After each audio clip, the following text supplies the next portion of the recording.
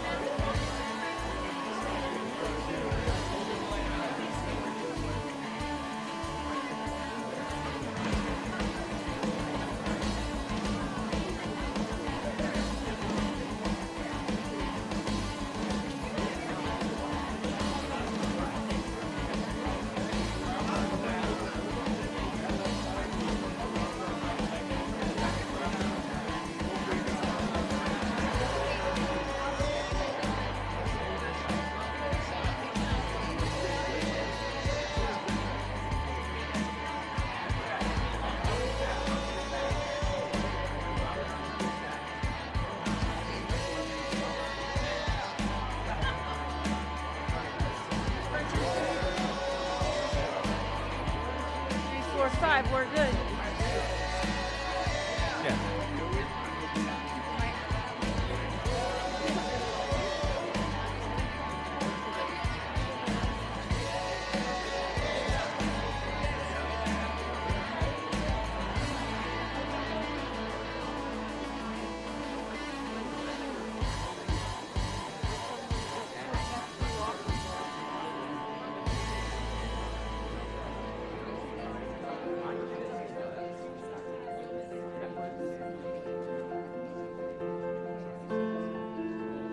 If so.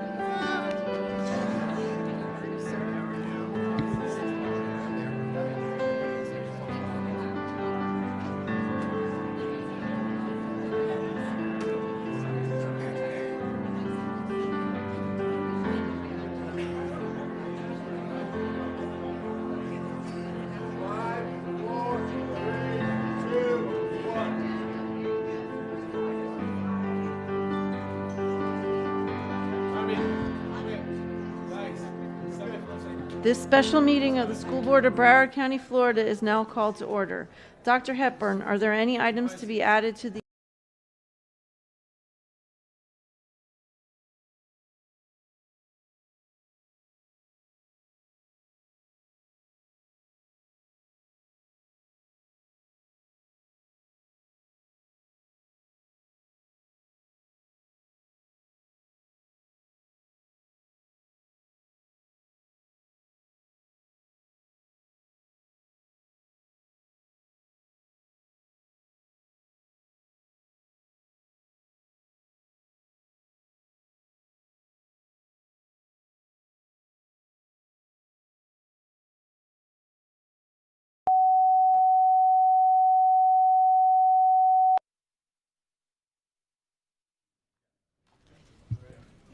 Five, four, three, two, one.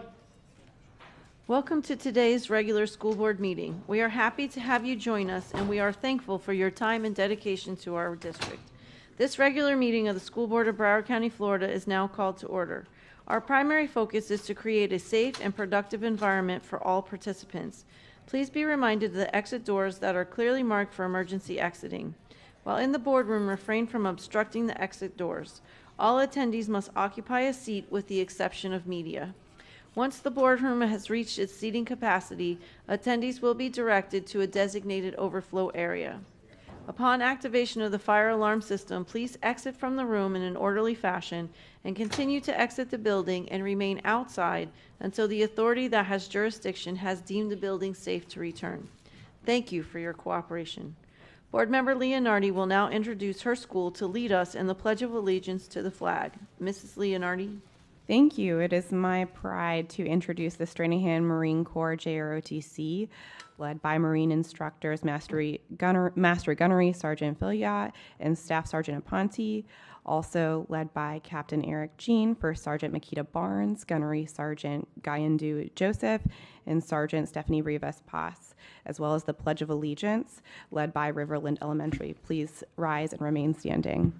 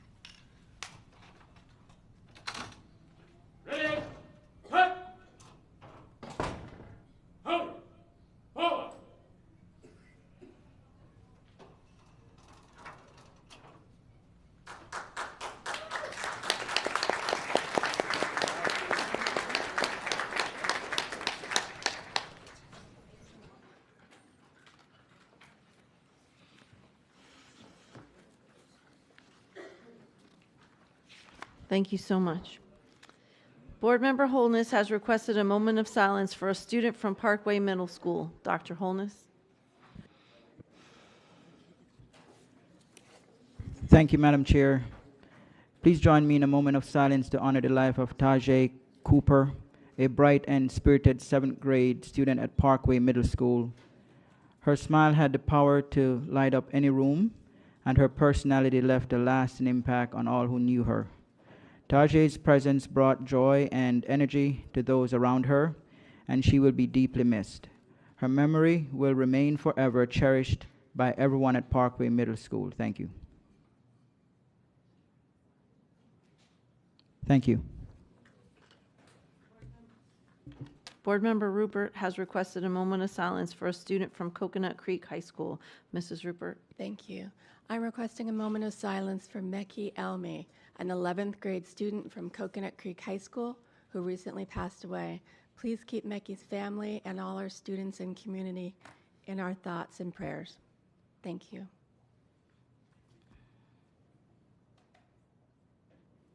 Thanks. Thank you. The superintendent released a revised agenda with certain changes for this meeting and published it on the school's district website. Dr. Hepburn, beyond the changes online, are there any additional changes? Yes, Madam Chair, I would like to withdraw items J1 and J4.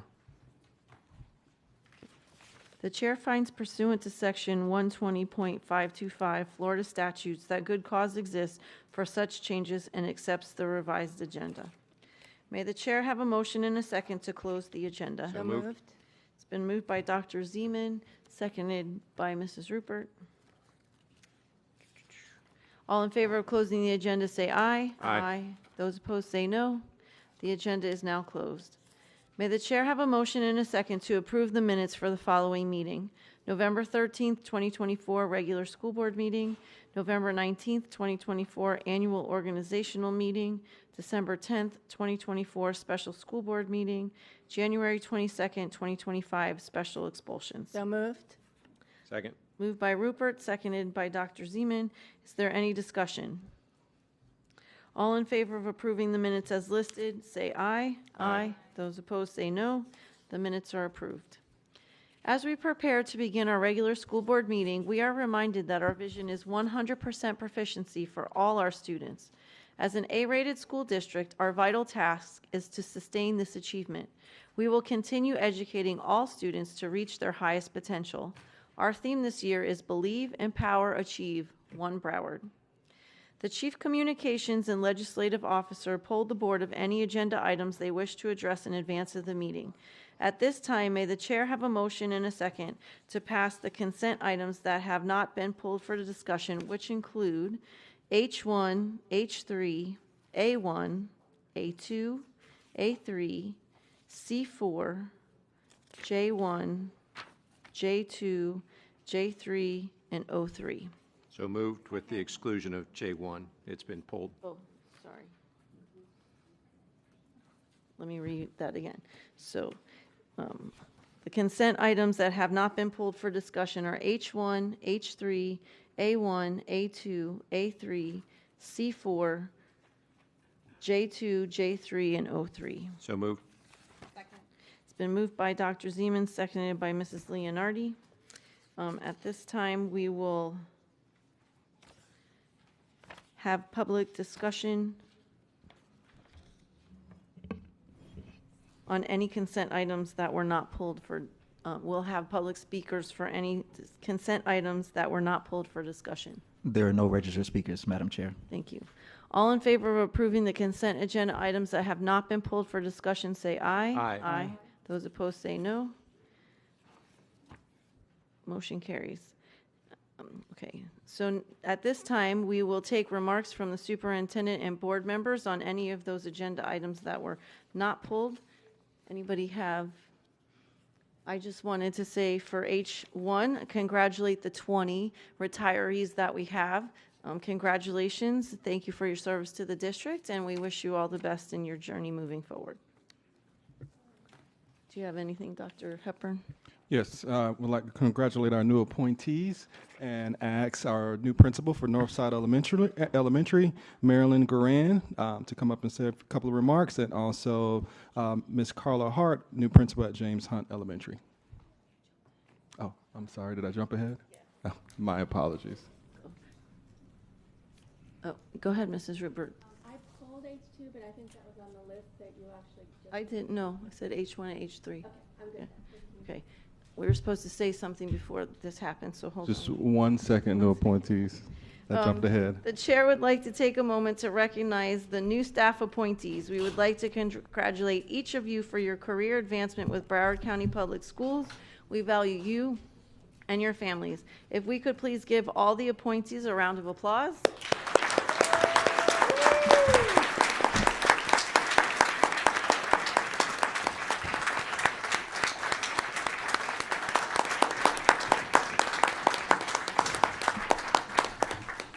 Thank you. We've already done this part, but Dr. Hepburn, can you please introduce the new leaders for a few remarks? Absolutely, and have to do so one more time. We'll start with the new principal of Northside Elementary, Ms. Marilyn Guran, and then follow up with Ms. Carla Hart at James Hunt Elementary. Good morning, everyone. My name is Marilyn Garand, I want to say thank you to the board members, the superintendent, and the cabinet for allowing me to be the next principal at Northside Elementary School. This is a full circle moment for me. I started my career in Broward County School as an intern from FAU, student teaching at Northside. Then I got hired at Northside. I spent 10 years of my career in Broward County Schools, serving in many capacities at Northside Elementary. So this is going back home. This is really an honor to be serving such an amazing school with a wonderful staff and an amazing community. I am truly honored to have that title to lead Northside. I just want to say thank you to everyone who made me who I am today. A special thank you to my family members that are here today watching me. You have been a tremendous support. Thank you for your love and continued support. Definitely thank you to all my former principals, APs, directors for believing in me. Because of you, I am who I am today. I cannot wait to get Northside to an A-rated school. Thank you.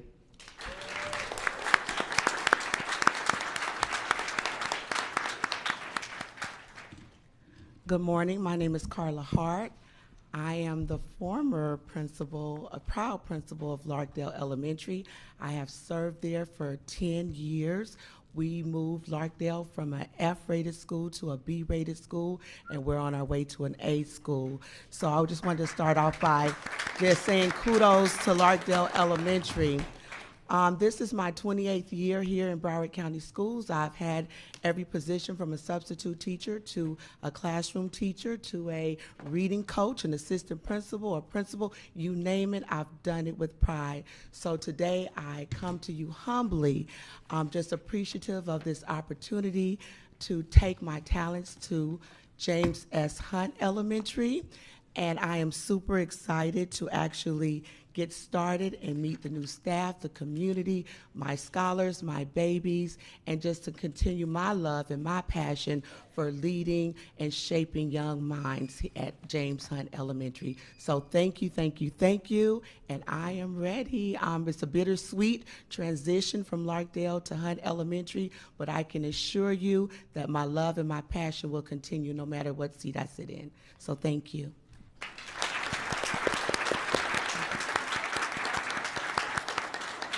Thank you so much. At this time, we will now recess the regular school board meeting for a board photo with all the new staff appointments.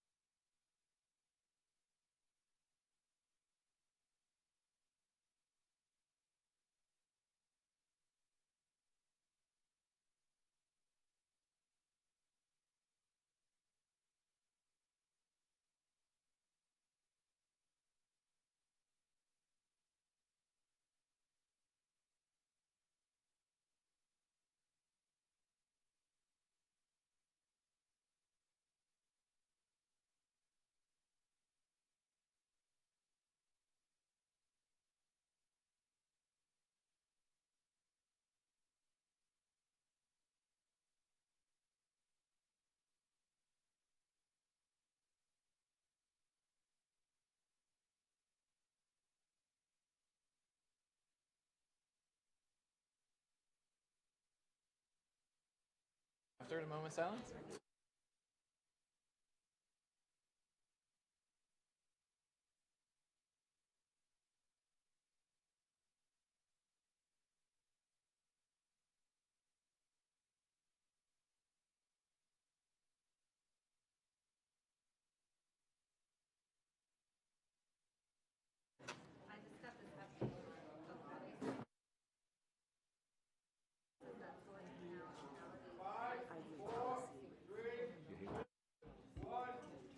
This regular school board meeting is now reconvened. Next, we are going to do the consent items that were pulled. So we will start with H2. Can I have a motion and a second to bring moved. H2 to the floor? Moved by Dr. Zeman, seconded by Ms. Thompson. Any public comment on item H2? No. Okay, Mrs. Pham? Thank you, ma'am. I went through the folder very thoroughly, and I noticed there's several 10-day suspensions, which I agree are warranted because they involved some physical contact with the student. What I do have some concerns and I wanted to bring to the board is we have also a 10-day suspension for an ESC student. And I think when ESC students are involved, that our professional staff should recognize that there's already issues present, and that might be one of the issues that the student actually has needs assistance with, and more patience when being addressed. So what I'd like to do is to put on the record now and bring up at a future date that when there is some kind of physical contact with an ESC student, that in addition to a 10-day suspension, that we also put into place where there's a probationary period to monitor, because the person that is coming into contact with this student either doesn't recognize that they're going to need extraordinary care with this student, or they lack the patience to provide it. So I'm going to recommend a probationary period, and also some kind of follow-up with either monitoring or counseling, so to make sure it doesn't happen again, because the ESC students don't have the ability, some of them, to communicate on their own. So therefore, we are their first line of defense and their protectors. And if this happens even one time, it's one time too many. So I'd like the board to get on board with that and look at the possibility of actually tightening this loophole when it comes to an ESC student. We are serious. You are not going to hurt or touch our students. So thank you so much, and I will be bringing that up in the future. Thank you. Mrs. Rupert? Thank you.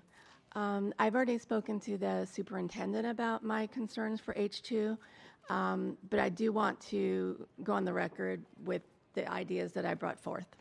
While looking at the items, you could definitely see a difference, that there were two different kinds. There was correction action report, which is usually the building center or the school, if it's a school, and then you have the PSC, Professional Standards Committee, gets some. I think we need to really educate board members and the public about what is taken for each one of these particular areas. There needs to be like a litmus list, so you know the corrective actions of, for instance, inappropriate anything, conversations, texts, slapping, neck restraints concerning our students, and PSC corrective actions. I think it would behoove us to make sure that there's a direct line from the time of the incident to something that the superintendent would take care of to make sure that it goes either to a CAR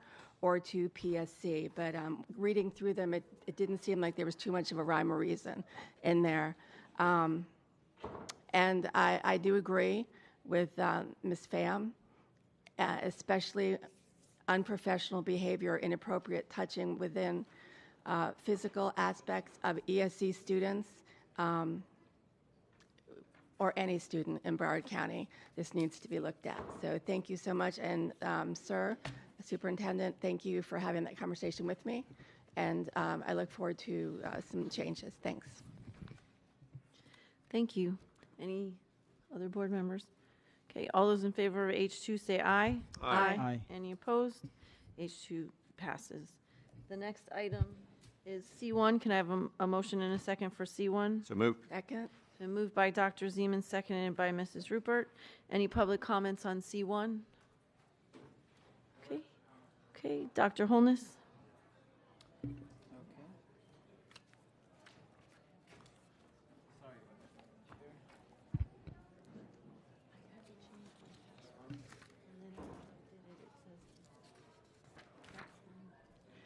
Thank you, Madam Chair. So I just have and I'm not sure to what extent I can question this item, but this particular assistant principal, I believe, Ms. Neeson, is being, it's been recommended that she gets a 3-day suspension. And I looked at the background and I looked at the information that we have. And the question that I have is, according to the background, it says that Ms. Neeson was on cafeteria duty, and that there were apparently 2 students who seem to have expressed possibility of fighting. That was conveyed to Ms. Neeson, and then it indicates that she went over to the student, one of them, and said, "You want to fight? Go ahead and fight. Go ahead and fight. You'll get 9 days." Ms. Batista, I just want to understand the context to which she's being suspended, because some people may interpret that as discouraging the kids from fighting as opposed to encouraging them to fight, because she make reference to what the consequences would be if they did fight. Maybe it was a poor choice of words, but there could be different interpretation of what she meant. So with the consequences that are given, and I don't know to what extent I can question that, but my interpretation of what occurred with the same words may be completely different from another person's interpretation of what occurred with the same words. And the reason I say that, because in her comments, the latter part of it, she said, "Go ahead and fight, you'll get 9 days," right? So in one sense, that could be her way of expressing that there are consequences if you do fight. I know the cafeteria is a challenging environment to work sometimes as an AP, and I've done it before when I was a designee back in as a teacher and filling that role as an AP designee.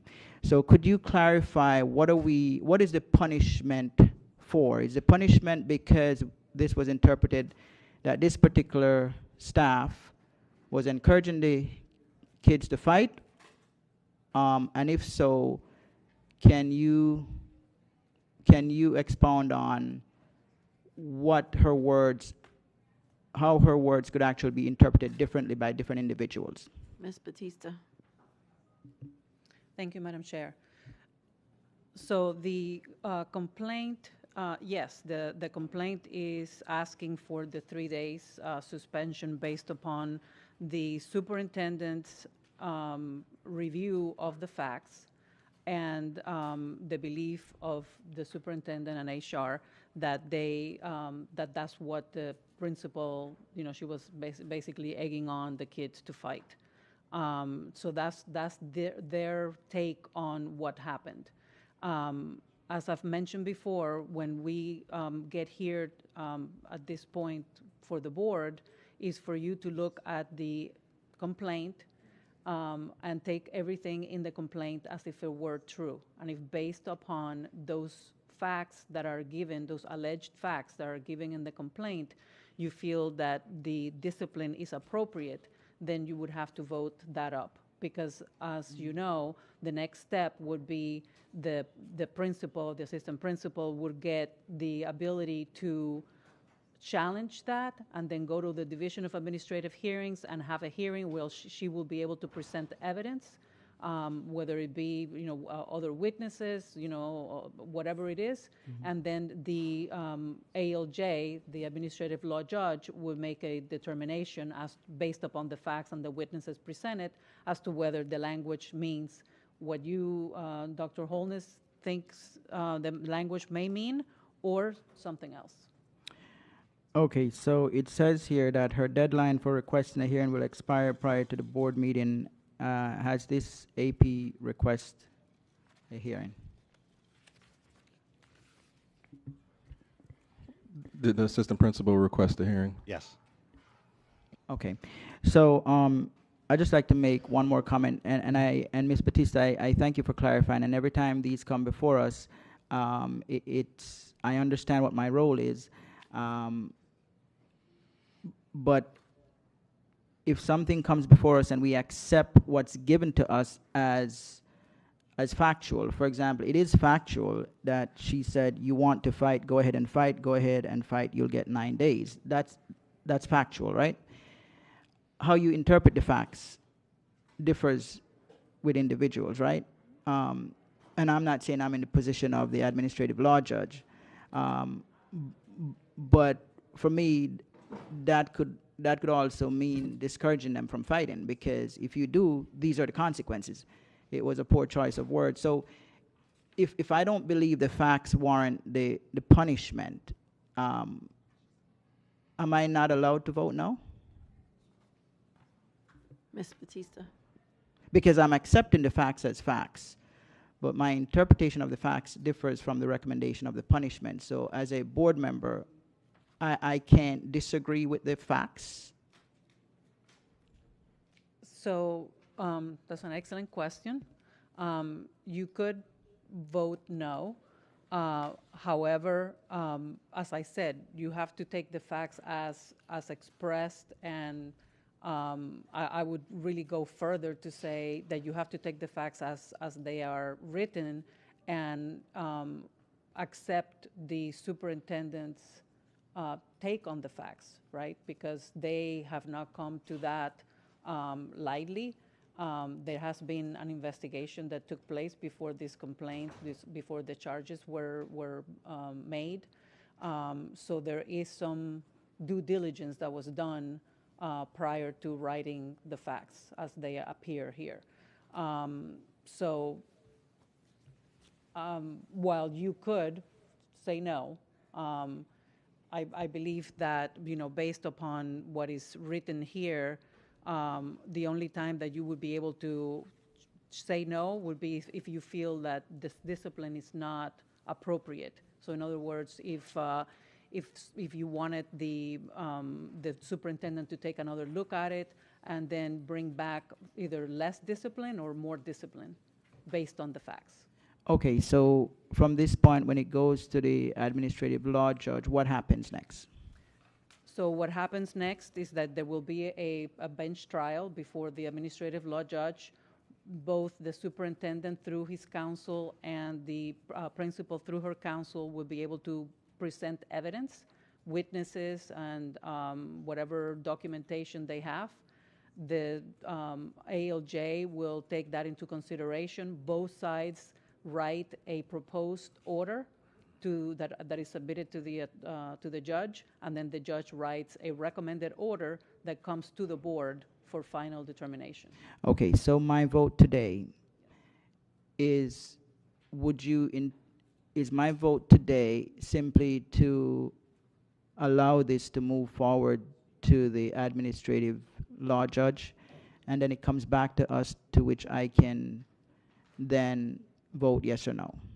Correct. So if once the recommendation from the judge comes, then both sides have an opportunity to file exceptions, which is what you sometimes will hear here. If you recall, you will have a hearing before, usually before board meetings, and both sides argue the exceptions.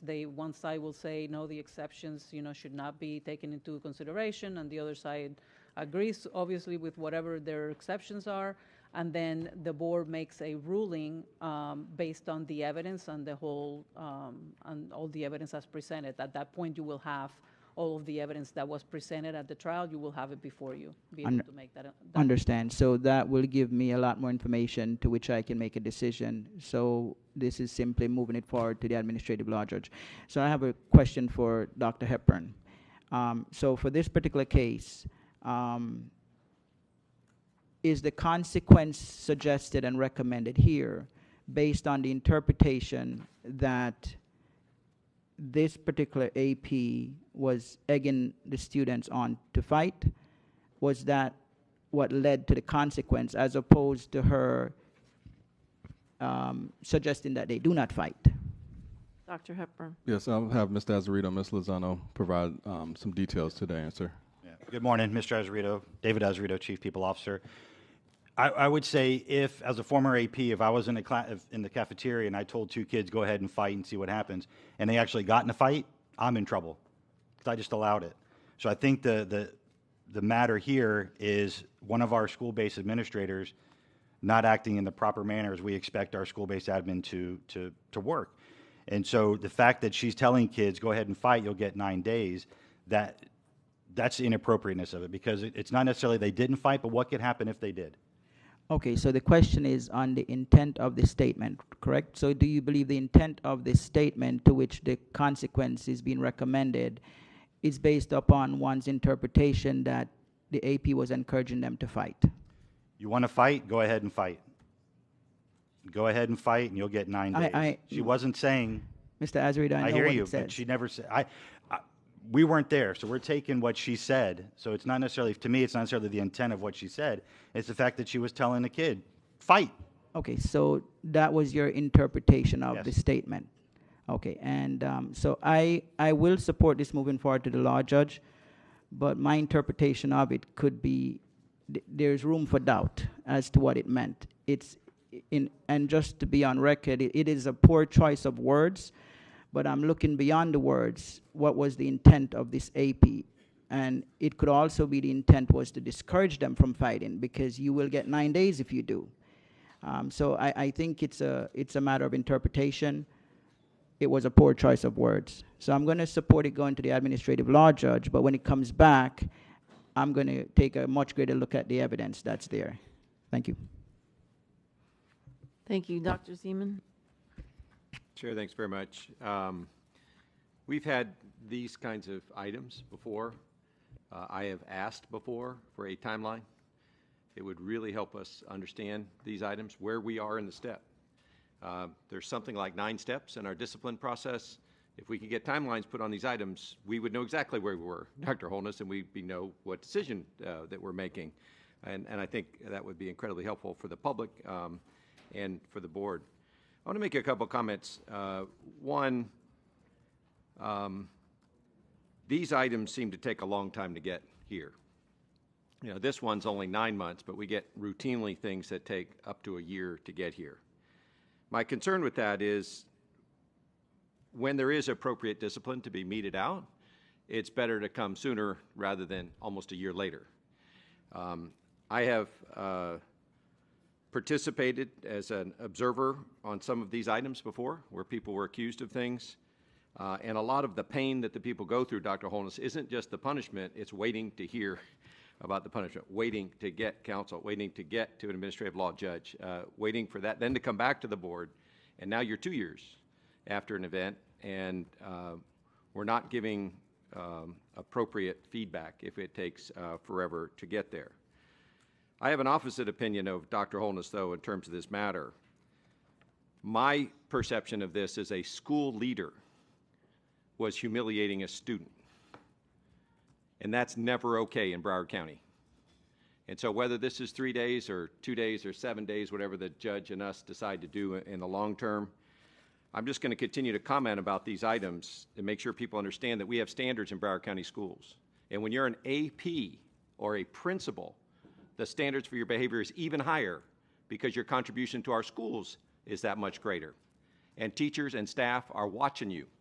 And if you say go ahead and fight as a leader of a school, if in fact that was the intent of what she said, that's not within Broward County standards. And I look forward to this going forward to the administrative law judge and hearing back. Thank you very much. Thank you. Ms. Thompson?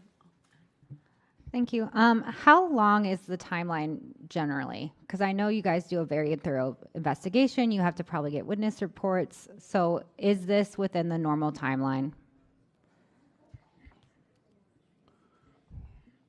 Mr. Azarito or Dr. Lozano? So this one did not go through PSC. This was a site-based discussion. So we're working on that right now. 1 second.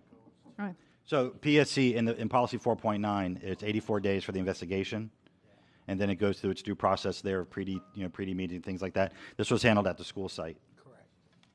So does that mean the process is different? It should be quicker. So is this within the normal process of on-site? Yes. Perfect. So I think I think we need to respect the investigation, and it would be helpful to have a timeline, but I also feel like these things take a lot of time to make sure we are getting all the evidence. It's not a biased report, it's the facts. I think I don't want to weigh in too much because personally I don't feel like that's my role, but I think the fact that the student said that they don't want to fight and the person who's supposed to be a school leader is encouraging to do that, it's an appropriate response. That's it. Thank you. Thank you, Mrs. Pham. Thank you, Madam Chair. I just want the board to recognize that there's prior discipline in this, which we're now only looking at a 3-day suspension, but just in a prior incident, not even a year, less than a year prior, there's video footage of the same teacher showing her yelling at a student over a microphone, grabbing and yanking a second student by the shirt, and grabbing a third student by the hair and pushing that student. So obviously we got some anger management issues going on here, and I think this really should be looked into. This is what I'm talking about, monitoring situations, possibly following up with counseling, one-on-one counseling, because we can't let this repetitive activity continue because it's only detrimenting our students. So in my particular instance, I don't think 3 days is enough. We have a proven track record here that this person is aggressive and harming our students, and now she's encouraging them to fight. Doesn't pass the sniff test to me, people. Thank you. Thank you. Okay. All those in favor of item C1 say aye. Aye. All those opposed say no. I'm voting no as far as the 3-day discipline. Okay. I don't think it's sufficient. Thank you. Okay, thank you. So motion passes 8-1. I had to think. Next item is C2. Can I have a motion and a second on C2? So moved. Moved by Mrs. Rupert, seconded by Dr. Zeman. Any public comment on C2? No register comments, Madam Chair. Okay, Dr. Holness. Thank you, Madam Chair.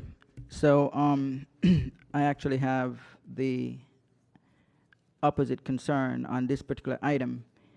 We have an ESC student, it appears, that exited a classroom unnoticeably by the person in charge and was gone for quite some time. I have a couple of questions.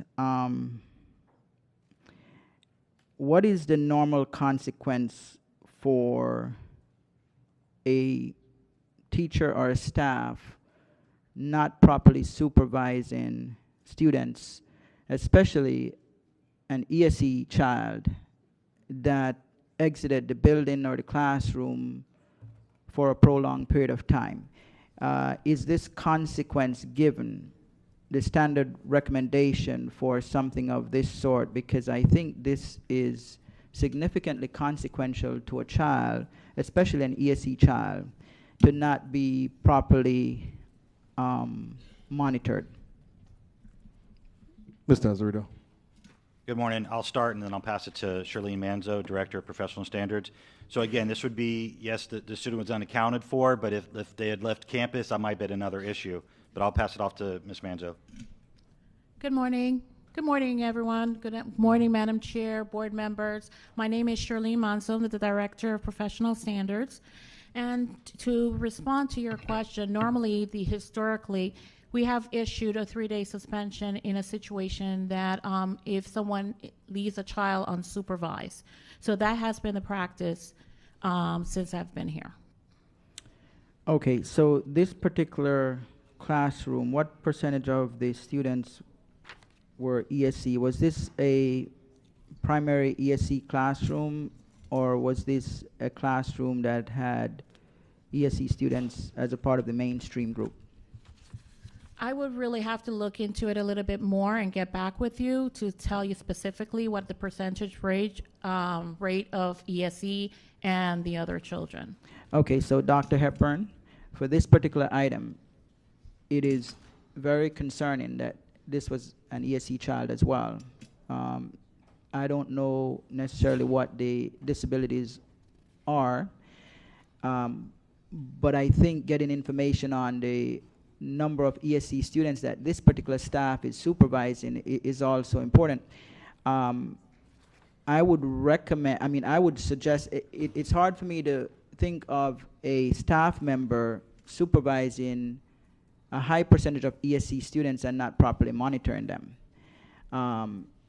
Because this kid left for almost 30 minutes, no one noticed. So the information of knowing the number of ESC students this particular staff is supervising, I think is relevant. And also I think it's important that we look into this staff and to determine, even after this punishment, whether or not this person should be supervising students that may not necessarily follow the normal classroom routine. It's very concerning. What will be next? So Dr. Hepburn, I don't know if you can look into that, because I would hate to just leave this as it is, and then this person now supervises an ESC classroom or a classroom with a high percentage of ESC students, and we end up with even greater circumstances where a student wanders off campus. Anything else can happen. So I just think it's important to look into the job responsibilities of this individual as it pertains to kids that have a propensity to wander off, or kids with certain learning challenges that may not conform to the normal classroom behavior. So is that something that is possible? Yes, absolutely. Noted. The team will follow up. Okay. All right. Thank you very much. Thank you. All those in favor of item C2 say aye. Aye. All those opposed say no. Item C2 passes. Next item is C3. Can I have a motion and a second? So moved. It's been moved by Dr. Zeman, seconded by Mrs. Leonardi. Any public comment on item C3? No registered speakers. Mrs. Pham? C3.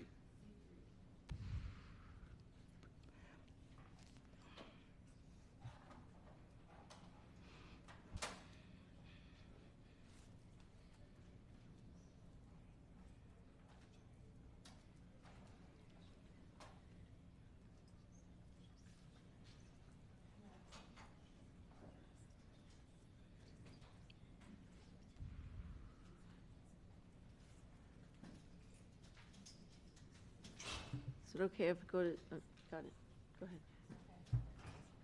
Thank you. I'm going through my notes here. I reviewed the administrative complaint, and in my opinion, I thought the discipline appeared excessive. I didn't see anything in there, unless I missed something, about the hostility, and it appeared that there was inadvertent contact when trying to recover the ball that a student refused to put away, but I didn't see anything that indicated hostility or any type of aggression. So that was my take on in reviewing the complaint. I don't know if others have the same opinion, or if they feel that there was hostility, but I'd love to hear input. Thank you. Dr. Hepburn?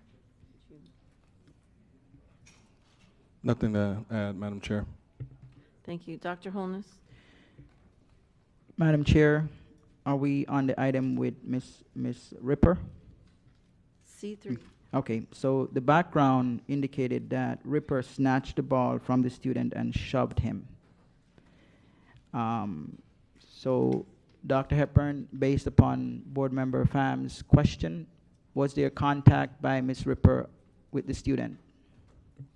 Yes, according to the investigation, yes.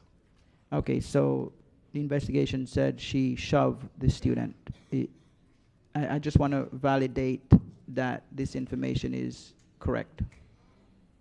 Dr. Hepburn. That's correct.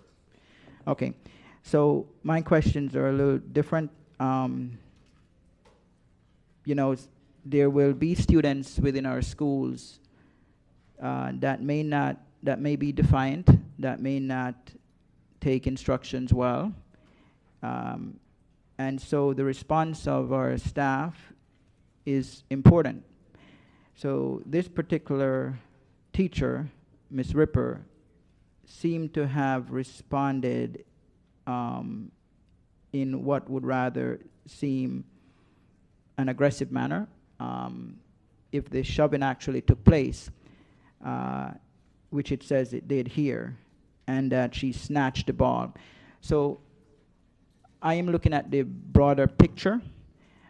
Is there training that the district offers, and what does it look like when a student refused to follow directions or requests from staff?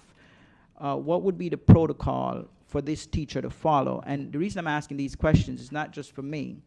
It's for those who are listening, for our staff or teachers who are listening, to understand, because this teacher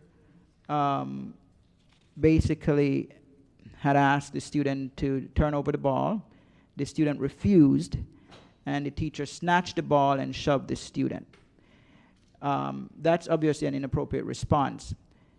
So when a student is not complying to your request as a staff, what is the normal protocol in the schools for our teachers and our staff to follow?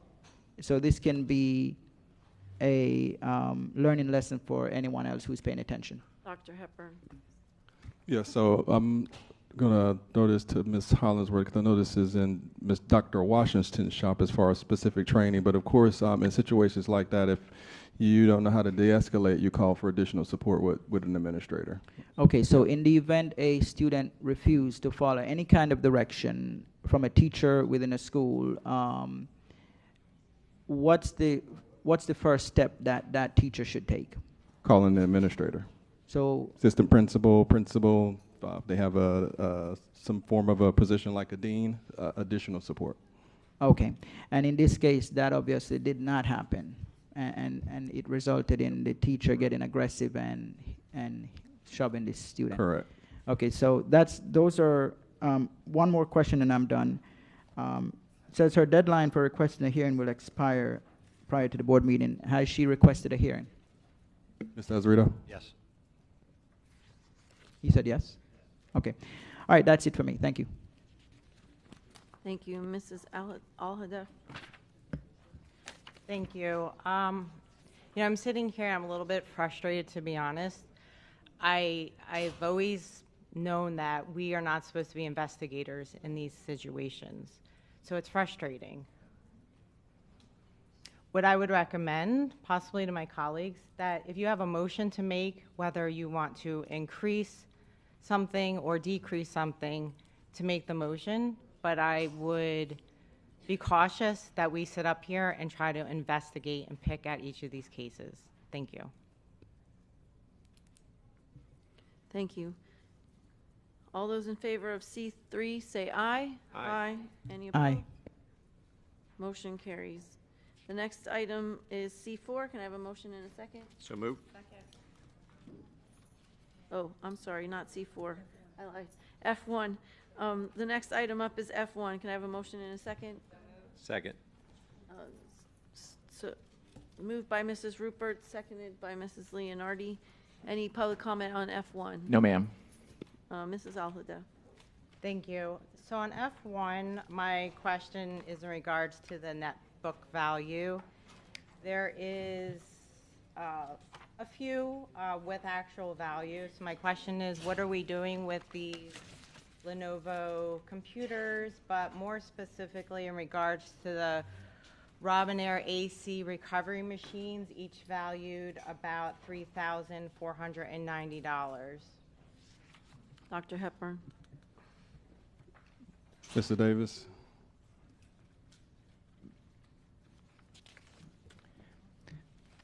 Good morning, Board. Trey Davis, Chief Information Officer. Regarding the technology that is aged out through the depreciation process, those values that you see on the right-hand side, naturally are typically smaller values, and it doesn't really represent the usable life. So, for example, beyond economical repair, let's say, in this case, so attempting to repair a screen would cost more than that value that you see.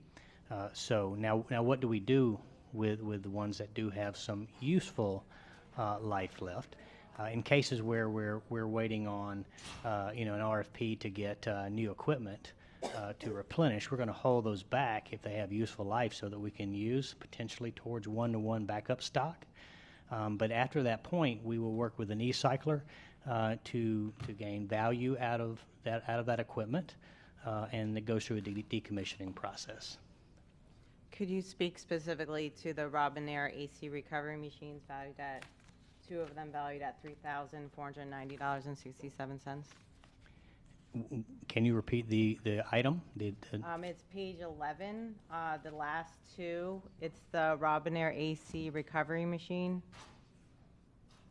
Okay, so I don't have the exact information response-wise, but I think Ms. Johnson does, if I may. Go ahead, Ms. Johnson. Good morning, board members. Robinair Johnson, Chief Financial Officer. The Robinair is from the Transportation Department. Those machines are obsolete. They are liquid pumps.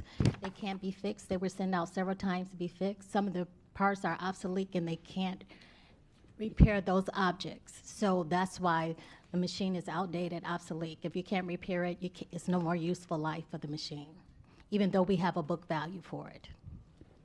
So what are we going to do with them? The assets would be disposed. Okay. Thank you. Thank you. All those in favor of F1 say aye. Aye. Any opposed? F1 passes unanimously. The next item is F2. Can I have a motion and a second? So moved. It's been moved by Dr. Zeman, seconded by Mrs. Al-Hadef. Any public comments on F2? No, ma'am. Mrs. Pham? Yes, ma'am. Thank you so much. Okay, I have some severe concerns about this, and I've been contacted. It's my understanding that initially the 3 CPAs on the audit committee were not in favor of this, and that they still have some objection and concerns about this. One of the things that has been brought to my attention is that School Board Policy 3510 and Florida Rule Administrative Code Rule 6A-1008 require us to do certain things. And it's in the opinion of some of these professionals that we have not done these things and we're not in compliance. And the question is the ending fund balance, and I want to state it on the record, is it in compliance with this state requirement, Florida Rule Administrative Code Rule 6A-1.008, and also does it comport with the School Board Policy 3510? And if so, what is the percent of the general fund as listed in the fund balances for Policy 3510? Dr. Hepburn. Ms. Johnson. We are in compliance. The CPAs, they have no education background. As far as government funds, we are in compliance. There's no way you could commute the fund balance when our cash flow is going up and down. It's required by June 30th that we identify what the fund balance and assign it. And we have no budget amendments, so the fund balance is still intact versus no budget amendments. My second question, I have multiple, that the board isn't receiving budget amendments. They're not going through the board. So how can the board possibly make recommendations when we're not receiving these amendments in advance to even review and be considered? Ms. Johnson. Since I've been here, we have sat with the board. We have went through all the budget amendments through December, and you have December in your packet now. So the board has been in receipt of budget amendments. If there's any questions, you can feel free to reach out to myself and my staff. So all the budget amendments have been fulfilled for the fiscal year up to date. You're going to be expecting January next month. I'm going to continue on because I'm just documenting this for the record in case there is a budget issue in the future or in case our balance goes under the estimated 3% that we're required by law. I want to make sure that I thoroughly question staff about this because I want to make sure that someone is held accountable.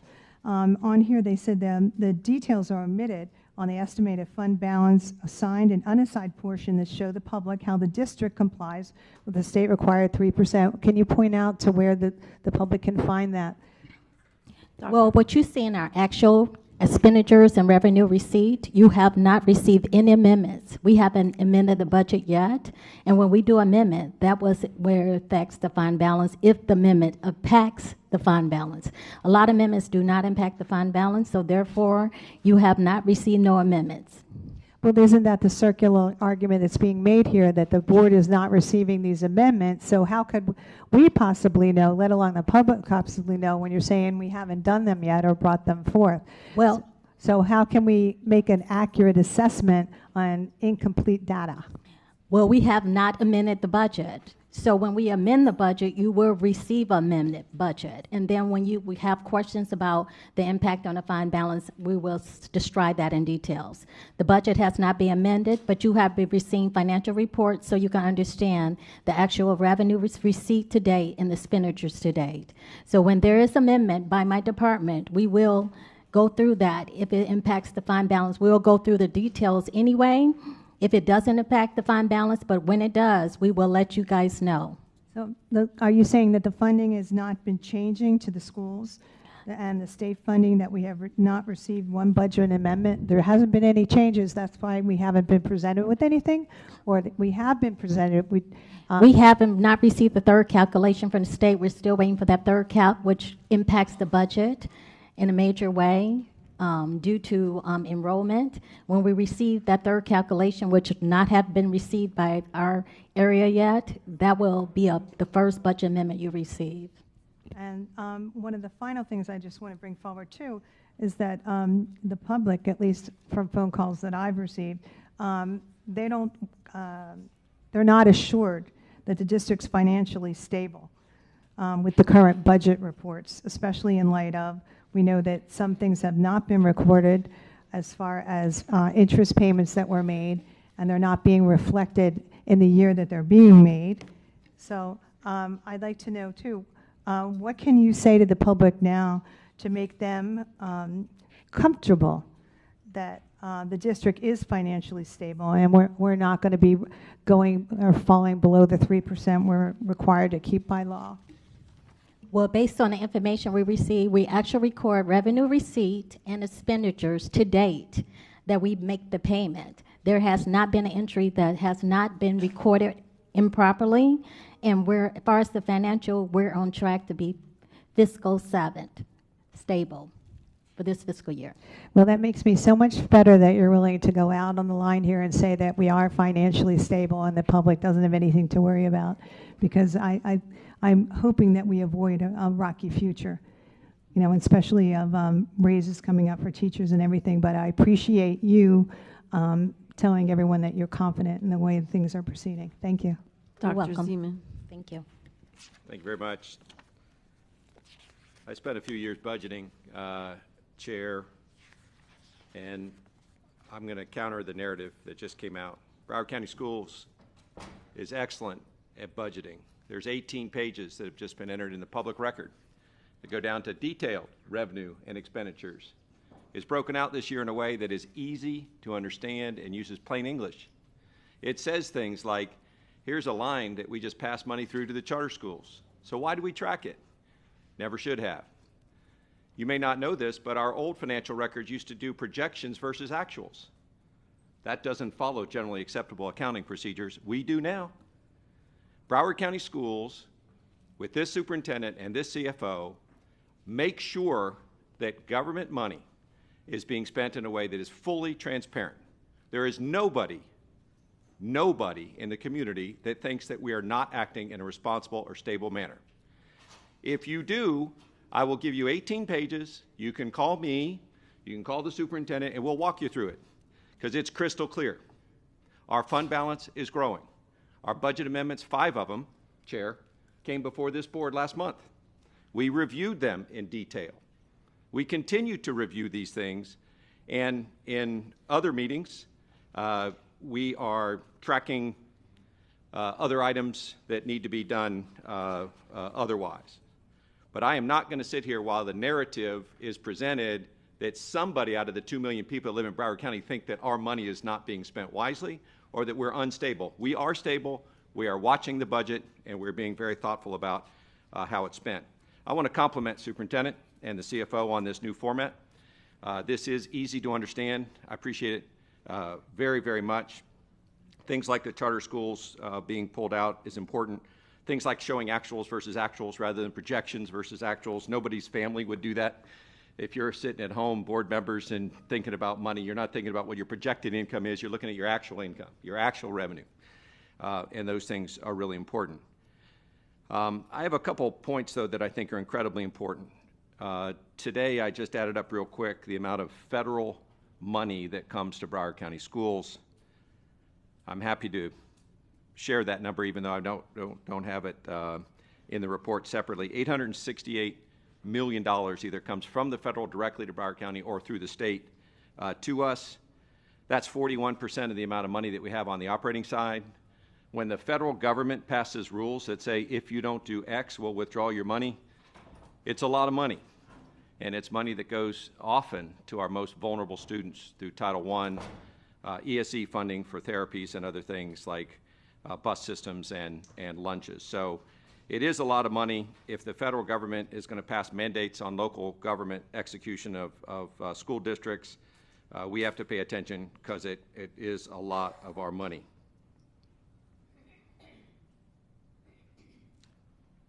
Thanks again for pulling this stuff together. Thank you for leading this district in our roughly $6 billion of total revenue and total expenditures per year. I have one suggestion, though, and this is the board that has asked this in the past. It's confusing to us to get fund balance numbers throughout the year.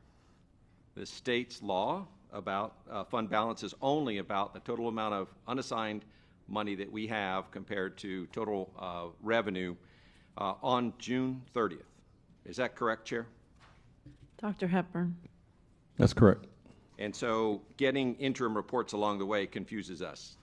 We're laser focused, as Ms. Pham pointed out, on fund balance at the end of the year. We're all painfully aware of the 3% limit. We'd love to follow our policy, which says 5% to the extent that we can.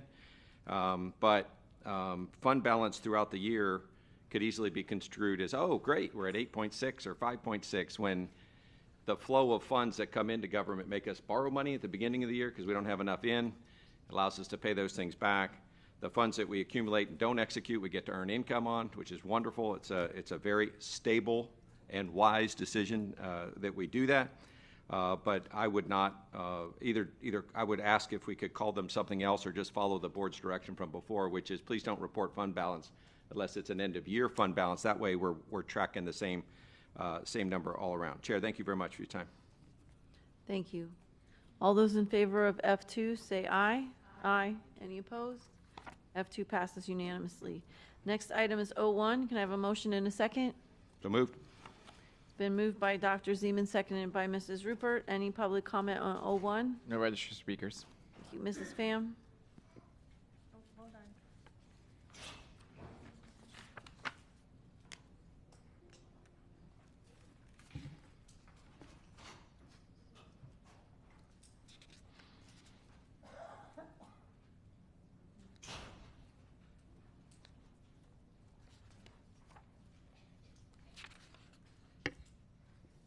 Yes, ma'am. Thank you.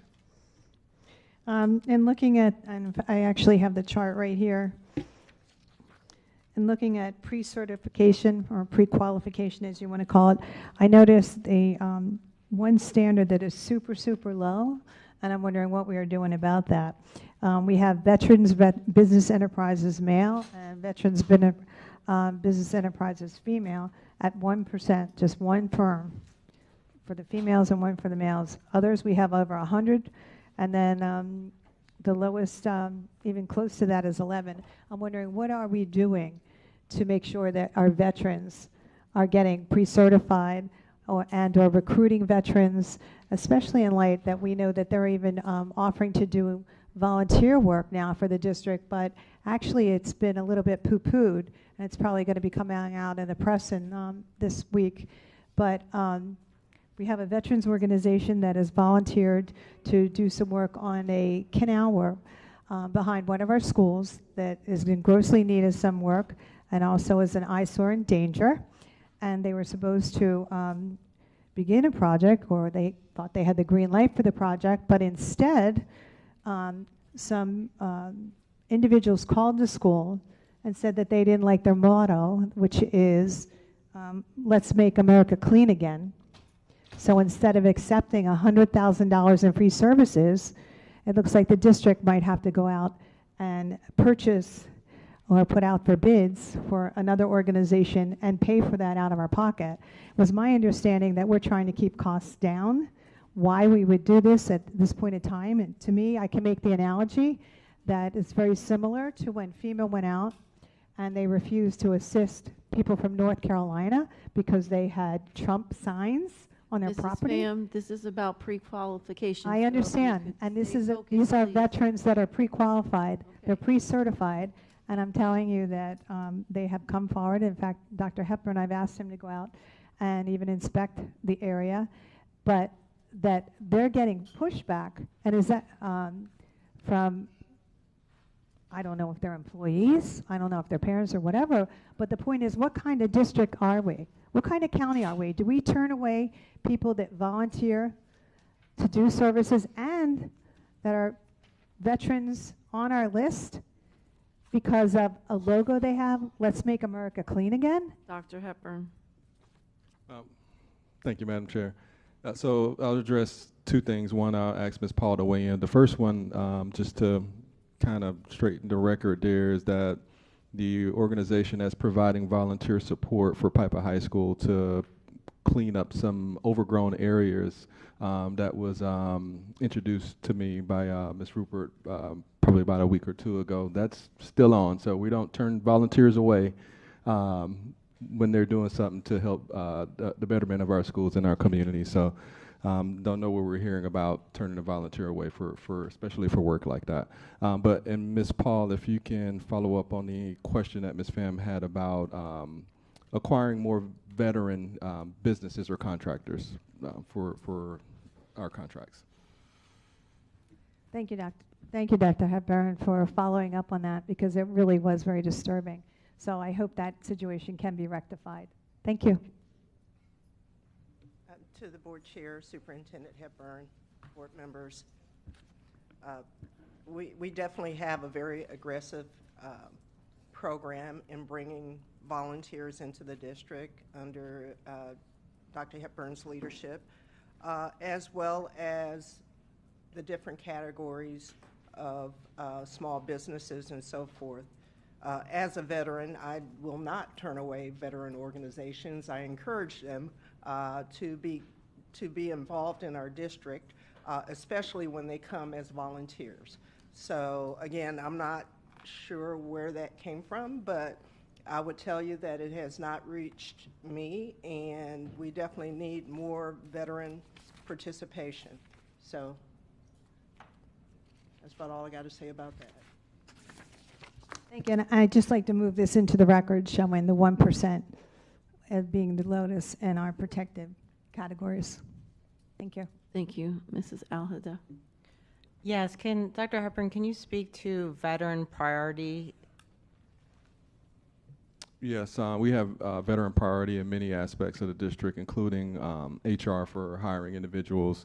They get additional points with veteran status, and I know in procurement for contracts, there's a lot of outreach for veterans on that side too. So we put a lot of effort into making sure that we're creating an environment where our veterans feel welcome and can do business with us or be hired by us to provide support to our district. Thank you. Yep. Thank you. All those in favor of O1 say aye. Aye. Aye. Any opposed? Motion carries unanimously. The next item is O2. Can I have a motion in a second? So moved.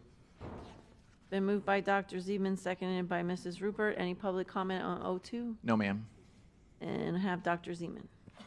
Thanks so much, Chair. And I wanted to just take a minute and recognize that there are certainly folks who will look at this chart on page 3 and wish that we did more. You know, our non-certified spend is 92.37% of our total spend.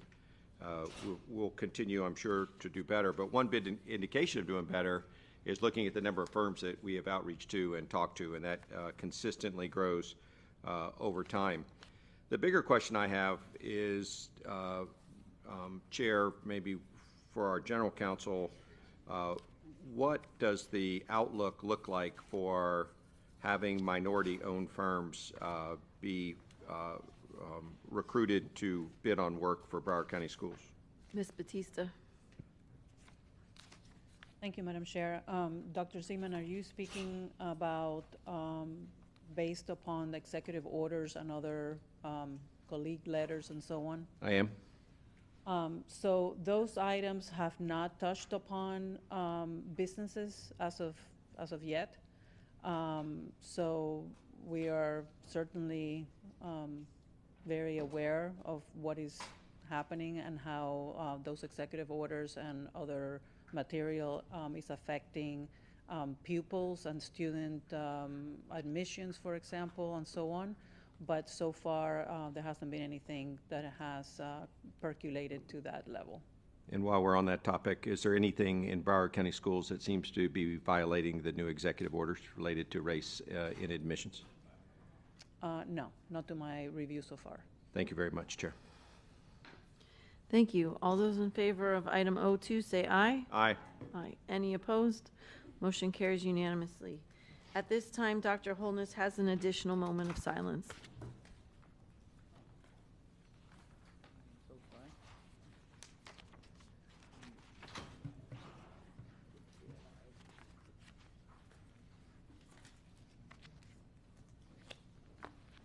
One moment, Madam Chair. I am so sorry.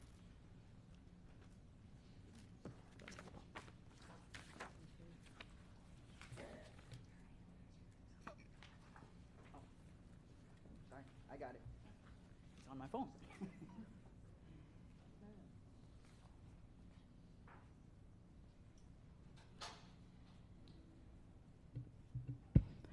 Please join me in a moment of silence to honor the life of Tanasia Atterbury, a bright and energetic ninth grade student at Board Anderson High School. Tanasia love for dance brought joy to all who knew her. Her vibrant spirit and passion for life will be deeply missed by her family, friends, and the entire Board Anderson High School community.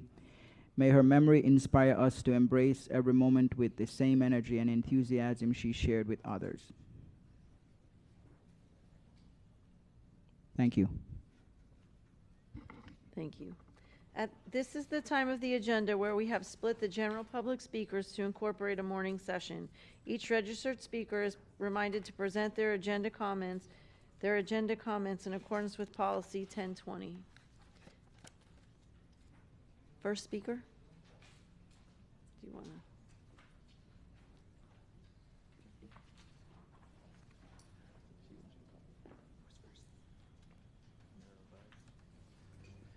Myra Vera and Trudy Durman. Good morning. My name is Mayra Vieira, City of Pembroke Pines, 33029. I am here today to represent myself and my colleagues. We are a group of owners of private children's transportation companies that operate on the West Broward County, specifically in the area of the West Pembroke Pines. We service charter schools and public schools, and our job is to transport children from their house to the school and from the school to their house. All of a sudden, inspectors of Broward County Consumer Department appear in one of our schools, specifically Somerset Academy, requiring us to change our liability insurance of $100,000 to $500,000 without any notice in advance. We are supposed to take the rules by the statutes of the state of Florida and also by the Department of Children and Family, giving us citations of $100,000 to $25,000 if we did not comply with them, making some of us cut routes, stop businesses, and even closing down. According to the Board County Commissioners, Broward County, Florida, Human Services Department, private school transportations should be follow the ordinance on Section 20298, subsection 7. And the liability insurance as specified on Section 316, 614, and Section 324021 of the State of Florida Statutes and Constitution says that all buses and motor vehicles covered by subsections 1 and 2 must be covered by single limit liability insurance to protect pupils being transported from their house to the school. And the following amounts: $5,000 multiplied by the carry amount of children, and the maximum amount of children that we carry is 14 children, which make it $70,000, or $100,000, whichever one is greater.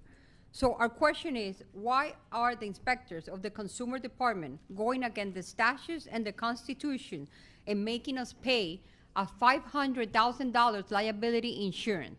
Their answer is because they consider us limos, taxis, and vehicle for hire. We are not limos, we're not taxis, we are vehicles for hire. Their job is to pick up tourists, to pick up executives, to pick up people from the port, from the hotels, and from the airport, while we pick up children from school that come home dirty, sweaty, and hungry. They charge $300 for their inspections, which is only a cosmetic inspection. We cannot be cosmetic all the time inside because we carry children that are dirty, that are in the mud, that are in the playground. So all the other counties, out of 67 counties in the state of Florida, they do not charge $300 for the inspection. Dade County charged $70, another county charged $90, and there's other counties that they don't even have inspection. Thank you so much. Also, in the 327 Broward schools, ma'am, we're the your only 3 ones minutes. cited. That was your 3 minutes.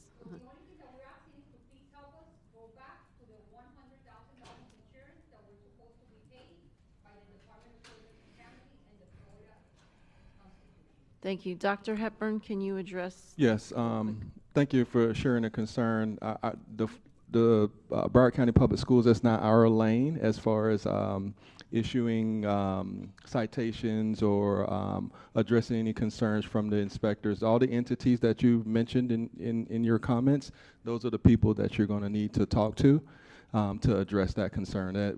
We have absolutely nothing to do with that facet. I can reference, I went through this 2 years ago in the county to the north, where individuals were transporting students just like yourselves, and they went through the same thing, and they had to go get those certifications and those licenses because of the amount of students that you're transporting.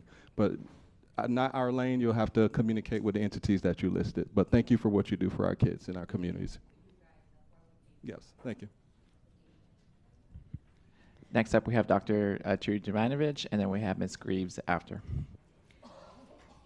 My name is Dr. Trudy Jovanovich. I must once again read what's on the Broward County website for how to access the sex ed program. The reproductive health and disease prevention curriculum for the 2024-25 school year is under revision and will be posted upon approval. I would like this board to have a discussion on why this revision is happening so late in the school year, but it must happen in a board meeting or a workshop in the very near future. Is Broward County the only district which has not had their sex ed curriculum approved at the state level? I see many others have had theirs approved. Why is this happening Why has this happened for the last 3 years, since the district could have looked at other approved programs? Unfortunately, if I don't bring this up at every board meeting, I'm fearful our students will be denied this important component, which is still written in state law as a requirement for all public schools. Next on the agenda, there's an item regarding how many students do not have internet access on a computer or a tablet. The only way to get some baseline data for this issue would be to do an anonymous survey where parents could fill out the survey online or return a hard copy survey to the school to be added to the data. It would be a big task, but if you want to analyze the problem, you need this information. As I've stated before, the only way to truly transform the way students use textbooks online is to make sure each student has a tablet. They would have access to educational programs as well as the ability to type and submit their written assignments and their textbooks. I know this may seem like an overwhelming task, but if you concentrate on students who don't have access at home, as we did in the Verizon grant, it's a step in the right direction. I also believe this would be the time to partner with Broward Ed Foundation to have a fund where people or businesses could donate money to make this happen. Perhaps access could begin next school year. I applaud Dr. Holness for bringing this important equity issue forward. The policy on public speaking and committee reports is not ready to be approved. It appears that you're silencing the public. Thank you. Thank you. Dr. Hepburn, can you address the sex education part? Yes, Mr. Sullivan. Yes, so our team, John Sullivan, Chief Communication and Legislative Affairs Officer, our team keeps in contact with the Department of Education. They do have to approve it before we're able to offer it. We're in constant contact to try to get it approved from them so we have the opportunity to offer it to our students before the conclusion of the school year.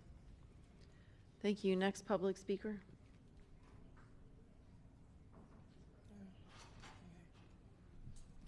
Good morning, Madam Chair, Vice Chair, Superintendent, board members. I stand before you to give you an update in regards to the Broward Estates Elementary School that I have concerns.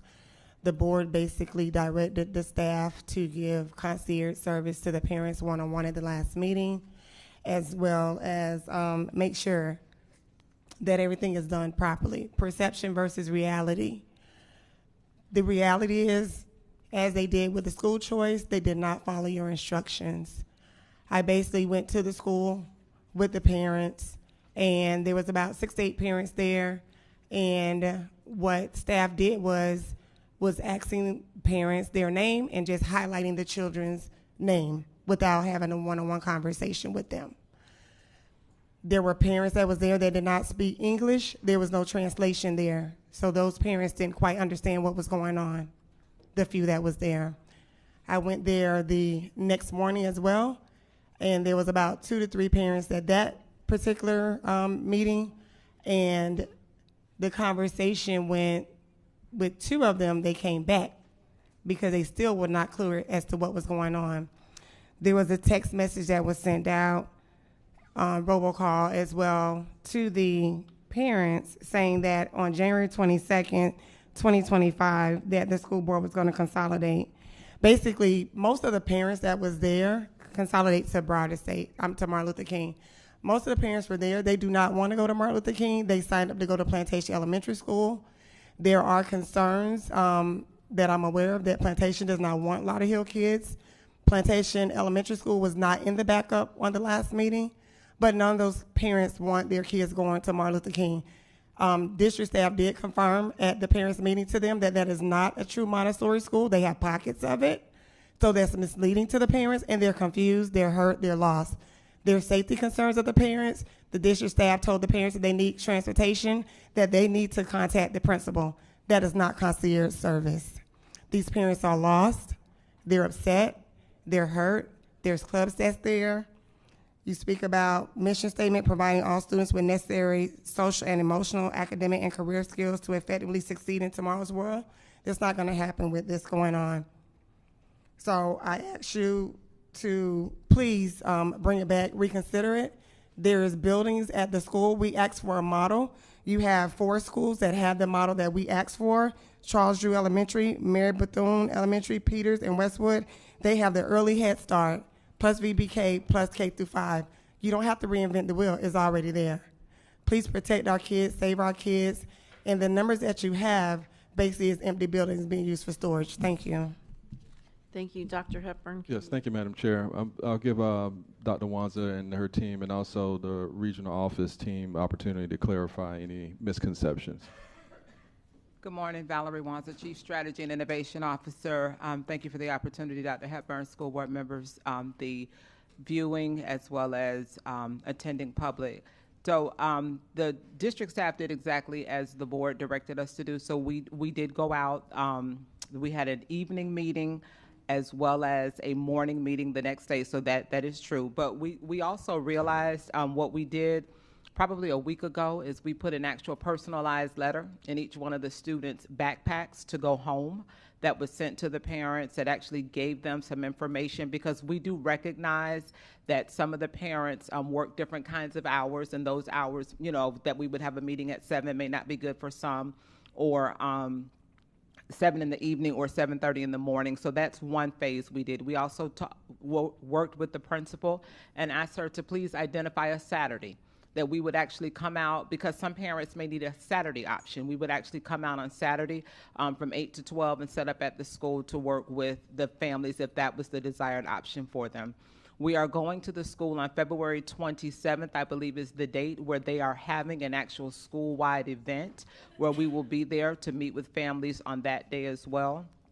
Coupled with the fact we did actually work with the Central Regional Office, which Plantation Elementary School is under, as well as the School Transformation Office, which is the office that Broward Estates is under. And we actually do have more personalized things, because what we found was when we did go to the meeting that night that was scheduled for parents, many of the community members thought that it was a community meeting.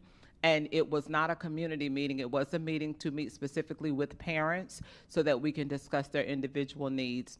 One of the things that I will say is that it was actually a more powerful experience that we did not have the district translators at the meeting that evening. The actual principal of Martin Luther King Elementary School, Ms. Parent, is very fluent in the language that parents needed translation in, and she was able to provide a more intimate touch with them, explaining processes, procedures. We have worked with the transportation department, and we have always made it known that if families wanted to continue in the STEM magnet, that Plantation Elementary School would be the option for them. And depending on where they live, we've also worked, Ms. Paul's team is very dynamic in what they do, and we know that there may be concerns as it relates to hazardous walking conditions. But the good thing is that with Plantation Elementary School, they do have a transportation boundary, a transportation zone, that depending on where the students live, there will be transportation provided for them, and we did explain that to parents as well. I think that one of the things that some of our colleagues in the community may not appreciate is the fact that these are meetings with families, and these are not community meetings, and there are times that we're not going to discuss family issues in an open meeting. That is why we did go out to the school with personalized letters for the children to take home so that we can actually talk individually with their families. So those are just some of the things. We also told the principal if there are other ideas that she would like us to incorporate that would better meet the needs, we would certainly do those things. But we are definitely committed to ensuring that we meet the needs of all the families. But one of the things that we know is even when we make every attempt, if a family, you know, it comes to them that it's now June and they need to make a decision, we're going to work with them then. So there is no cutoff, there is no deadline. We will continue to work with each family until we have taken care of each family. Madam Chair. Dr. Holmes. And if I may, I was trying to press send, but Dr. Hepburn and Dr. Holness we were able to solidify dates on their calendars on Friday. So there's a flyer going out that'll probably go out later today for the initial community meeting. We've already been in conversation with the city staffs and the elected officials so that they know. So that meeting will take place on March 3rd at 6 o'clock at Broward Estates Elementary School, and that meeting is to do what the board also directed us, because it was in the board item, for us to meet with the community to talk about the transition, the services, the resources that will be incorporated in the Early Learning Center. Thank you. I'm sorry, Dr. Holness, I didn't mean to cut you off. Dr. Holmes. No problem. So, Dr. Hepburn, I believe when we had discussed this item, we had mentioned that every single student, I believe it's 116 inbound students, that every single one of them will be aware of their options, will be aware of the process that's taking place. And I also believe we talk about Plantation Elementary, seeing that you have to cross State Road 7 to get to it, that transportation would be provided for those families who elect to go to Plantation Elementary. Just want to confirm that we are on the same page. We're on the same page 100%. So thanks for the opportunity to clear up misconception. They are getting concierge service. We're starting with a group strategy first, and then those who are not participating in that group strategy, then we will address those individually. Okay, so that was going to be my next question, because I noticed that the approach we currently have is a group strategy, as you termed it, and we will still miss students. So the question I have is, how are we tracking the students we're gaining contact with, so that we can have a more individualized approach to those who we're not getting to from these arranged meetings? We know every student that we haven't contacted or have contacted. Dr. Wanza's team is doing a great job in what I would say keeping an attendance roll to understand what students we have not touched yet.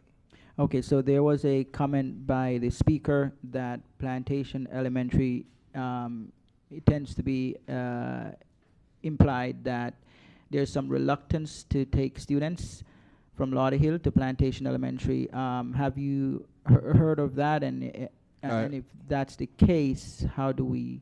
I have not heard anything like that. Our doors, every door in our district is open to receive students, as you know, from all of our marketing efforts, our showcase efforts, our continuous engagement with community, parents, and the like, just to increase enrollment, period. So that is not the case, and surely do not want to create that type of rumor or misconception right here in this public meeting. So the public's out there. That's not something that we're hearing. That's not something that we're proffering. That is, we're doing the total opposite to make sure both of those schools have welcoming environments for those students coming from Broward Estates. Okay, so Plantation Elementary and MLK, those principals are fully aware of the process and of accepting these students in the most embracing manner, I would say.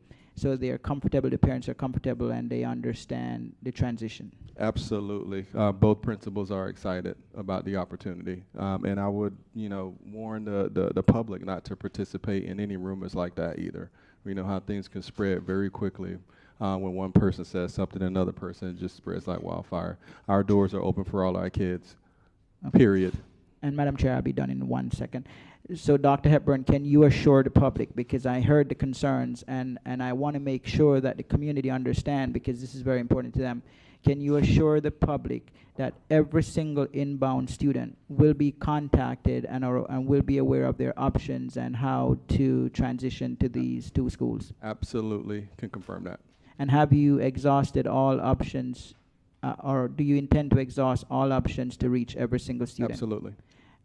And were you intending on the alternative options beyond the group to be, what will that look like? Is that letters, is that emails, is that phone calls? Yes, it's all of the above. We're starting with a group dynamic first, and then as we find out the amount of families that aren't engaging in that process, then we'll move to an individual process just to make sure every family has an opportunity to discover the choices that they have for their next step in assisting with the transition. Okay, great. Thank you, sir. Yep, thank you.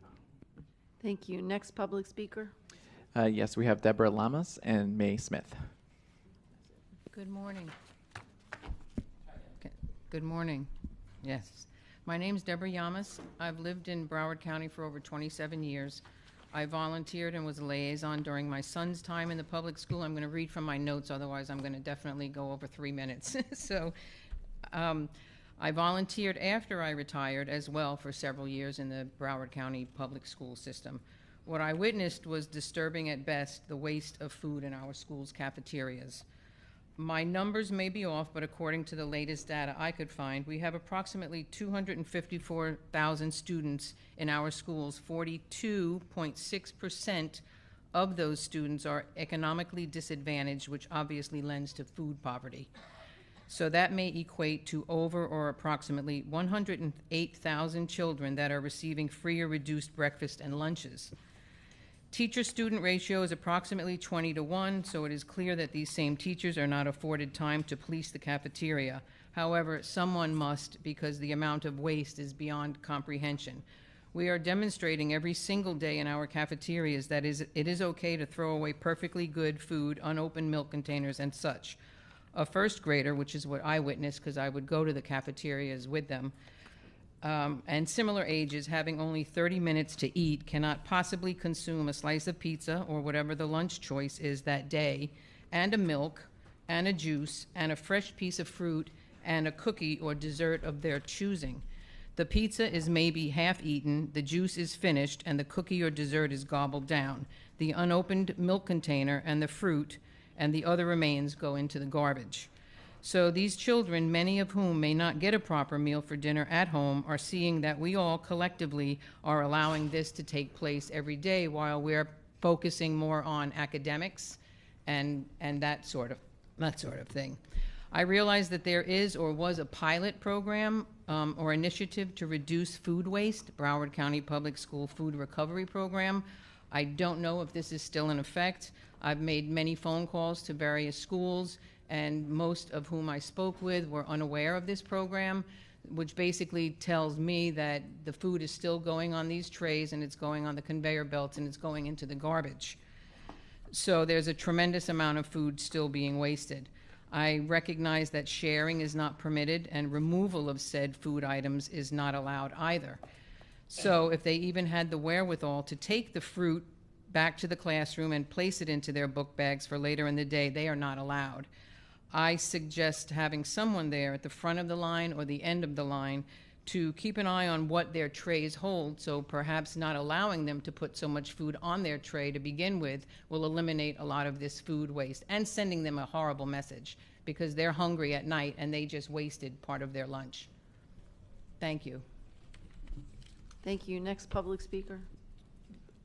Unless May Smith is not here, we can go to the wait list. May Smith is there. I'm here. Good afternoon, board members and staff.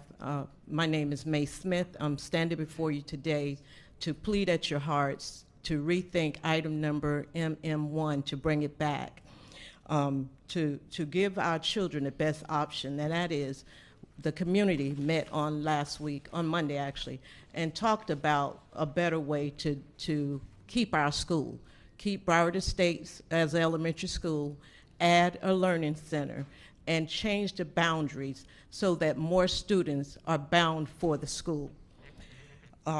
Several schools throughout the district, as you all know, are under-enrolled. There were 33 schools on the chopping block, or repurposings as we call it, but only Broward Estate Elementary is forced to accept something. The other schools had options, and they brought forth what they wanted for their neighborhoods. We're asking the same thing for Broward Estates. Let's talk about the numbers of the school, because I keep hearing everyone saying we're so under-enrolled. And I heard that the numbers are supposed to be 695 students in that school. However, we have 216 seats, yet we have 222 students there. Half of that 695 is all storage. Why are we considering that part of the number of under-enrollment? That's not right. $7 million was allocated to Broward Estates Elementary since 2014, yet $5 million went for the roof and mechanical issues and other things to make that school better and more accepting. Not $1 has been spent on that school in those areas. Were we continually trying to make the school where it could be changed in the future? Is that why we didn't put any dollars in it that we should? I'm a taxpayer. A lot of the budget on my taxes go to the school board for those reasons. I voted for it, and I push people. It's not fair that we can't do it. I just learned on Monday night, our boundaries, you guys look at our boundary. It's only about 8 or 9 blocks for Broward Estates Elementary. And you say people are not having babies. Where if you picked a chunk of our neighborhood out that has mostly seniors, you're right, 80-year-olds ain't having babies no more. But if you stretch that boundary out, you'll be able to receive more students in, and you'll see that our school will come up in the numbers. Ms. Hickson, you spoke about having the parents come. Unfortunately, our neighborhoods don't afford us to maybe have those parents come. Or maybe they're like I was back in the day when I didn't know how to speak for my children or other folks' children that I was raising. So therefore, we're coming out and we're being the voice. We're going to do petitions because that may work better for the parents to be able, because some people, they are not comfortable with this microphone or being able to come. So I'm asking you guys, revisit this thing. Any one of you can bring this item back and allow a better process. I'm not like the people you hired to come out. I'm not a diplomatic speaker in the way they can to make it seem as if Thank you so much. Okay. Next, we'll be going to committee reports, and our first 2 reports are going to be virtual because the committee chair was not able to attend and let us know ahead of time. So we'll have the Audit and District Advisory Council committee reports.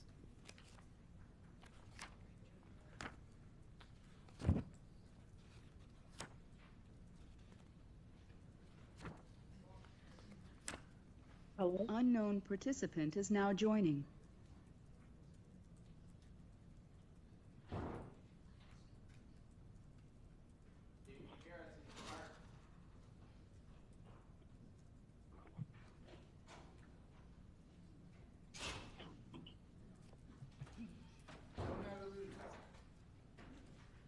Dr. Lynch Walsh, can you hear us? You're okay to start. Oh, okay. I wasn't quite sure what we were doing.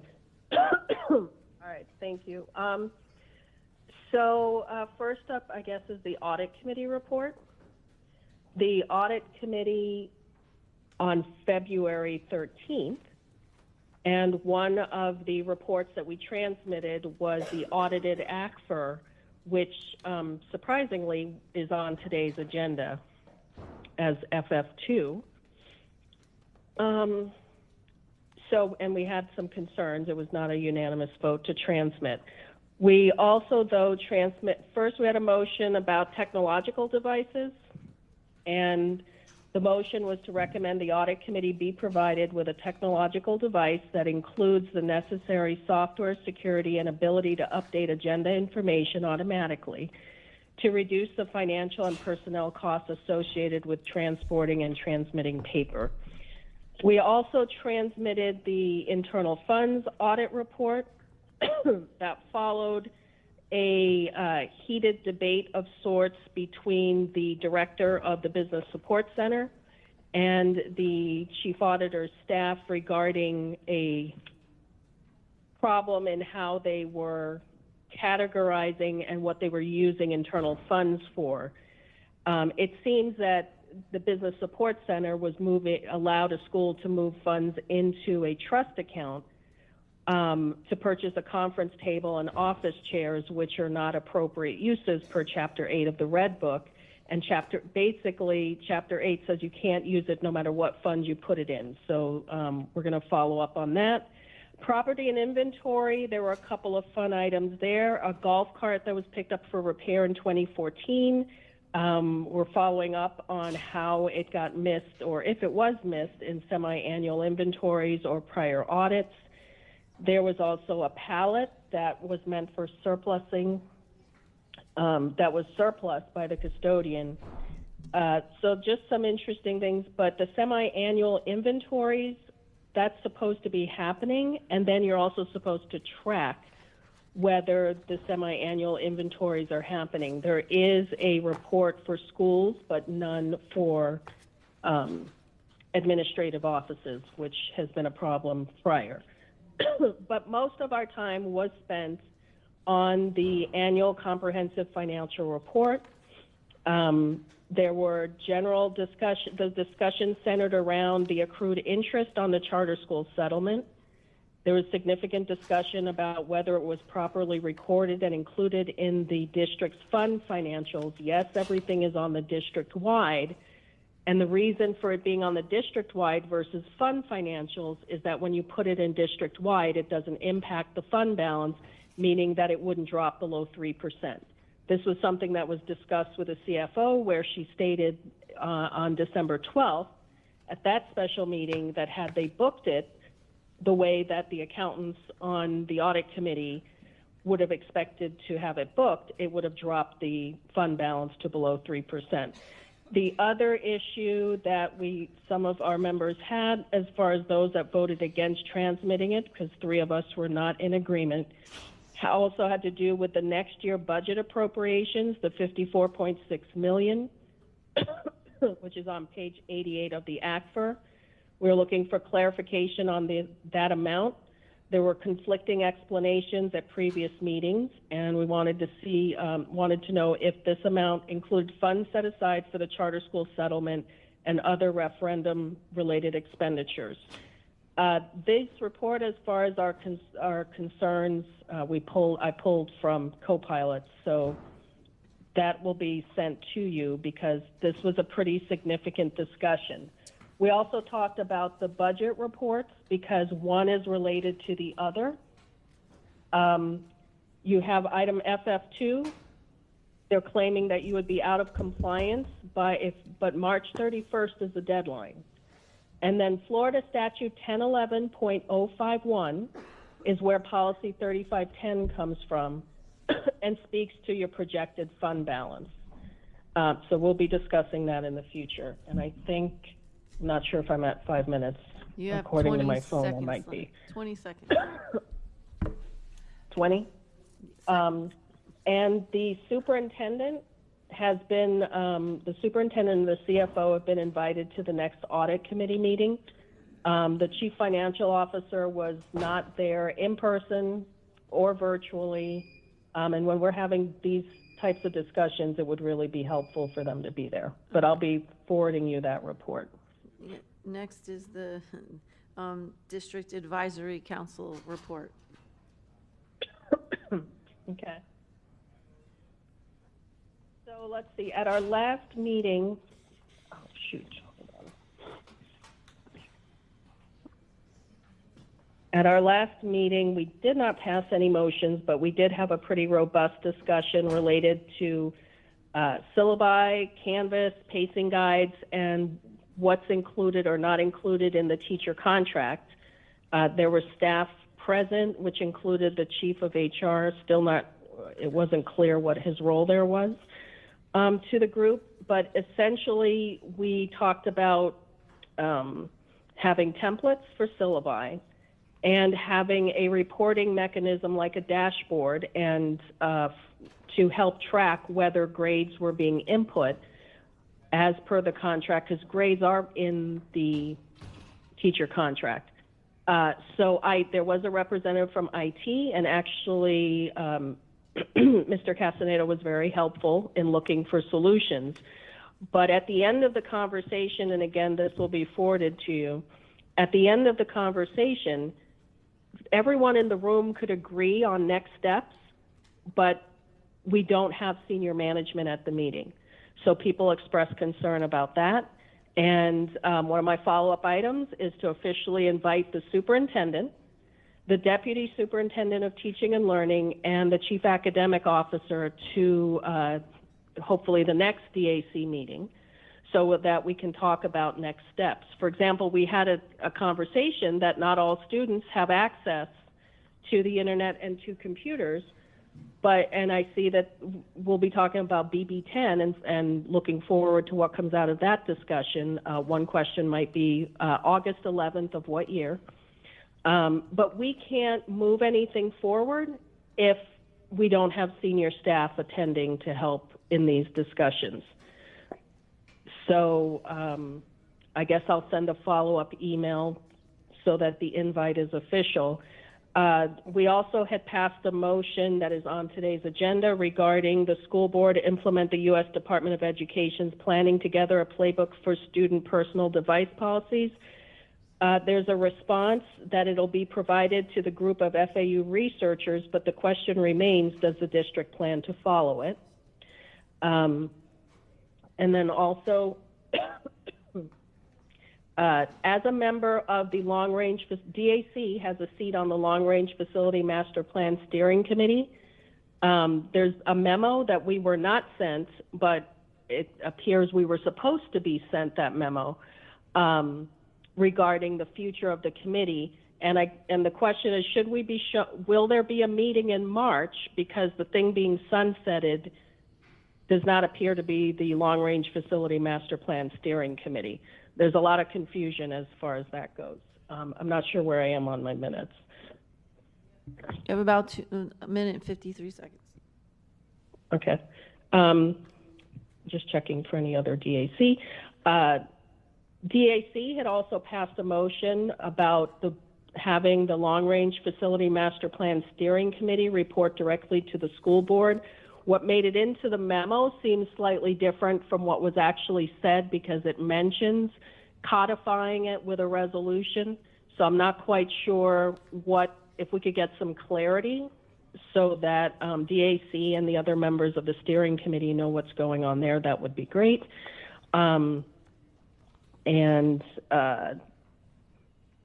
don't know what to take back on 1020. There are a lot of procedural things in 1020 that are not in 1070, and that's going to be the next policy up. And the problem when you put too many procedures in a policy is you may have to change them. So I'm not sure where today's discussion is going to go, but we've talked about the committees have not been in favor of all of those procedural requirements for the advisories that are currently in 1020 that either need to be listed in a procedural manual or in 1070. So that's some feedback on that.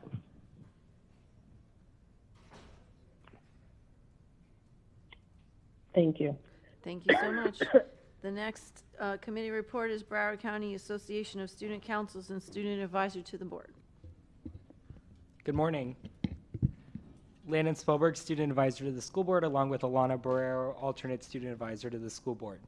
As always, every month, we have been making great progress on our Speak Up, Speak Out sessions and receiving great feedback from students and having productive conversations. We are on track to complete 36 sessions by the end of March. So we're really excited about that.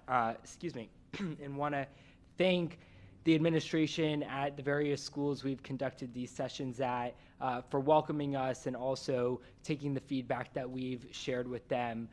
We have heard from some students about some improvements being made following our visit, and we're very grateful for the support of our high school principals. In addition, on the note of Speak Up, Speak Out sessions, we were able to have a discussion with Dr. Hepburn about guidance in school counseling regarding a recurring theme at a lot of our Speak Up, Speak Out sessions about students having access to school counseling. So we appreciate the support from Dr. Hepburn and staff in that area in making some improvements. So wanted to recognize that. On Wednesday, March 12th, Board Chair Hickson will host a student town hall.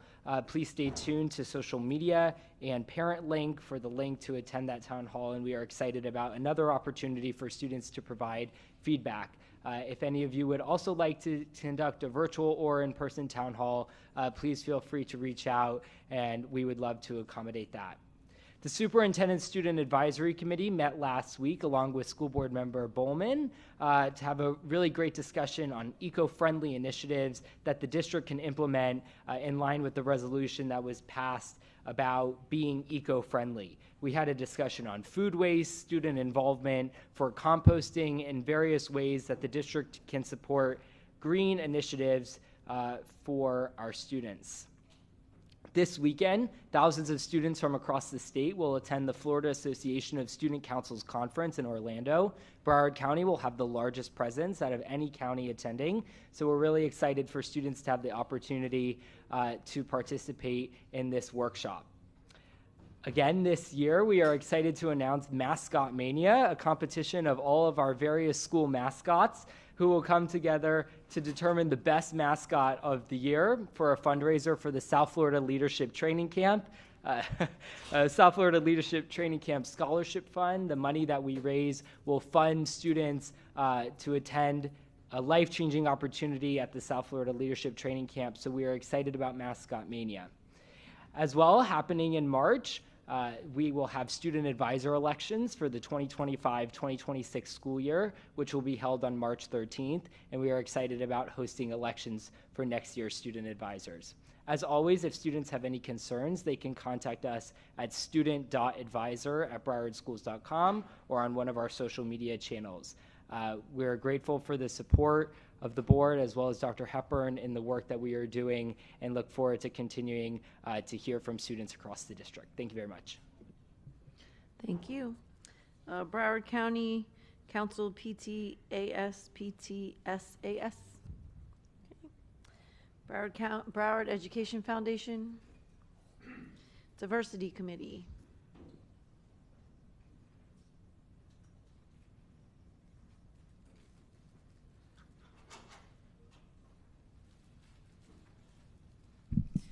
All right, so it's not morning anymore, good afternoon, board members, Dr. Superintendent, staff, Narnie Pierre Grant for Diversity Committee, and the chair. Common themes observed, oh wait, before I start that, for the non-Black people, happy, Black History Month for you all.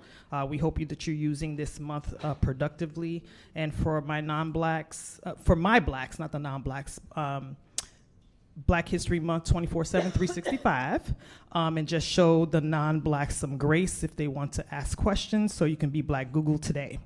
All right, so common themes observed. Our facility issues, obviously, standard of service inconsistencies, and safety and security issues. Several schools visited are experiencing major facility issues, obviously. Work orders are at an all-time high. Projects are stalemated, with project managers being transient.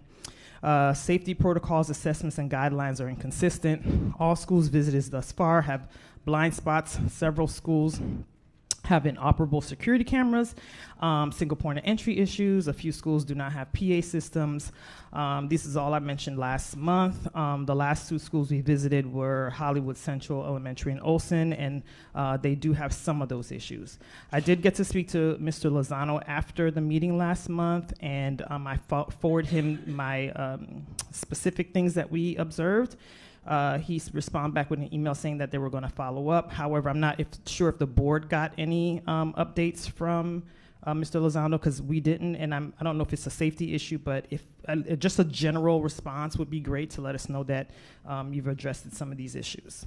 The superintendent was present at our meeting last month. Thank you so much, Dr. Superintendent, for coming. The committee was really pleased to have him. Committee members were able to ask the superintendent some important questions about district accountability, ICE raids, school performance, Maximo updates. Dr. Superintendent Hepburn recognized that the district needs for better training, monitoring, and oversight. The superintendent stated that he and his staff are doing climate surveys, coaching, and support with robust leadership and development team. He stated that they do cabinet meetings at different schools to observe gaps and understand them to help schools navigate through those gaps. The superintendent stated that the student performance are monitored year-round. The superintendent, I'm just going to say soup, stated there will be information sent out to parents about ICE raids. Our student reps were present, was really happy to see there was like 3 of them there. And they requested that the superintendent send out communications that is also student-centered about ICE. The superintendent agreed and stated that he would instruct Dr. Fulton to reach out to our student advisors to discuss messaging avenues. The superintendent stated that the district is currently undergoing a facility condition assessment, and that should conclude in May and be presented to the board in June. And our final item that we mentioned at our meeting was Dr. Zeman's request for general counsel about changing and or updating the CCC Settlement 9 conditions. I received Ms. Batista's response to Dr. Zeman's query. The committee had an opportunity to look it over, and we all came to a consensus. The committee considers the options presented to the board by the council to be iniquitous in nature.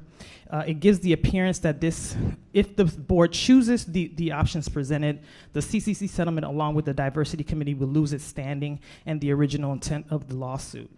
Our motion reads as follows. I move that the school board of Broward County rejects any consideration for revisions to the CCC settlement conditions, as the indicators for said conditions are modernized for outdated provisions where necessary by the diversity committee on a yearly basis. I will conclude and say I will always end my report with the phrase, "Power is with the people, not the people in perceived power. We work better together than apart." I want to emphasize the importance of community input and collaboration. This district could not thrive without volunteers and nonprofit organizations who believe that it takes a village. You guys have a great day. Thank you so much. Madam Chair. Yes, Ms. Al-Hadaf. Yes, thank you. If we could just be mindful to respectfully not call out names of schools with specific school safety vulnerabilities. Thank you. Okay, thank you. Next, committee report, BTU, BPAA, ESMAB, OPI, COPA. Oh, okay. Well, I'll keep going. If someone, who's coming? Okay. COPA was next.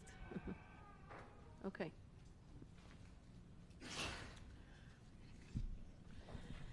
Good afternoon, Madam Chair, board members, Superintendent Hepburn.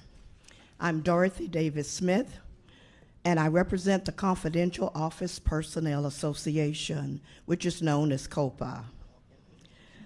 For the newer board members who I have not had the pleasure of addressing before, COPA is a non-bargaining meet and confer group that represents the school-based office managers and the district-based employees that have been deemed confidential who work in various positions.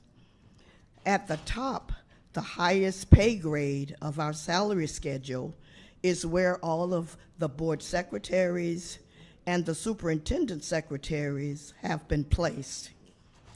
Our interest in being here today is to address the salary increases for the 24-25 school year. We have had several meetings with HR regarding raises for this group of clerical employees, and we have been advised that the board intends to increase the salary bucket for this group by 2.5%. While we are always grateful to receive salary increases, we find ourselves in a situation that we can only hope was a non-intended consequence resulting from the board's decision on increases during the 23-24 school year. Of the district's approximately 28,000 employees, all were given permanent salary increases last year, except for approximately 1,500 employees. 400 of them were confidential employees, while the others who were not given salary increases are administrators. Confidential employees are clerical. In comparison, FOPI clericals were given a 2.5% increase last year, along with other non-instructional bargaining groups. Confidential employees received only a 2.2% one-time, non-recurring, non-FRS eligible bonus. We were told that there was no money for salary increases. However, during one of the recent school board meetings, the board approved salary increases ranging from 5% to 11% for confidentials at the top of the salary pay grade on our salary schedule. Now, to be clear, we have no bone of contention about you providing increases to these confidential employees. What we have a problem with is what you did not provide for the rest of the unit, who would have been grateful for the 2.5% increase that the majority of school board employees received. As you can imagine, that decision has led to some division and a sense of being devalued within the confidential unit. The bigger issue, as we see it, is if the rest of the non-instructional employees are receiving another 2.5% increase this year, it will be on top of their increased salaries from last year. For example, that would give FOPE clericals, our counterpart, a 5% increase over the last 2 years, and the confidentials only half of that amount during the same time period. This will not only cause a loss of salary again this year, but it also have a negative impact, rather, on the future retirement income, since no additional increase was reported to FRS last year. We are asking the board to show that you value the rest of the hardworking confidential employees. They need to know that they are recognized for their work and support they provide to management. This can be done by you approving a greater salary increase for the 24-25 school year. Although these confidential employees will not have recovered from no increases on the salary schedule last year, a higher increase this year will be a gesture that says they are appreciated. Thank you so much. Thank you. Thank you. BTU? How you doing? Good afternoon. Anna Fusco, Broward Teacher Union President. That's the famous Dorothy Davis. I hope you heard everything that she said and have some fruitful conversations to make everyone in this district whole, which is what your commitment has been said and promised. And we know you guys are trying. So have some real great conversations to help out groups that might have been forgotten, not purposeful. So we're getting ready to go back to negotiations for my other group, the Technical Support Professionals, or TSPs. We're hoping that there's going to be great conversation on moving towards an increase for them. And then we are hoping, from the conversations I've had with various school board members and Superintendent Hepburn, that we're looking to start sooner than later so we can have an understanding of negotiations and possible increases for when people come back into the next school year. And, you know, as always, we're asking you to all have real strong conversations, real conversations about what's going on with the insurance. There's an insurance committee that meets, tries to meet monthly if there's business. We have real great conversation there. It's public because it is transcribed. You are allowed to actually know what happens in that meeting, so feel free to read what happens so you can hear the conversations of the direction that we go in and go back and forth of how our insurance is used and the money costs and so forth, that I think you would get a fruitful understanding that you do not have to come on the backs of the employees of Broward County Public Schools. I'm telling you now that it's a benefit that is needed, and it's a benefit that is way more deserved than you can imagine, and they deserve this amazing health insurance that under circumstances, God forbid, when people do get really gravely ill, that the insurance is so great that they're taken care of. On another note, I would like you guys to take a look on the impact that our educators are having with this. We know we want to continue to be an A-rated district. I love that we are. I always felt that we always have been. I don't believe in the stupid tests that you think that's what defines our students. Absolutely not. What defines our students are when we have great schools they're taken care of, the educators that are in there, the admin that are in there, all of that community in there that really wants to nourish and take care of and move our students, when they are well-roundedness of everything, when they're able to get, you know, their reading block done, their math block done, their science block done, their social studies block, their writing, get recess, get some physical activity, get to have their full lunch to be nourished, to get to have that extra piece if it's before school academic activity or after school academic activity, or the enrichment that they get, maybe sports and maybe some type of other type of academic fun clubs. Not all our schools are getting that. They're not. They're being impacted that they're told, only work on getting those tests to move your school to an A. It is happening. Trust me, it's happening. Either visit your schools yourself and go check it out, or get some real data, since we have a lot of schools that are real big on data chats, which also overtake the real PD or PLC or PLCs, which I'm going to tie into what our 10-day early release days, that I know that there's a line item for School Board Member Zeman. I did have a conversation. We're always open to have fruitful negotiations on what the needs are and the wants are. We know that our children need great education.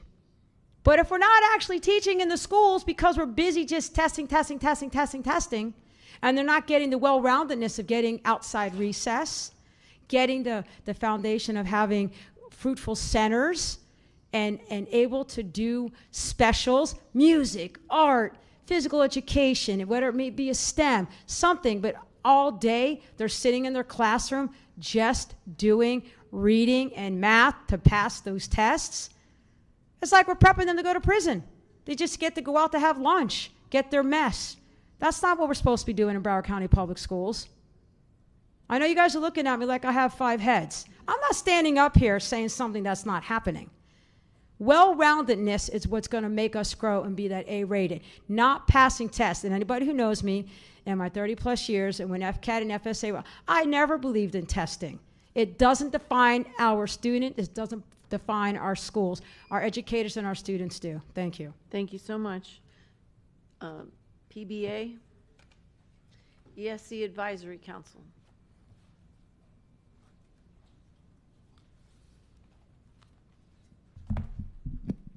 Good morning, everyone. Jackie Luscombe, ESC Advisory. So at Autism Committee met last week. We had a discussion and presentation on student behavior, disabilities-related behavior, how it's managed in schools, whether it's managed appropriately, sometimes mistaken for misbehavior, whereas it's actually misunderstood disabilities-related behavior. We looked at behavior management, expectations, and strategies. But we do, one of the school board members mentioned earlier, assaults on students with disabilities because staff aren't necessarily trained or knowledgeable about how to interact with them and how to expect behaviors, and to that there is a difference in the behavior management that you need. There is widespread concern in our community about repeatedly parents being asked to come and take their child home, or suspensions happening for disabilities-related behavior, and that was not taken into account. And I think these discussions are rich ones that we need to actually move the needle on, or we think. Meaningful Inclusion meeting next Thursday. This is our subcommittee having a virtual parent education session led by 2 neurodiverse college students talking about how they advocate for their unique needs.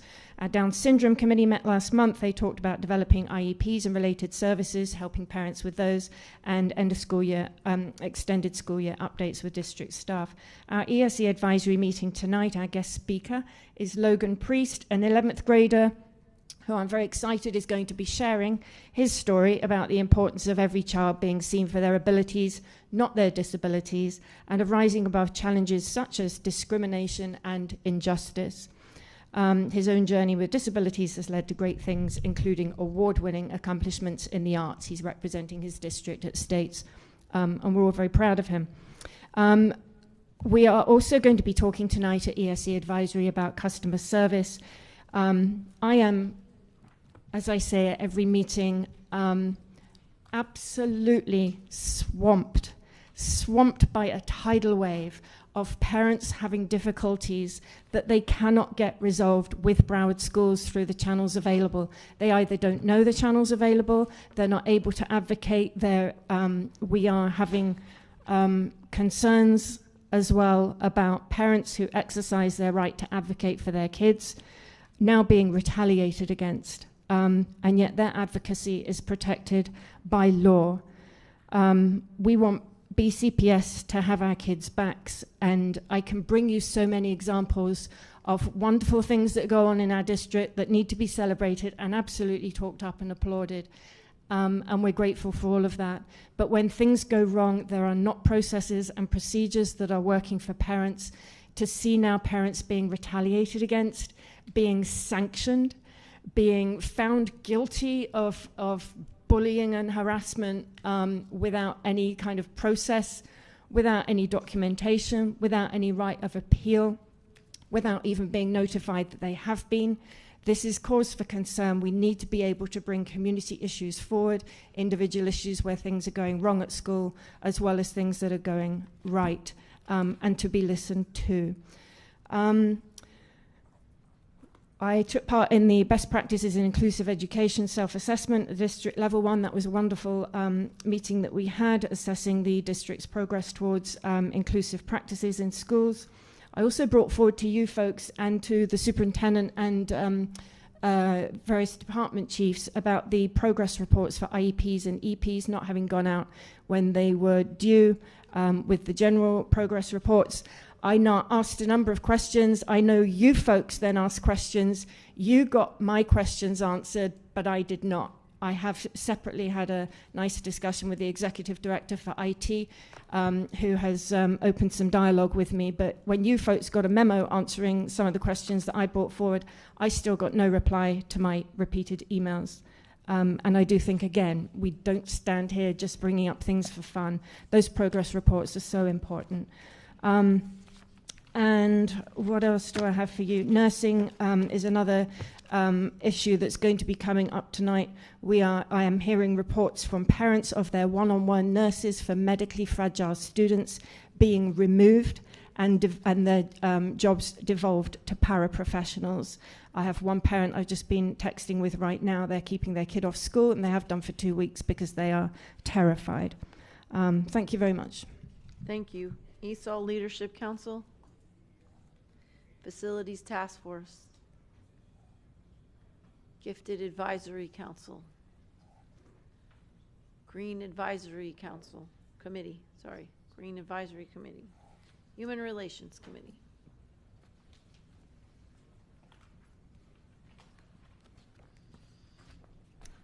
Good afternoon, Chair, School Board, Superintendent and staff. Nancy Fry, Chair of the Human Relations Committee. I don't have much of a report because our meeting's actually today, but I do want to cover a few things that I was not able to cover in my last report because my last report covered 2 meetings, so 5 minutes only gives you so much time. So first, we wanted to thank the board for revising the calendar options that were put forward for the next school year to make sure that there was a day off that coincided with Diwali, and we're grateful for that. And a fun fact, not only are we the first county that has a day off that coincides with Eid, we are the only county in Florida that has a day off that coincides with Diwali. So I know our communities very much appreciate that consideration with the calendar. The Think Before You Post program, we wanted to thank the superintendent for ensuring that all of our equity, diversity, and school climate staff have been trained and that every student and school will be taking part in that program. We also are proud to say that No Place for Hate is currently in 170 schools, but we would like to see that program be more consistent with how it's getting to the students. We also discussed that we would love to see in the school board meetings to bring back presentations by students. For example, this was supposed to be from my January report. January was mentorship month, so we were wondering why couldn't you bring in students from 5,000 Role Models or Mentoring Tomorrow's Leaders to come in and acknowledge some of these observances and make the students a little bit more of a part of the meeting, because I know that's something we did, I believe it was pre-COVID, So we would love to see that come back. Going back to the all the various programs we have in the school, we're looking into feedback mechanisms for all of those programs to find out what's resonating with the students, if they're understanding the material, if it's impacting their school climate, and so on and so forth. Sorry, that's a repeat. And we also wanted to congratulate the RISE program graduates. For those that are not familiar with the program, RISE is for students that have been retained at least 2 times before 5th grade, and they go to an off-site school for 1 semester to get really focused education and support to be able to get them promoted. And then in the second half of the school year, so just at the beginning of this last semester, they were promoted to 7th grade. And they're given a mentor and peer support, and it's just an amazing success story that we have in Broward schools, and we wanted to make sure that was highlighted and that we gave our congratulations to those students. And I wanted to respond to one thing that was mentioned after my report at the last meeting. We had talked about the feedback mechanism for students, the anonymous feedback mechanism for students that had issues with any type of discrimination, mistreatment by peers or by adults, and specifically in reference to some of the Islamophobic attacks that have been happening, as well as other issues with not physical threats, but any kind of threat to a student's emotional safety and feeling that they can access their school. It was discussed that we have the Safer Watch app, and while that is great, that is meant for physical safety measures, to my understanding, and this is something that's meant to be more for students that have issues with something in the curriculum that is bigoted towards their particular demographic, or a teacher saying things that are not appropriate to students, things along those lines, and specifically something that can keep the student anonymous and feel safe to report, because that was the feedback that we got. And I just also want to highlight that while we're promoting apps, we specifically have a cell phone ban in our schools. So to expect students to give feedback through an app that they're not allowed to use during the school day seems a bit counterintuitive. And also, we should not expect that every student even has a cell phone to begin with. We have plenty of students that are either their parents don't want them to have a cell phone, they cannot afford a cell phone, or for whatever reason. And we need to be cognizant of that and make sure that anything that we're offering to the students, that it's accessible to all of our students. So that was all I have for that, and we will have a more robust report next month after our meeting today. Thank you very much. Thank you. Next is Multilingual Advisory Committee. Okay, Parent Community Involvement Task Force.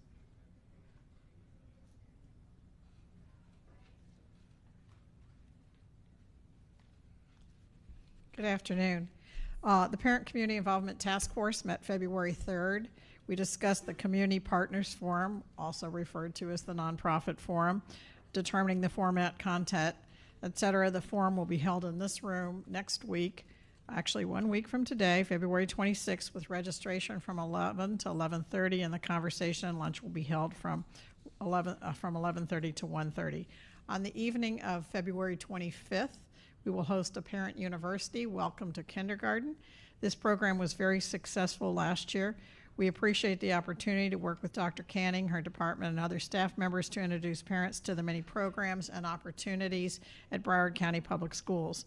In keeping with our goal to have shorter, more targeted programs, we're planning a 60-minute program to assist parents as they take this important step in their child's educational journey. Policy 1020 was discussed at the meeting. A recommendation was passed, which I shared at the public rulemaking meeting a few days later. I will take this opportunity to share it now and probably speak later. But I want to share this recommendation. The Parent Community Involvement Task Force believes that that Policy 1020 should be revisited and looped through all district committees whose members could be impacted and are concerned about the impact on parent and community participation. There is concern that the amendments to Policy 1020 will stifle parent and community input and participation at a time when we are trying to build community involvement and attract students to our district.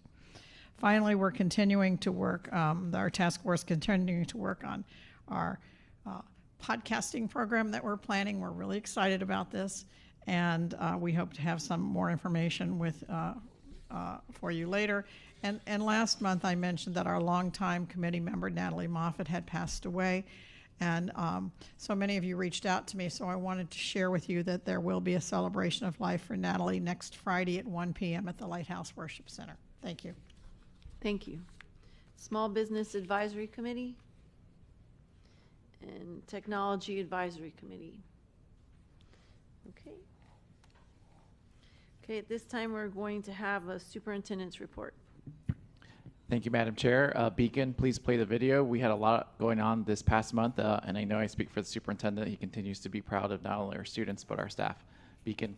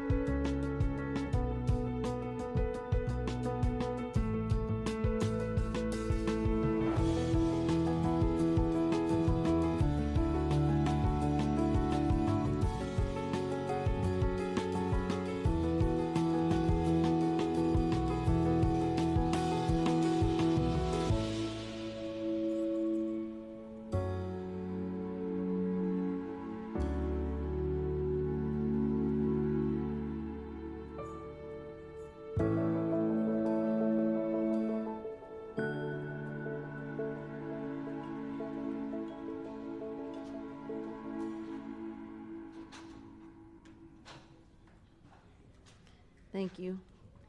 This will be the part of the meeting where we will consider all the open agenda items.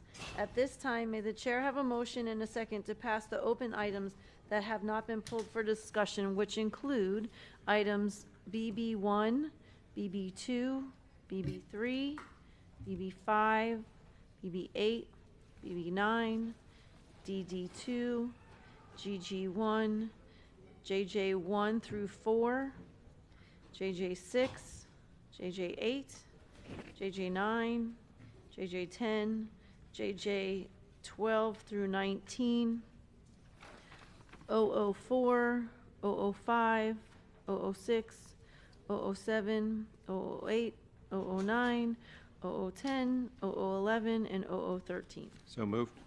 Second. It's been moved by Dr. Zeman, seconded by Mrs. Alhadeff. All those in favor? Oh, sorry. I want to make a motion to remove BB6 and BB7, or actually add them to this list since the changes were made prior to. So you want to pull BB6 and BB7? No, they're already pulled now. Oh. I want, you didn't say the name, so I'd like. Right, I'd like because to they're not pulled. What I read was the items that aren't pulled, because we're going to pass them all right now. I want them to go to that Okay, section. you It don't would want be- to pull them anymore? No, the problem was fixed. Okay. So we'll add, thank you, we'll add BB6 and BB7 to the list. Is there a second? Add them to a list of things to pass. Yes. On Moss. Oh. Ms. Batista? Oh, she can not pull the items, right? Right. Okay. Oh, Mrs. Al-Hadaf, did you want to keep those items pulled? Okay, so we'll leave them pulled. Thank you, didn't mention that, so. Okay. All right, so it's been moved by Dr. Zeman, seconded by Mrs. Al-Hadaf. Is there any public comments on any of the pulled items?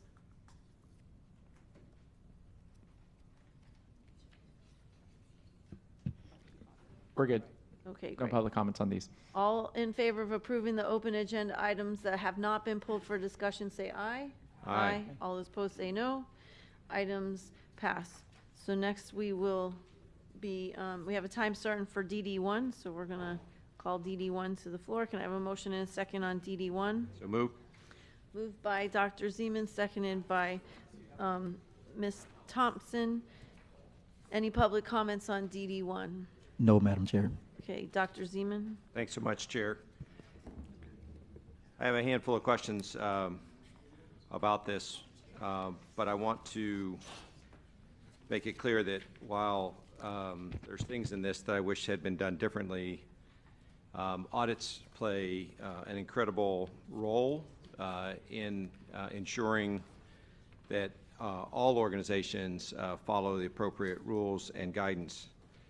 It is this board's responsibility to direct audits and to approve audit plans. And unfortunately, it's too easy to say, oh, look, here's an audit with 27 findings or recommendations. This, in fact, shows that while the audit costs X dollars, it saves Y dollars. Saving Y dollars in an audit actually happens because you have an audit team and you respect that audit team, and people watch the rules because there are schools that get audited for internal funds, there are processes that get audits or contracts that get audited and the like, and our audit team is a strong and capable team. But I have some questions about this particular audit. It's going to take a little bit of time today, Chair. Was this audit part of our annual plan for 24 and 25? Dr. Hepburn. Ms. Arce? Good afternoon, Ali Arces, Audit Director. I am in designee for Mr. Rhodes, the Chief Auditor. So through the chair, I will say that yes, it was part of our plan. It was something that had been requested from the board as well when the first follow-up was requested, so yes. I'm sorry, Chair, I just am a little confused. It was in the board-approved annual plan and it was requested by a board? When the last report was brought forward, which was the first follow-up, it was requested that an additional follow-up be done for the following graduation year. So By the school board? Right. Thank you. I just want to know which board. We have a lot of boards All right. running around Yes, here. by the school board. Sometimes when I'm speaking, people get bored, and we have a bazillion boards, so it's one of our favorite words. How much did it cost to conduct this audit? Dr. Hepburn. Ms. Arce? I will have to look that up. You know what, with us today is Ms. Harpalani and Mr. Kincaid, who were the lead for this audit, so I will see if they can answer that.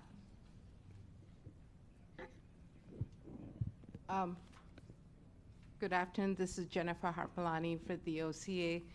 The cost for this audit was not to exceed $45,000. Terrific. And for somebody on staff, Chair, what was the ROI for this audit? Dr. I Deborah. don't have that number. I'd have to follow up. Okay. On page 2 of the audit report, items 8 and 10 appear to be the same finding. This is important. As someone who spent a couple decades in government service and now a significant amount of time working for the government as a contractor, I've always known that it was the contractor's responsibility to submit reports. Why is there a material finding against the government for the vendor not turning this quarterly report in? I will ask Mr. Kincaid to elaborate on those two findings. Good afternoon. Ben Kincaid with CRI. So we separated out these findings consistent with our prior reports. From one respect, it is the vendor's fault for not providing the quarterly reports as required by the contract. From a secondary issue, because of the historical issues that have arisen in relation to the caps and gowns contract, we had a recommendation in place previously that the school district follow up in relation to quarterly reports that were being required and mandated for a vendor to provide. And so the secondary finding that you're referencing there, item number 10, was that in this case, PWS did not adequately track and ensure that the vendor timely submitted those reports back to them. Okay. I appreciate the opinion on that. I just disagree with it. It's in the contract. The vendor is required to do everything that's in the contract.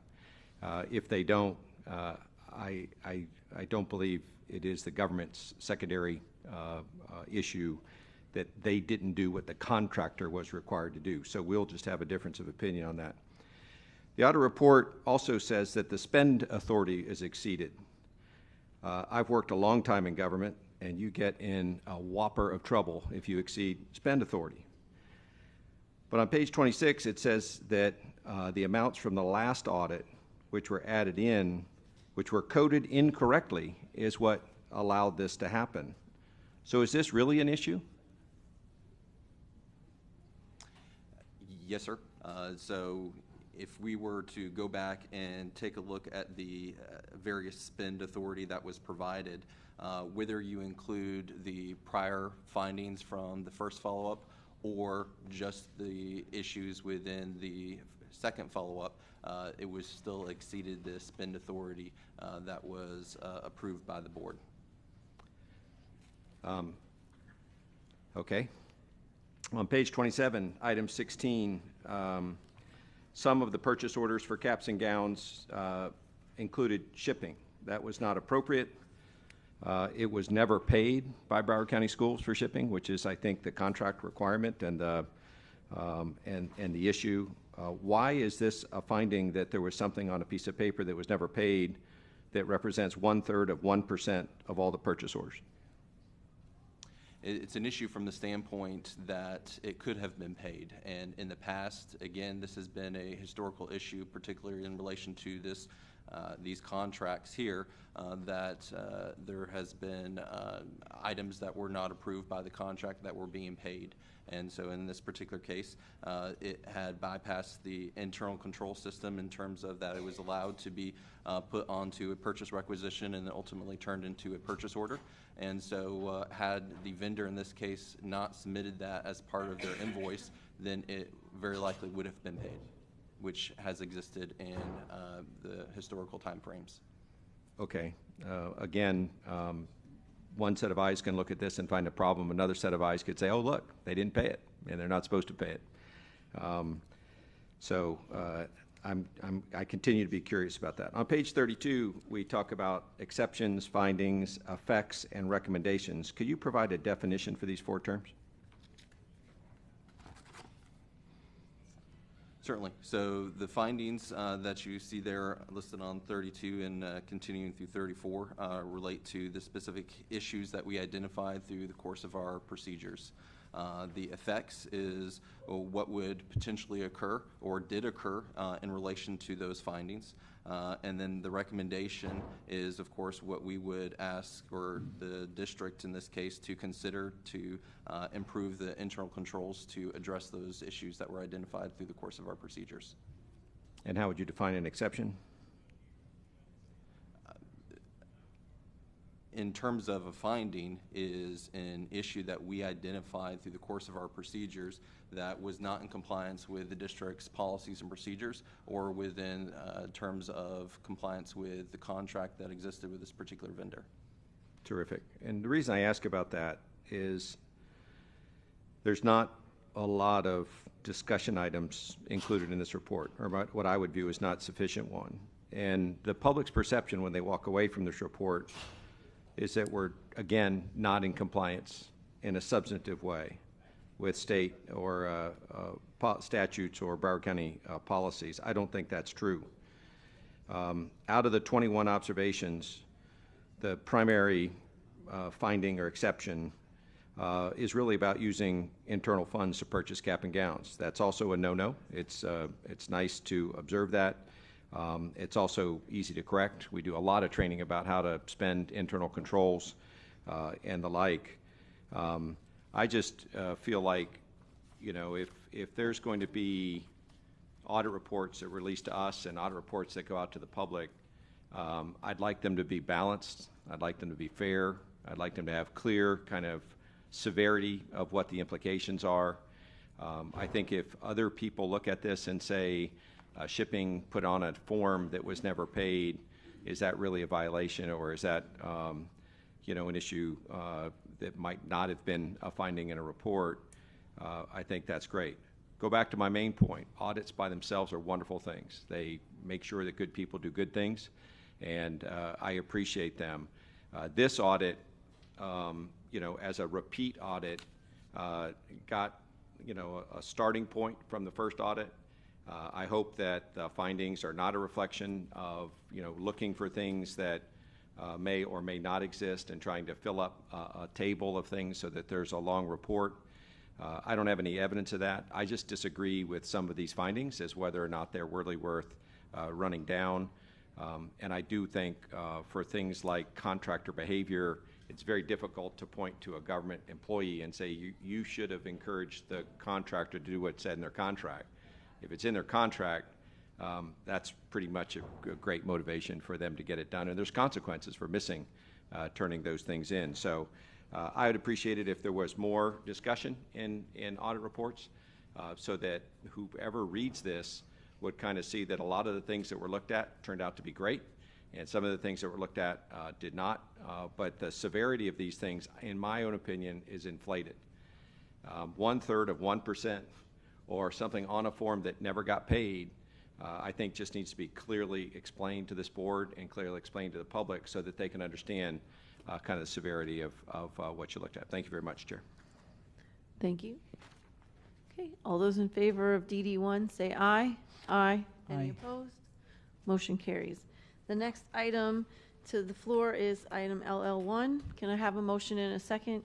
So moved. Been moved by Dr. Zeman, seconded by Mrs. Alhadeff.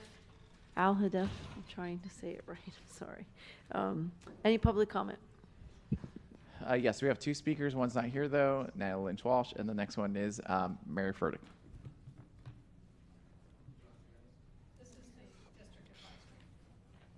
The motions. We're good? Okay, thank you. First up is Board Member Bowman. Thank you, Chair. I actually pulled this. I just wanted some clarification. Will we be voting on accepting the recommendations today? Is that part of?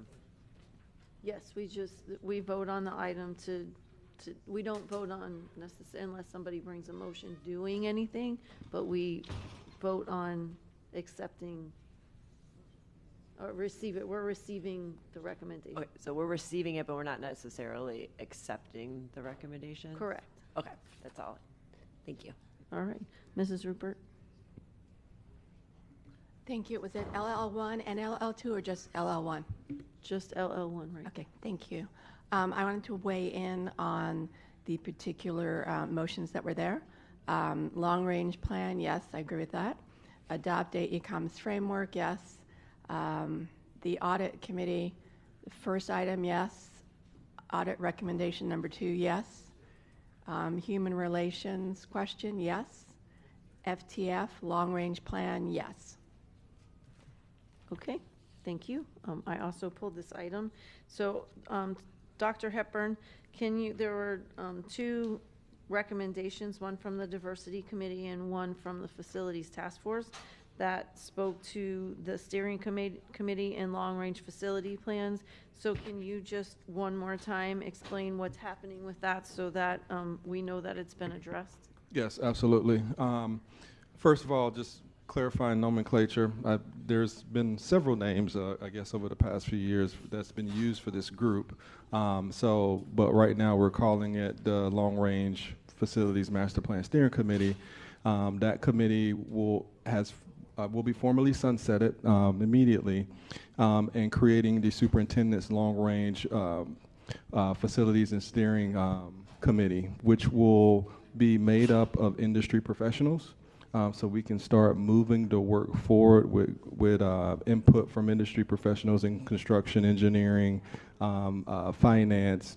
A resolution will be coming forward also to codify that with the board. And we sent a memo out, or I sent the memo out last week just to update the board on my intentions of formalizing this new steering committee so we can move this work forward, as we have a lot of facilities work to perform in the near future. Thank you. So just to be clear, the steering committee, whatever it was Yes. called, that will cease to exist. Correct. And a new committee is being formed that is not necessarily made up of the same. Correct. makeup That as is this correct. one. Okay. Yes. Okay. Yep. Just wanted to clarify that. I also just wanted to point out the District Advisory Council had a question about the cell phone policy, so I appreciate that there's a study being done so that we can have some data. Human Relations also asked about a required course that trains participants to develop a positive cultural school environment, and the answer was there is a course being created, so I appreciate that it looks like most of these recommendations have been addressed in some way. Anybody else? Mrs. Rupert again? Yes, to Dr. Hepburn's statement about sunsetting this committee and then bring it back with industry standards. I think that's great. I mean, that's your role. You should be doing that. I'm not comfortable with cutting out the part from my standpoint of our community's voice. I don't know where that would be. So could you walk me through that a little bit? Dr. Hepburn? If you can give me some specifics, as you're talking about makeup of the committee? Yes. Yes. So for the most part, the majority of the makeup of the committee will be folks that have industry knowledge and expertise, so they can provide the best feedback possible so we can move this work forward fast, efficient, and actually complete projects. After we recruit and set the specific people who are going to be on that group, then we can start looking at community members that can provide some additional value to that committee also. Okay. I would prefer, as one board member, that there's concurrently at the same time the public's conversation in this aspect. I feel, yes, we need industry standards. Yes, we need their expertise in the construction aspect part, but we also need our community. Sometimes we say we're listening and we think we're doing everything that's expected of us for the voice to be able to be heard at this level, and sometimes we close doors. So for me, this appears like a closing door to the public, and I know that's not your intent, and it's certainly not something that I'm comfortable with. I guess I would like to see, after you put your committee together, how we will incorporate the public's community stakeholder people. Absolutely. that are the absolute foundation of our district, quite honestly. Yep, I don't of know if course. other board members want to weigh in on that. And we won't be closing our doors. It'll, be a public meeting, a public forum, where it's transparent and in the sunshine. So it won't be something that's done behind closed doors. Mrs. Alhada. Thank you. So I know, Dr. Hepburn, you sent your memo. Was there a communication to the people that are in the committee that's being disbanded, that they are being disbanded? We are formalizing that communication now, and also we'll have a face-to-face meeting with them too, just to go over all the changes that's going to happen. Okay, so I would just suggest maybe in the future there could be something simultaneously being done, because I think it's hurtful to the committee members that are in there now to whether to find out from this memo or from this board meeting, but that we appreciate them. And Yep, absolutely. There was no intention to hurt anybody. I wasn't aware that that memo was going to be sent out. That's why I sent it specifically to the board, just to give them an update first, and then we were going to circle back and then communicate with the other stakeholders in the current committee. Thank you.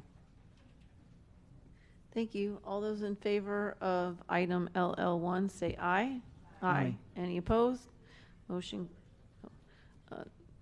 so passes 8-1. The next item is LL2. Can I have a motion and a second to bring LL2 to the floor? So moved. It's been moved by Dr. Zeman, seconded by Mrs. Leonardi. Any public comment on LL2? We have two registered speakers, Mary Furtick and Dr. Trudy Germanovich.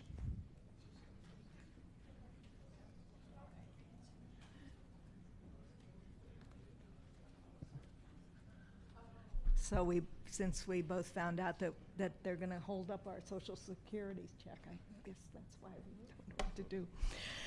All right. My name is Dr. Trudy Germanovich. I believe you should have another workshop item on policy 1020. Most of the committees are not in favor of all the requirements which are put upon them in the proposed policy. Also, the way that the rule for public speakers is written is very confusing and will be detrimental for people trying to speak on an item. Follow what's been done in the past and give a total number of minutes a speaker can speak during a meeting period.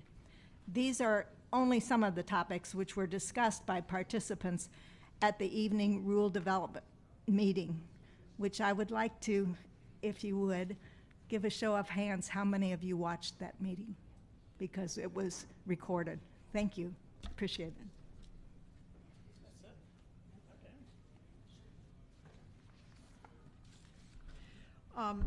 I'm just coming up here to say, I know you have this, I guess your intent is to deny another hearing, but I want to go back to what the task force, the Parent Community Involvement Task Force asked, and I know you're bringing this up on the next issue, but the two go together.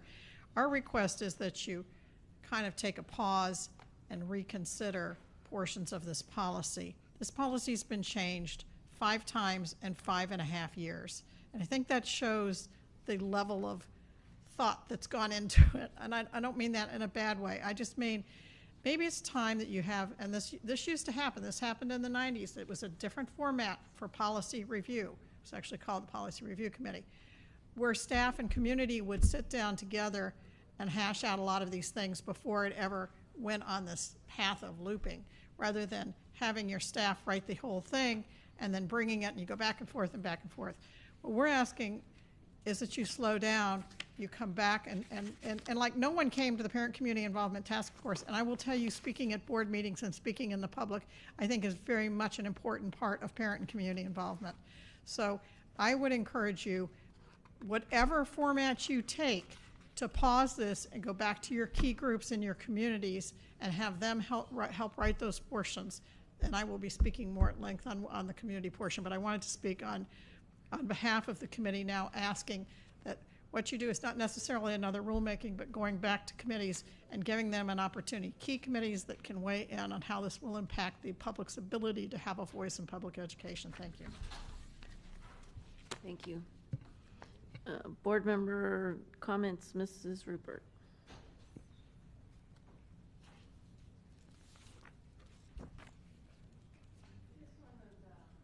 Right. I believe that I would like to ask the general counsel if we could get a third party to look at this? Ms. Batista? I'm not sure I understand the question. Okay, somebody wanted a public hearing, correct? So right now, the item before you is not about a public hearing. This is about an additional workshop for the rule. Right, for the rule. Right. So this Okay. is the item that is before you now. Right, the rule. Is it still possible to have an outside opinion on that? You don't know what that would look like, probably. So let me share with you what the statute says and Okay. what your role would be here today, right? Okay. So under school board, or rather, Florida statute 120.54, 2C, it talks about how a workshop is done when you have a policy that is in the process of being either revised or newly adopted. So pursuant to that process, the statute provides that you do a rulemaking workshop. Right. That requires a particular notice to the public that is separate and apart from like a regular workshop of the board. So in other words, when you have your normal workshop with other items, if there is an item included that is a rule, a new policy, or a policy that is being revised, there is a second notice that goes out separate and apart from your regular notice of a workshop. That's all pursuant to statute. During that, during the workshop related to the rule, Right. that's when you discuss the rule. As you know, you discuss the rule, the public comes, they give their opinion, whatnot. So that has happened twice. Right. Right? We had two complete full workshops, rule development workshops on policy 1020.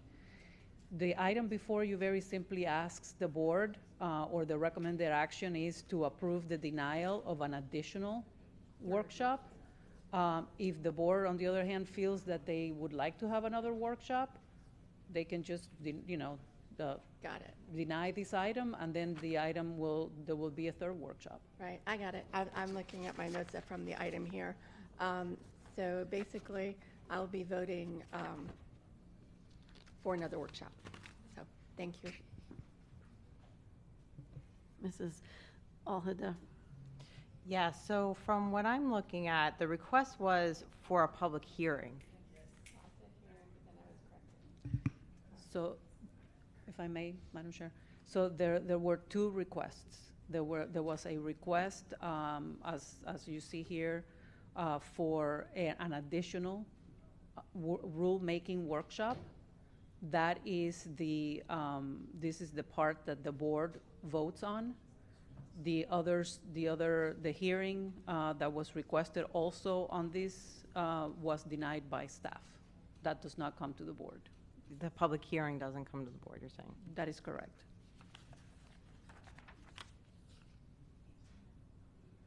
Okay. All those in favor of item LL2 say aye. Aye. Any opposed, say no. No. No. Okay, roll call. School board members Aldef, No. Bowman, Can you come back to me in 1 second? Sorry. I'll go. I'm gonna. I have to refer to Ms. Batista. I'm not sure I'm able to skip. Yes. Pham, No, I did not approve of denying the request. Mine is no. Hickson, Yes. Honus, No. Lenardi, Yes. Rupert, No. Thompson, Yes. Zeman,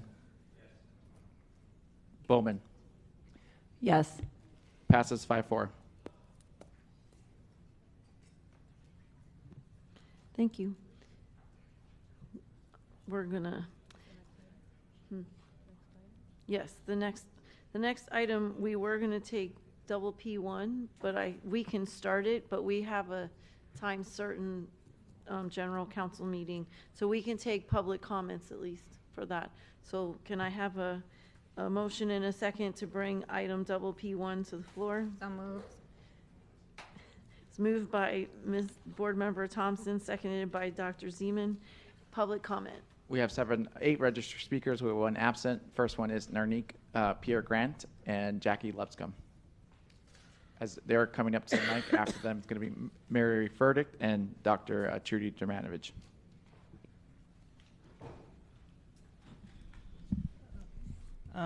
Okay, so let me make this quick. What time is your time certain so I can rush through this 3 minutes? 1:45. Oh, okay. So my comment is that you had like a, I don't know what that meeting was, but anywho, my major concern for 1020 is, number one, it seems like you all don't want public input by making us talk all in the beginning of the meeting. You guys have a tendency to deliberate, and we want to be able to have input by when you guys make your motions, and that seems like that's going to be erased. My major concern was the word defamatory rather than derogatory, so I want to emphasize to General Counsel to really reconsider removing defamatory and putting back derogatory. And the other issue for the board members is, there's all these rules for public comments and for the public, but there's no rules were set for you all. And, you guys, are elected to be there, but you're elected to represent us. So if we're coming to talk to you, you guys are kind of giving us this, just with all these changes, it just feels like you don't want us to say anything at all. And so, I'm going to say this, and I've said it in other places. I feel like this district is allergic to accountability. So my issue is the changes. There's way too many. With the advisories also, they're putting all these extra things that they want us to do, extra layers. I understand the need for organization, but many of us are already organized. We've asked for stuff in specificity that would make our jobs better. And it feels like you completely ignored that and then decided to throw all these forms in. So I hope that when you guys discuss it, you'll reconsider the parts for the advisories in terms of the forms, reconsider the word defamatory, and also reconsider having us talk in the beginning and not throughout the meetings. Thank you. Thank you. Next public speaker.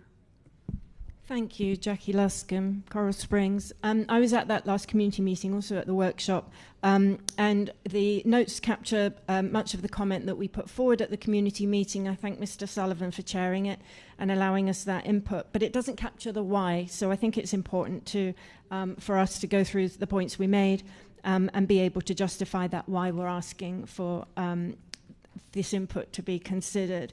For all the reasons already given, reducing public speaking from 15 minutes to 10 total max in the course of what could be an 8-hour meeting is insufficient. I suggested, provide the public a choice of being able to speak on agenda items either during public comment time at the start of a meeting or when the item itself is on the floor. Currently, your draft policy proposes limiting all public comment to one segment at the start of the meeting and removing the right to speak when an item's actually on the floor unless an amendment or an alternative motion comes up. I feel that removes the immediacy of you folks listening to input on a particular item. Between us speaking at the beginning of a meeting and you actually then getting to the item that we provided input on, another 20 items might have gone by. And I do think having that immediacy of thought and ability to speak would be helpful. Splitting public speaking time between consent and non-consent items I just think is way too complicated. I don't think most members of the public will understand that, and I do think it's restrictive. I think it was me that started this debate about the word defamatory, and I didn't do so because I want people to be able to come into your room and defame anybody. I did it because I do have concerns that it is not a legally defendable position that you're putting forward in your policy. It is really important to protect decorum, but school board members just do not have legal standing to make judicial determinations, and defamation is a judicial only determination. So that's why I suggested putting the word derogatory in there. We want to absolutely see you protecting public decorum and maintaining it, but you have the wrong word in there and it'll get you in a pickle. I do want to hop to the appendices. These are not going to be helpful. Committees already produce publicly available minutes, making chairs nil fail to form to minute our minutes is an unnecessary layer. And I feel the forms also reveal a misunderstanding of how advisories and committees function and require them to limit their ability to report openly to the board on behalf of stakeholders. Committees and advisories don't exist solely to make recommendations. It's just one part of our work. We each have individual policies that guide our work. We need to be able to speak to all aspects of that and our committee's work. We'd be happy, and I certainly would, to craft forms that meet with your requirements and ours to make a better appendix. Thank you. Thank you. Next public speaker. Mary Furtick is next, and then Dr. Judy Germanowicz. You ready for me? Okay. Okay, I lost 5 seconds, John. Please put that back. Public input at board meetings has been diminished gradually over the past 5.5 years. There was a time when there was no limit on the number of speakers on an item or the amount of time allowed by public speaking on a specific item. Then that was limited. And then they came and they limited further the amount of time an individual could speak.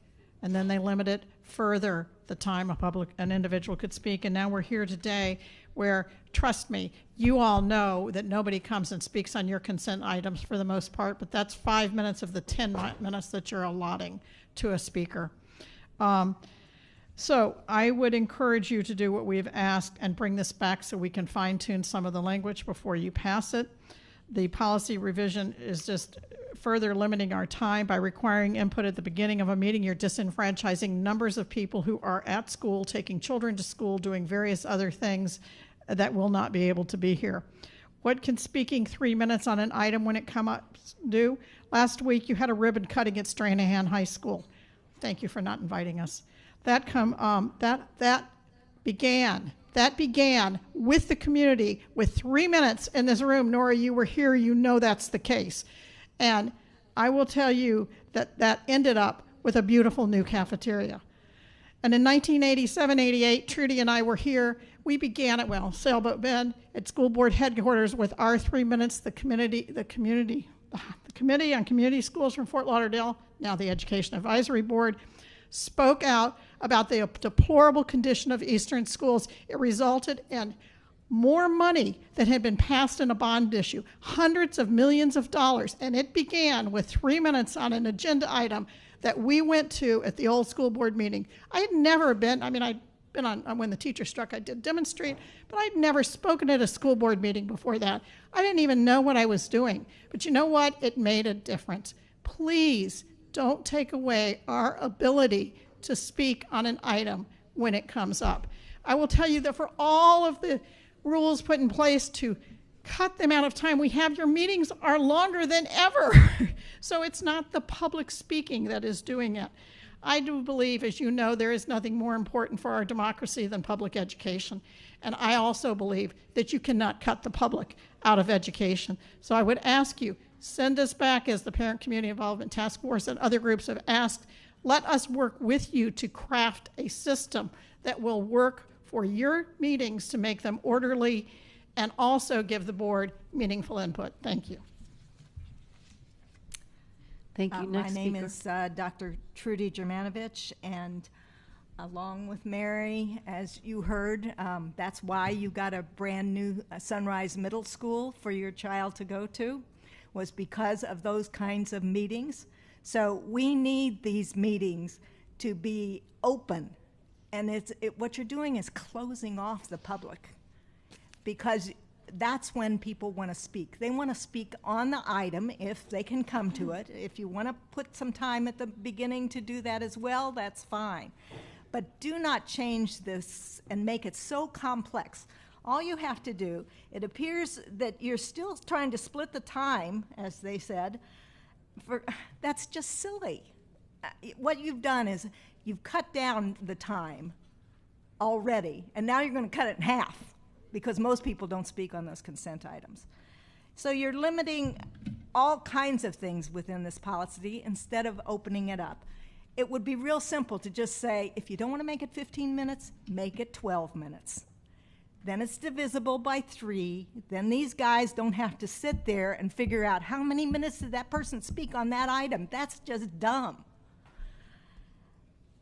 Also, I think that you really have to start listening to your committee people. You're going to not have committee people, is what's going to happen. They're going to leave. And when these people leave, who would want to come back to the mess that you're creating by this policy?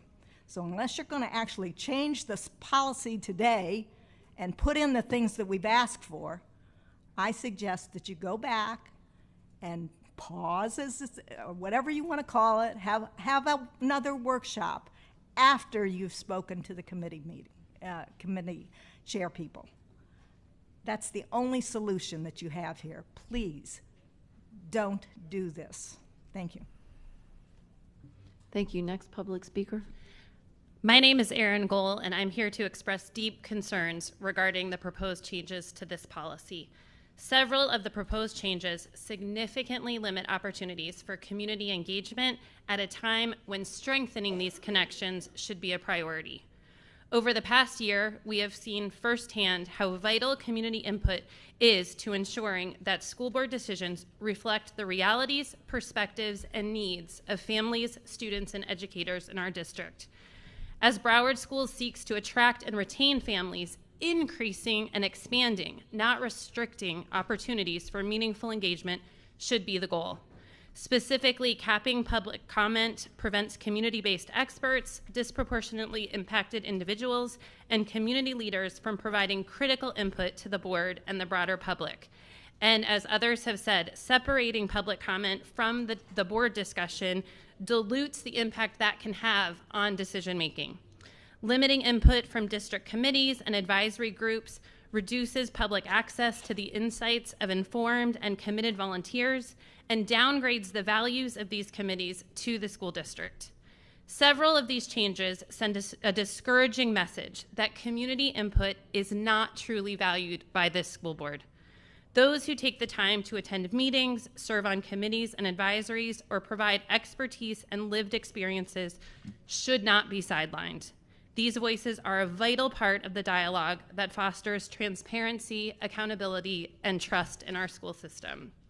I recognize and appreciate the intent behind several of these proposed changes. However, respect for the community must also mean welcoming its input in a meaningful and accessible way. Thank you. Thank you. And our last public speaker. Nicole Morris, Coral Springs. I understand the intent of some of the changes, but disagree with cutting any public speaking time. While I understand that general speaking time is not included in the 10 minutes, if you don't use that time also, you are losing time, and only 5 people per session can use public speaking time, as I have learned today. I disagree with any of your time being taken for motions. Some items may have 6 or 7 motions, and it's unfair that the public should be forced to ration our time to speak on issues that will affect us and our children.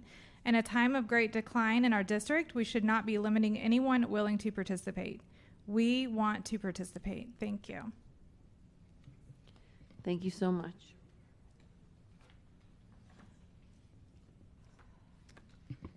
Okay. Sorry.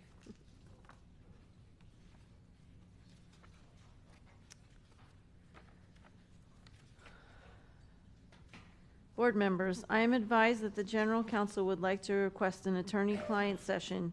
At this time, I am requesting all persons not scheduled to attend the attorney-client session, please exit the room at this time. Ms. Batista? Thank you, Madam Chair. I'm requesting 2 sessions, 2 attorney-client sessions. The first session is Lunacon Engineering Group, Inc. versus the School Board of Broward County, case numbers 24-006018, also 24-006019, 24-006021, 24-006025, 24-006026, and 24-006970, pending before the 17th Judicial Circuit in and for Broward County, Florida. The following persons will attend this attorney-client session. School board members Deborah Hickson, Chair, Sarah Leonardi, Vice Chair, Lori Alhadeff, Maura McCarthy Bowman, Brenda Pham, Esquire, Dr. Jeff Holness, Nora Rupert, Rebecca Thompson, Dr. Alan Zeman, Dr. Howard Hepburn, Superintendent of Schools, Oscar E. Soto, Esquire, Thomas Cooney, Esquire, and Marilyn Batista, Esquire, BCS. The second session is Burke Construction Group, Inc.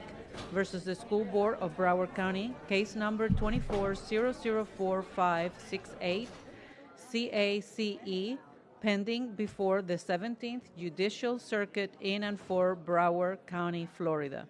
The following persons will attend this attorney-client session. School board members Deborah Hickson, Chair, Sarah Leonardi, Vice Chair, Lori Alhadeff, Mara McCarthy Bullman, Brenda Pham, Esquire, Dr. Jeff Holness, Nora Rupert, Rebecca Thompson, Dr. Alan Zeman, Dr. Howard Hepburn, Superintendent of Schools, Thomas Cooney, Esquire, and Marilyn Batista, Esquire. In anticipation of this request, the attorney-client sessions were properly advertised for today, February 19th, 2025, at 1:45 p.m. in accordance with Section 286.0118 of the Florida statutes. The purpose of the attorney-client sessions are to discuss settlement negotiations and/or strategy relative to the pending litigation. A certified court reporter will record the sessions. Only those persons noted in the advertisement will be permitted to attend. Thank you, Madam Chair.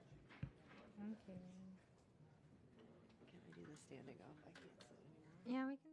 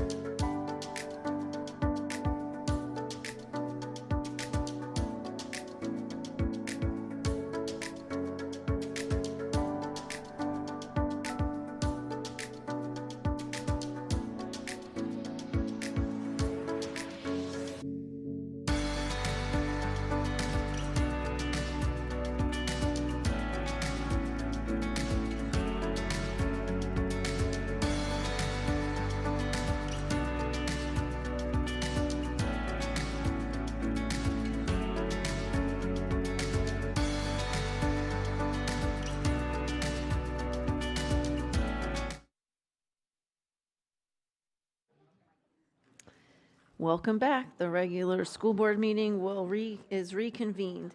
Ms. Batista, can you please answer a quick question that came up in the public speaking? Can you please explain why the word has been changed to defamatory instead of derogatory? Thank you, Madam Chair. So derogatory refers to remarks or actions that express a low opinion of someone, and pursuant to the recent case of Moms for Liberty versus Brevard County School Board, they specifically made a finding. The opinion talks about the word derogatory and the fact that derogatory comments are acceptable. What is not acceptable would be defamatory comments, which would refer to statements that are false and they would damage the reputation of someone. So if there were a speaker to come and make statements that are overtly false, they would have to be obviously false. I'm going to say de facto. They have to be it has to be shown that they are false. Then that would be considered a defamatory statement. It would not necessitate having to go to court. That's a separate standard. Thank you very much. Next, we will go to board member comments, and we will start off with Mrs. Alhada.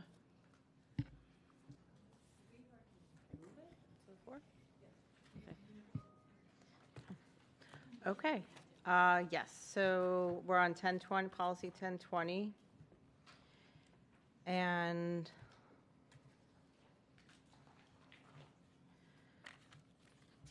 so in regards to page 7 of 16A1,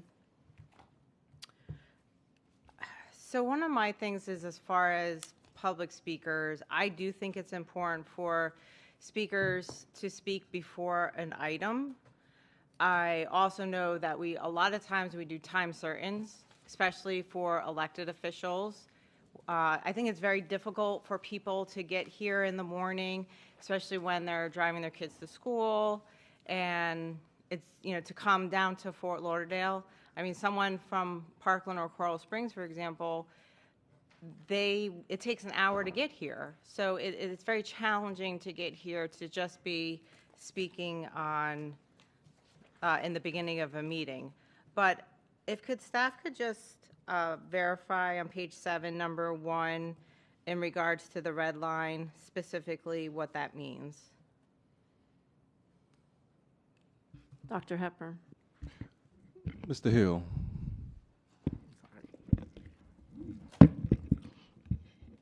Thank you, Dr. Superintendent, through the chair. So number 1, basically, it does 2 things. It reduces the 15 minutes down to 10 minutes for the cumulative time for public speakers to engage with the board during school board meetings. That does not include their general AM or PM speaking time, as well as any committee, well, never mind without the committees, as well as it does not include their written public comments, as it did before. And then later on in the policy, it also it splits it between consents and open agenda items. Okay, so to clarify that, so I'm understanding what it's saying is that they're only allowed to speak in the beginning of the meeting and not after when the item is pulled. The only time I'm sorry, so do this. No, go ahead, Mr. Hill. Thank you. The only time in which they can speak within the agenda itself is during motions. So the 1 minute there for any unused time, they're still allowed to do that within but otherwise they have to speak either before the item is actually taken in the bulk, have any agenda items that were not pulled by the board, they will actually speak at that time before the board moves forward with the open agenda or the consent agenda. So the beginning of the actual agenda itself. Okay, so timing-wise, what do you think the timing would be that those would occur? The consent agenda is first, so I would say the meeting started at 8:40, normally 8:45, so around about 9 o'clock is when they would speak for the consent items. And then for the open agenda items, being that you don't have that many consent items or speak on them, maybe about 11 o'clock or maybe noon at the very latest, but around 11:30. Okay. Again, I think timing-wise, it's way too early. Also, for me as a board member, I like to hear what the public has to say when that item comes forward to the board, is brought to the floor. I have a motion prepared, and so I'll just come out with it, and then we can go from there. So I move to amend page 7 of 16A1. A single speaker may not exceed 12 minutes in total per meeting, including their general public comments. If any substitute motion is introduced, the speaker is allowed 1 additional minute to speak on that motion, and time spent delivering committee reports does not count towards the 12-minute total. Okay, it's been moved and seconded. Any public comment on the motion?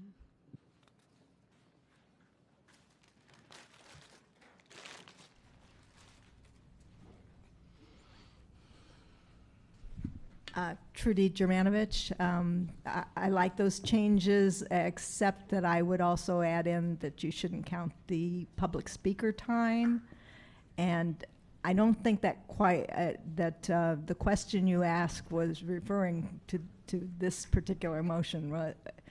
As I understood it, it was a little bit confusing because it didn't sound like that was what you were asking. Thank you.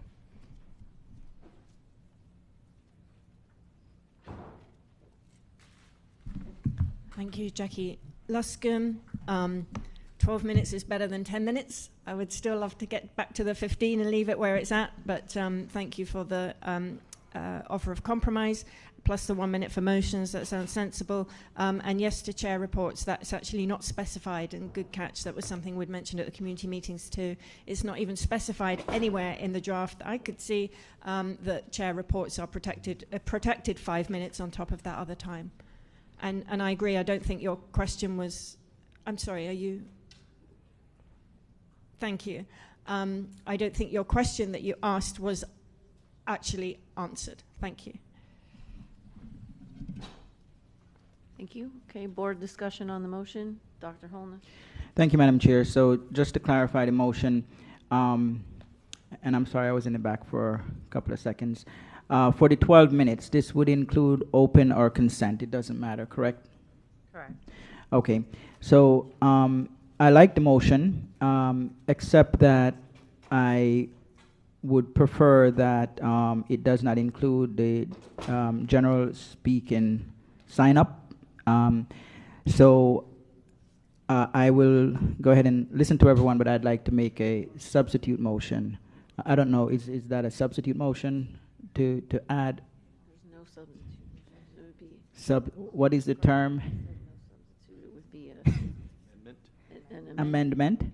Okay, so I'd like to make an amendment to the motion, but maybe the amendment would still keep Board Member Al-Hadef's motion on the floor. It's just been amended, and she would have to accept it. Is that how that works? Just want to make sure. Just do it. Okay. So just go ahead and make the motion.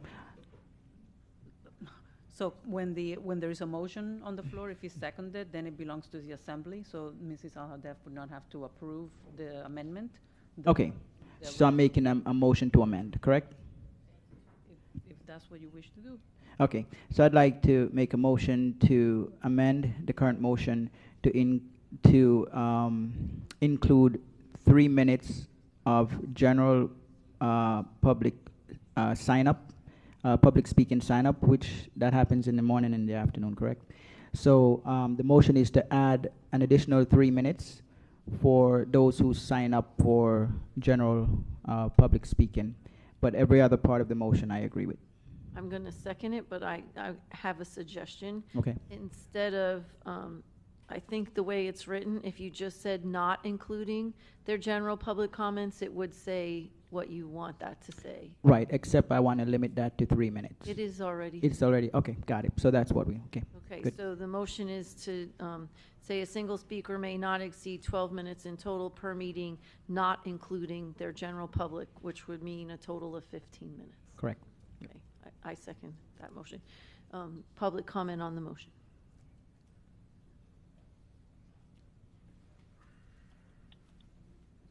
Trudy Germanovich, my concern is that you aren't addressing the consent that was the question that you originally did. I hope you're going to, because to have it split like it's consent and not consent, it should be for the whole meeting. And so maybe you need to put that in the as an addition. Thank you. So, Mrs. Aladeff, can you just explain, you want this to replace what's in red on one? Correct. Right? This is on page 7A1. It would replace what's in red.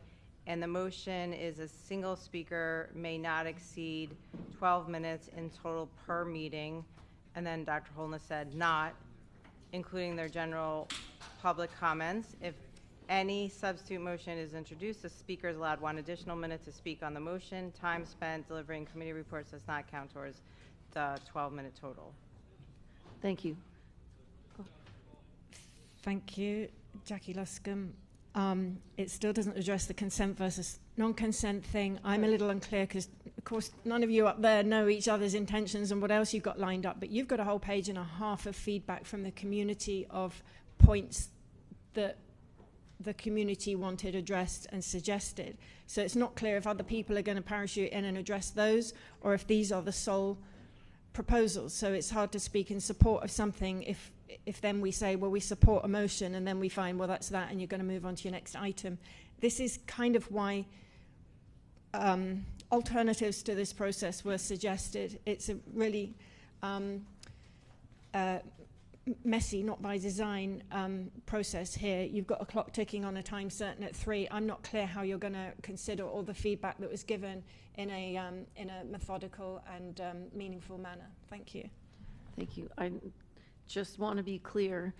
I do believe this is addressing, it's taking out the separation of open and consent items and just saying a single speaker can speak for 12 minutes in a meeting. It's taking out separating the time. Yes, that is the intent. That is correct. So anytime during the meeting, just like we normally do now, an item is pulled and we ask for public speaker. Madam Chair, Thank you, Doctor. just for the sake of the public's comfort, can Ms. Batista reaffirm that should we pass this motion, that is what it is saying? Ms. Batista.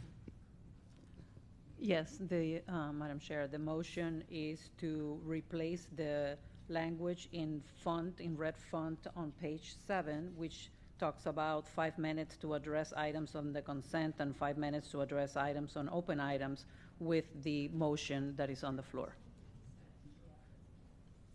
Mr. Hill. Thank you.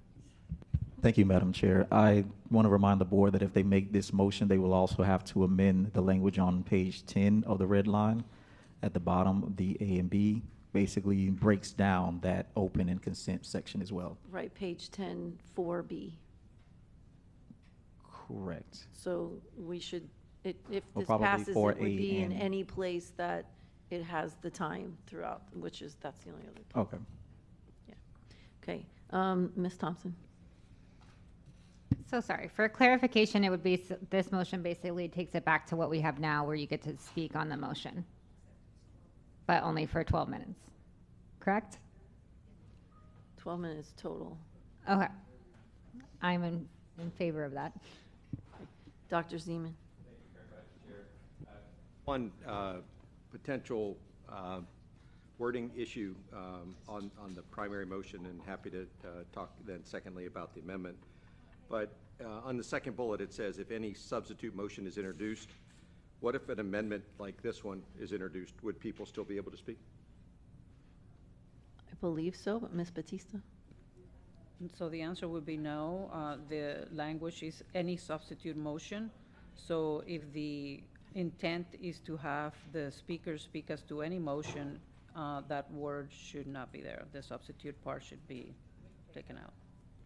Okay. Terrific.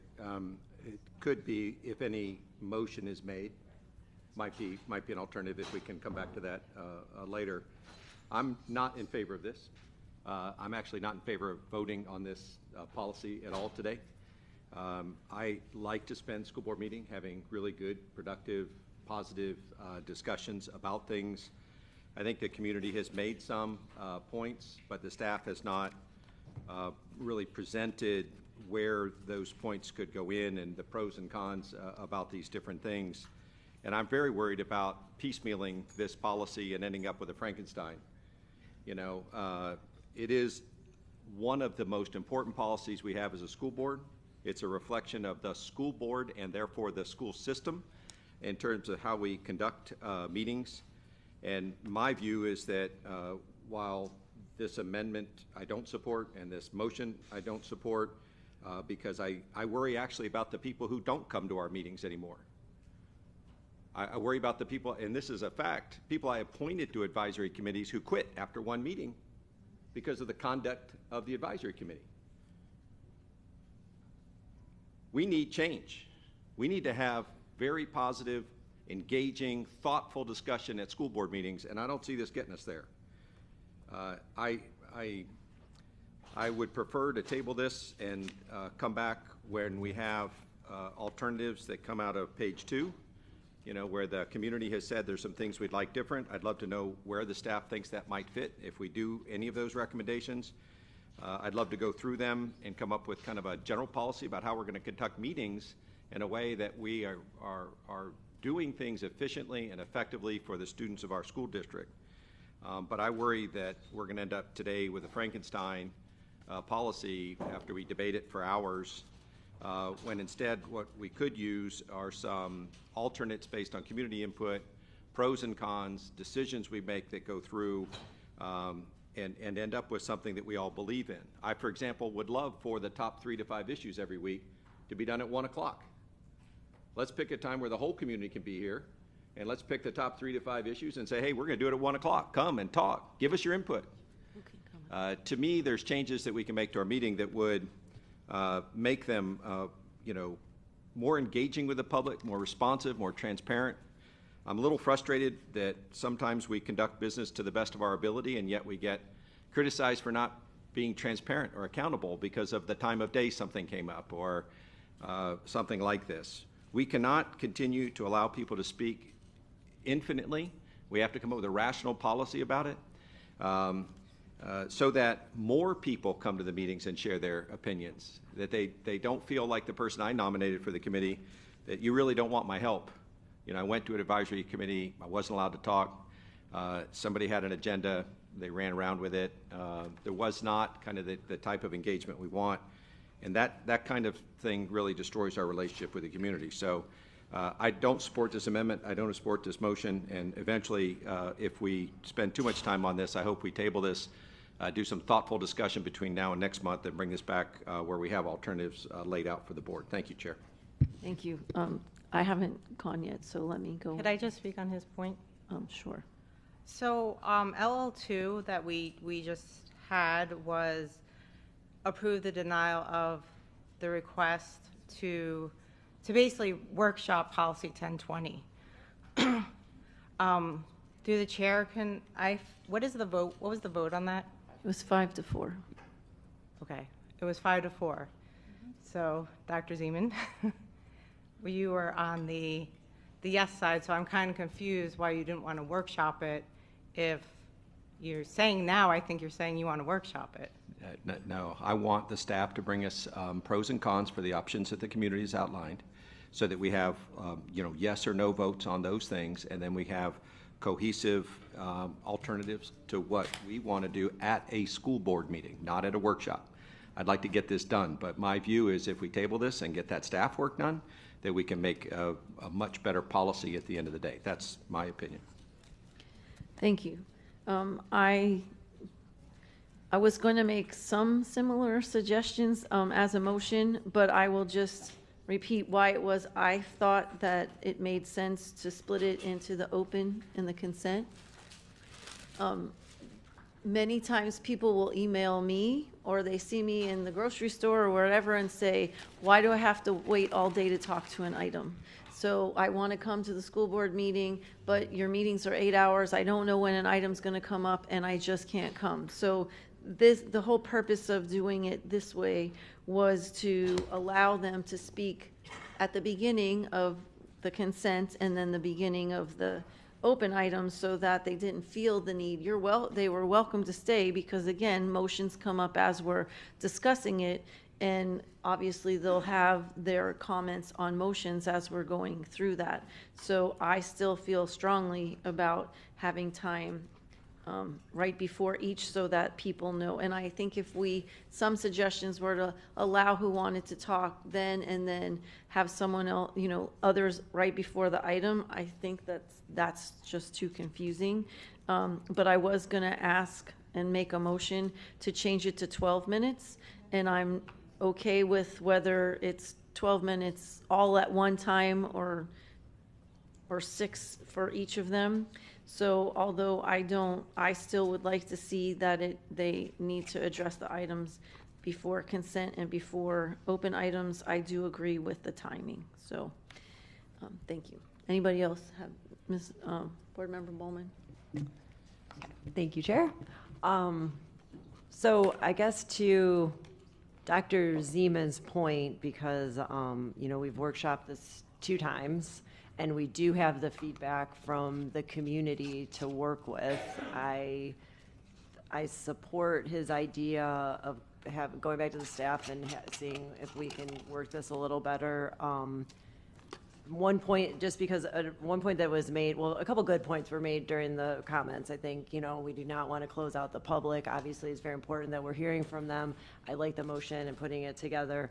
But another thing that was brought up was the forms for the committee reports, and it sounded like the committee members would like to have input to devise the forms. If we accept the rule as it is right now, that includes the exhibit, which is incorporated. So I don't know what the procedure is, but I would like to see that. I would like to see the advisory committees be able to give some feedback for that before we incorporate it into the policy.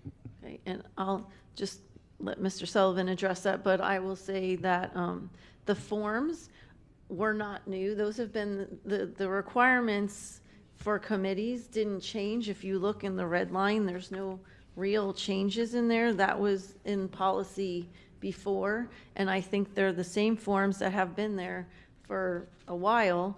But we did have some community members say that they didn't feel the forms were going to, they could be tweaked. And I thought they were going to make those recommendations at the meeting that they had, but apparently that didn't happen because that was a discussion that we had. I said, yes, bring them ideas. But so Ms.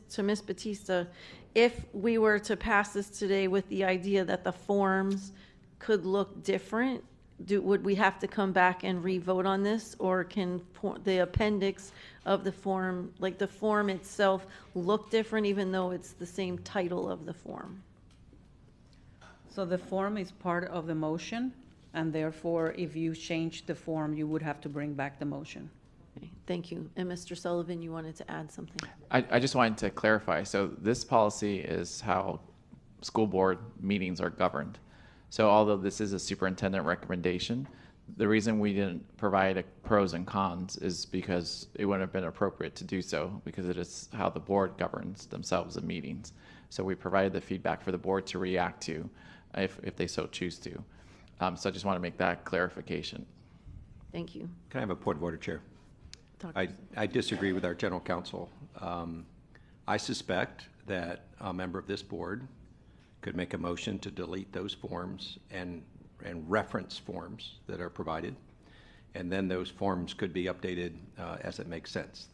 I don't think policy needs to include forms. Forms are forms. They are documents to gather data and get things done.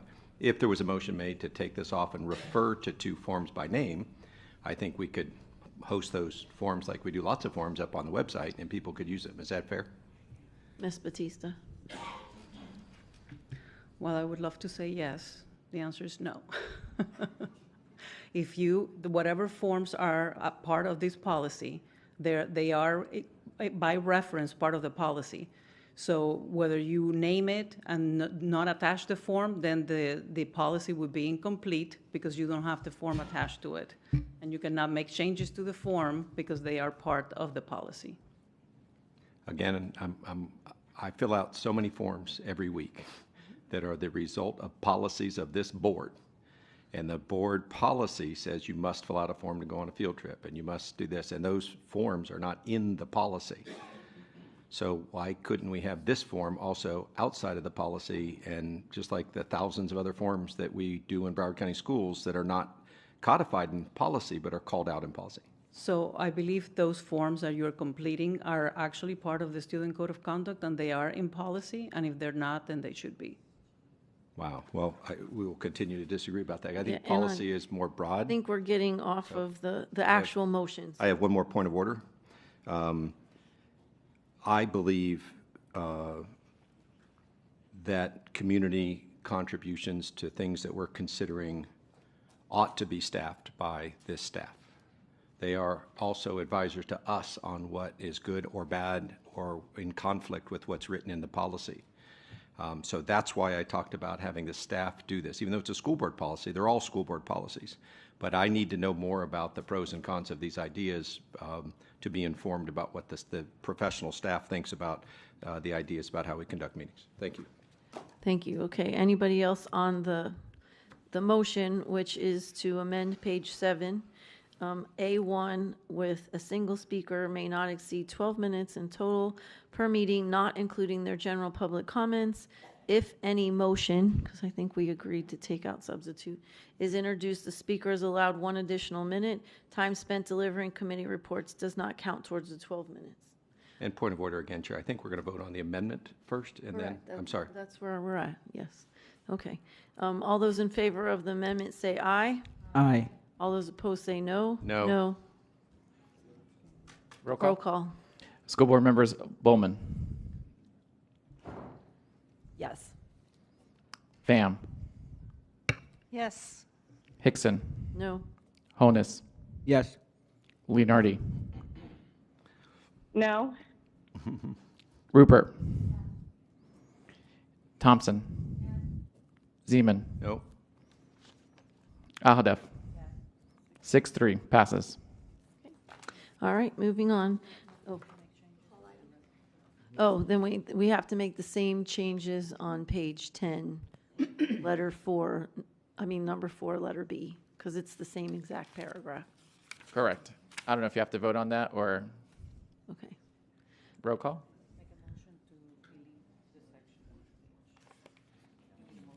Okay, so I guess I'll make a motion then to delete the section and replace it with this on. No, you have to replace it with this wording. I believe all you have to do is delete the red line, the red portion of Okay. of section B, NA, section A and B of page 10.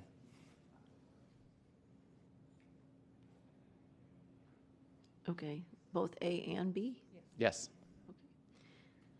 Second. Oh wait, I'm sorry. Just B, unless Ms. Batista I don't believes it's different. think, I think it's just B.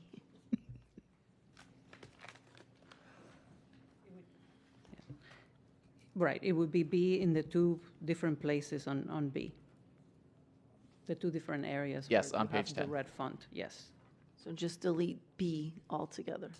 Of the red. Right, the red line. Yeah. Okay. So I move that we delete the red, on the red line version, the things in red on page 10 for B. Second. Any public comment on the motion?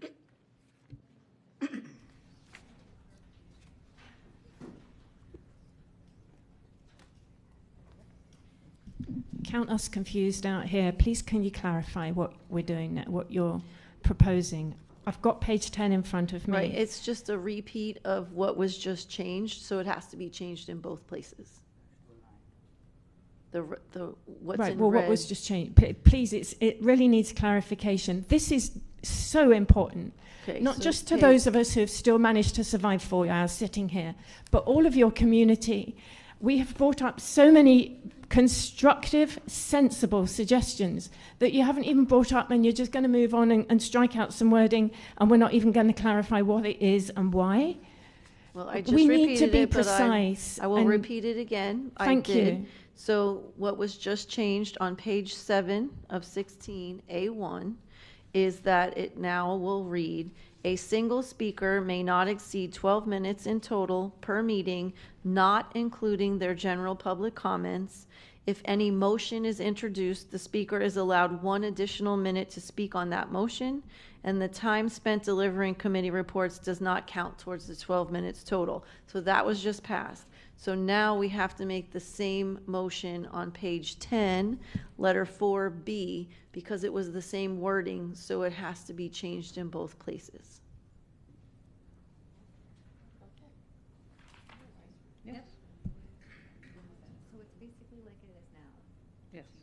And what happens to all the other things we suggested? Dr. We're Siemens only right, on this one is a thing. mess. We're only on one motion. But you've done it already anyway, so what input do we have if you're saying that it's already linked to what you've already decided?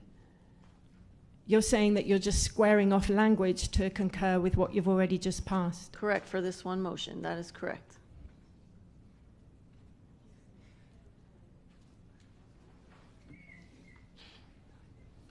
I apologize, but I ran out real quickly between when you had your closed door.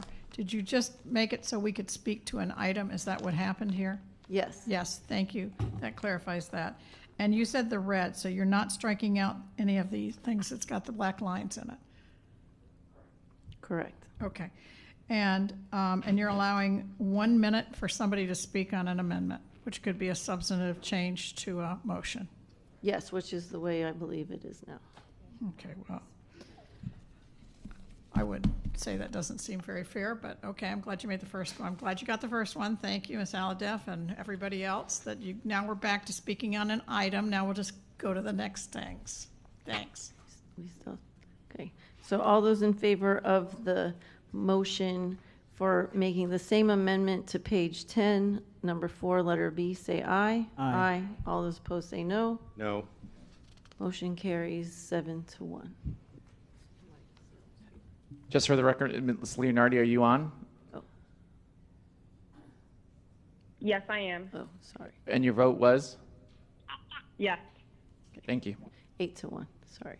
Okay, Mrs. Aladef, were you done? My other comment was regards to the attachments for the committees. There seems to be possibly some confusion in regards to these specifics in these reports. So the way it is now, it would be required to submit these reports. That's how I'm understanding it. And I think it should just be a recommendation. Mr. Sullivan, would you like to speak to that? Sure. So it's already a recommendation, I believe, within the policy. The point of the forms is twofold. One, to make it easier for the committees to organize themselves and to make the information of their meetings digestible for the board so they can react to it. But is it required in the policy for them to fill out the forms? It would be required under the recommendation, yes. Okay, and what page is that on? Page 9. Page And it's only required If they don't attend in person. attend to give a report in person. Correct. 9. Okay, and what letter is that? There's 2 forms, so it would be attachment A, and that's in B, and then attachment B, which is D, as in dog. B and D. Okay, so I move on page 9 of 16, B and D, to make these reports, make them as a recommendation, not required. Okay, it's been moved and seconded. Public comment on the motion? Thank you, yes. And I point out that before this policy ever came up for redraft, I don't think any of us had ever even seen these forms. So what purpose they're serving, I'm not clear. But I do want to just point out, from our end of things, what these forms are asking us to do. Let's go to attachment C. You're asking us basically to minute our minutes. Not doing that. So you're going to have to come up with, if you're saying these are just recommendations and we're not using them anyway and haven't for years, we've never been asked to, and we already provide minutes, and to Mr. Sullivan's point about it's to make our minutes digestible, our minutes, certainly have a look at ESE advisories. They're awesome, if I do say so myself. You will get a really good overview of some really rich issues that you need to talk about by reading our minutes. Let's not have a form to make our minutes even less than what they are. And the other information, it still misses the point that we do more than just make recommendations to you. There is nowhere on attachment B that acknowledges that. Thank you.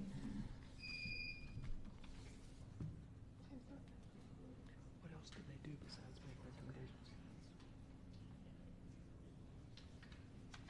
Just like to support the idea of making these optional. I see several places where you would have to do this. And just by way of saying this, I said it earlier, I was like an activist in 1987, but by the early 90s, I was sitting on numerous district committees, including chairing the DAC for 3 times. So I would like to say, yes, for some people, it's great to have these, but not everybody needs them. So if you have the resources for your volunteers, that's a wonderful thing to give volunteers resources.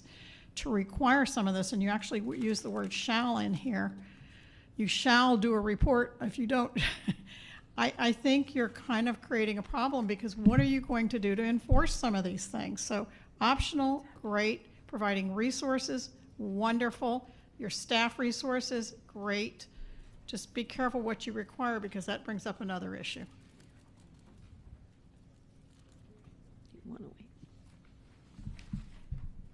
There are so many things that you really have to change in here. I think you're going to have to stop now for your 3 p.m. time. But it's what you're requiring by all this verbiage. I mean, a policy shouldn't be how many pages? This is crazy. No one can figure out what you're doing, and you still haven't, I don't believe you addressed the original point, which was, do I have to come and speak for 5 minutes on the consent agenda? Or do I, and then on the other, so you're missing all kinds of things. And that's why this is not the place to be doing it. You should be doing it at a workshop. Mrs. Al-Hadef wanted to address something, then we're going to go to our 3 o'clock time certain, so we'll pause this. My question, Ms. Batista, if I just on B change must to may, and then on D change shall to may, would that then show that it's optional to do the forms? Yes. Okay, so that will be my motion. I move to change must to may in B, and in D, shall to may. Okay, we are going to pause this conversation to bring SS1, since we have a time certain, and then we will come back to it. So can I have a motion and a second to bring SS1 to the floor? So moved. Second on S1. I'm sorry, S1, not SS1. I'm sorry. It's been moved by Mrs. Rupert, seconded by Ms. Thompson. Although, any public comment on S1? Yes, Mr. Hudak. Chair. Deb, I'd like to speak after. Well, I have 3 minutes to pump up Peggy Nolan. My name is Michael Hudak. I'm the District 1 City Commissioner, which is where the Aquatic Center is. And I can think of no one more deserving than to have this Aquatic Center renamed after my friend and former mayor, Peggy Nolan.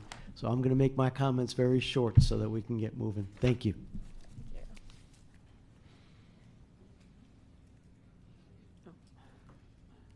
Okay, thank you. Board member comment, Ms. Rupert. Thank you.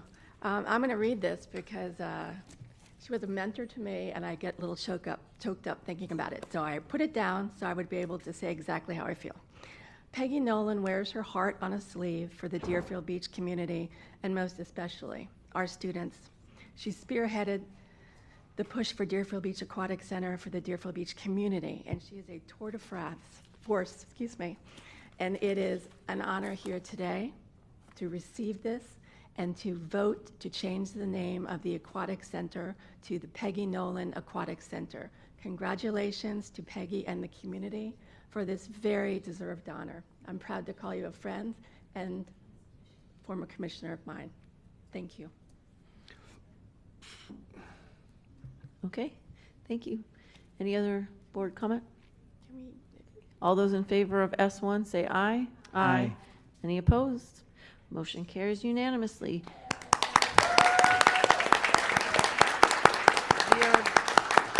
We are going to recess for just a quick minute to take a photo, so we are going to recess the meeting for 3 minutes.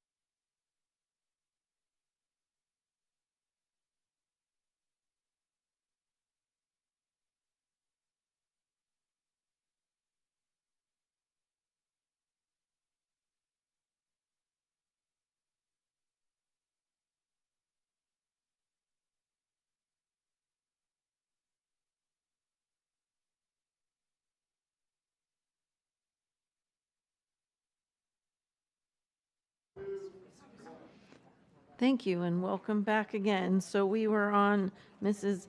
Al-Hadaf's motion on page 10, right? 9, sorry. To say may as opposed to must or shall. And we were on board discussion. Dr. Zeman. Thank you so much. It seems like may is a little bit too much, and shall is a little bit too hard. But I do think that we do want to recommend for advisory committees to, if they can't come to a meeting and make a report, to write things down and send it to us. I actually like these forms, even though I still disagree that policy should have forms in them ever. But I just feel like may do something is like, you know, if you feel like it, get around and do it. It's recommended is actually something that would be good for the community and good for the board and good for the staff. for people to have a record of things. If you can't come to the meeting, we recommend that you put it on paper, get it done to the extent of your time and effort that will allow. May sounds like it's something we actually don't have any particular value in. So I will propose an amendment to the motion to say we recommend rather than that they may do this. Is there a second? Second. Public comment on the motion? Okay. Board member discussion. Mrs. Al-Hadaf. Thank you. Dr. Zeman, so can you be specific in B and D where you would add that language? So if I understand the motion, original motion on the floor, it would replace must in the second line of B with can. Is that correct? May. May. I apologize. Thank you. May. And then on D, shall on the first line also replace with may? Yes. And so what I'm proposing as an amendment would say is recommended to in place of may. And also on D, instead of may, would be is recommended to. The written reports of the committee are recommended to be typed in B. And the first one would be verbal committee reports shall represent an account of the committee's respective meeting minutes and are recommended to include specs referenced in attachment A. So it's just a swap of a small word change, or recommended rather than may. Dr. Holner. Thank you, Madam Chair. So if Ms. Batista could clarify if the word recommend versus may change any meaning to the language and the intent of the policy. Well, while in practice it may not change a lot, in practice, I think as a statement of what the board is trying to say, it does make a difference. May, it sounds like you're ambivalent, you really, don't have a preference one way or the other. When you are recommending something, you would prefer that it's done this way, but you're not mandating it. Okay, got it. So that clearly clarifies both. Thank you. Thank you. I'll make a comment. So on page 9 of 16B, where it says all verbal committee reports shall represent an account of the committee's respective meeting minutes and recommended must, may, whatever. It says now must include the specifications. So it's not saying that they have to fill out attachment A. It just says whatever their report is must include these things. I think must is important there because it's what we want them to include in what they're telling us so that we have a uniform committee report that they know what it is we want them to at least tell us these things. We've had a lot of newer committee chairs saying, please give us some guidance here. We're not sure what we're supposed to be doing, and they're a little nervous about coming to us. So it's not saying that they have to fill out attachment A. It just says that they have to keep attachment A in mind when they're giving that verbal report. So in D, if maybe we could change that to add those words, which says include the specifications and not necessarily require them to fill out attachment B, but whatever report they're sending to us has to, at the minimum, have those things, because I know what one of our committee chairs has said is we do so much more than that. There's more that we want to tell you. So if we just used it as a guide, like this is your guide to how you're going to report out to us, you can add more, but we want this at the minimum. That was really the intent of B and D. So we can tweak that wording, but I still think it should say must include specifications referenced, or however, must use as a guideline or something, so that they know that that's the way we as a board, this is the information at minimum we would like to know when you come to report to us. Mr. Sullivan, you're flagging me there. Oh, yeah, sorry to distract you with the flag. To your point, A is not a form. It's just it's when it applies to their reports, it's what they should include so the board can react to the information that they're meant to advise the verbal report. So it's not a form. They don't have to fill out A. They only have to fill out B if they're not giving the report in person. Yeah, That- and that's so fair. I would make another motion, I guess, is to say in letter D, the written report of the committee must be typed to include the specifications referenced in attachment B, because then it would not say that they have to do the attachment, but the report would have to include all of those things. Madam Chair, Dr. I thought Dr. Zeman has a motion on the floor, which does. is I'm an making- amendment to. And I'm making an amendment to that. So this is a second amendment? Yes. Okay. So if there's an amendment on the floor already, wouldn't he have to accept? No, So it just replaces. it goes back to, okay. If there's a second. All right. There might not be a second. So that was my motion, to keep B the way it is and to change the wording on D. Second. Okay. It's been moved and seconded. Any public comment on the motion?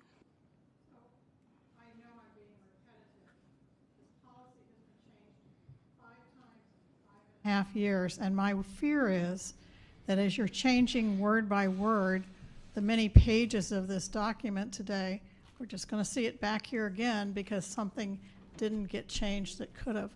Wouldn't it be better at this point to table this, have all of this typed? It's very confusing as a member of the public to sit here and hope we can follow all these amendments. I know you've got technology and other things that we're not sitting here with. So I would just request that we not bring this back a sixth time in 5 years or 6 years, and that you've got some great things in here. You're really doing some good work, but just get it complete and then bring it back so there's an opportunity for everybody to weigh in on it. Thank you.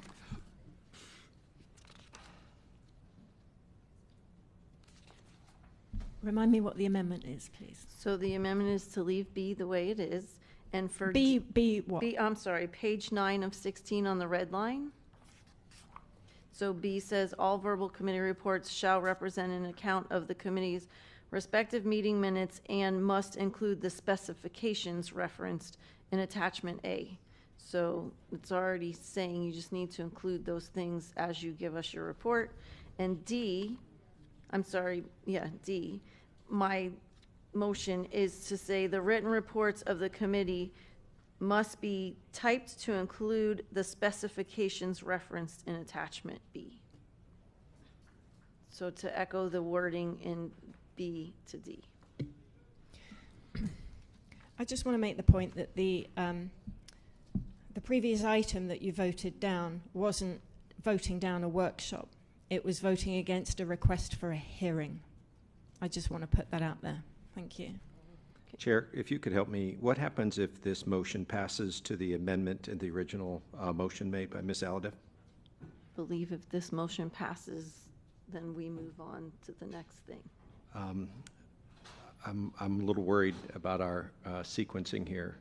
I've never seen a motion, an amendment, and another motion after that. The amendment to the motion might fail, in which case there's another amendment that could be made. But when we have a motion, an amendment, and another motion, I don't think that's really permitted under Roberts. Ms. Batista? So I believe that our history has been that we keep it to one amendment on the floor, because otherwise it gets really confusing. Under Robert's rules, you can have two amendments, up to two amendments. So I think that's where we are at, up to two amendments right now. If we go back to the amendment that I proposed, I'm willing to speak against it and encourage my colleagues to vote it down so we can make a better one, because I think I was advised that B and D was where we need to make changes, but that's not the case. And so I would, if we go back to that, I'm happy to speak against it and to vote against it as well. Okay. Anybody else on? So would you like to then vote it down, vote Dr. Zeman's amendment down, and then make your motion? That's what he's proposing. Sure. Okay. So we'll vote on Dr. Zeman's amendment, which was to change to recommended, right? All those in favor of the motion the motion to change it to recommended, say aye. All those opposed say no. No. No. Motion fails. So we're back to the motion I just made on the floor. Yeah, but Amendment you you need to made. make it again. Okay, so the amended motion is to leave B as it is and to change D to say on page 9 of 16 in the red line, the written reports of the committee must be typed to include specifications referenced in attachment B. Second. Okay, so we had that. Any other board discussion? Mrs. Alhadeff. Thank you. So I think that we are trying to micromanage committee members way too much. I think that I don't see I have never seen an issue with them giving their reports in the last 7 years that I've been here. So I get that these are our recommendations. These are volunteers. So Ms. Batista, my question to you is, if we are requiring or making strong recommendations to volunteers, how does that impact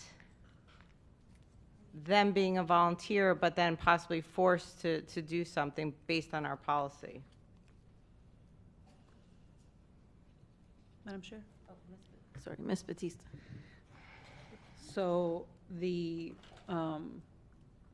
fact that the school board has or would want to require certain things in the reports of volunteers does not affect their category as a volunteer, their status as a volunteer, and you are free to do that with volunteers and their work.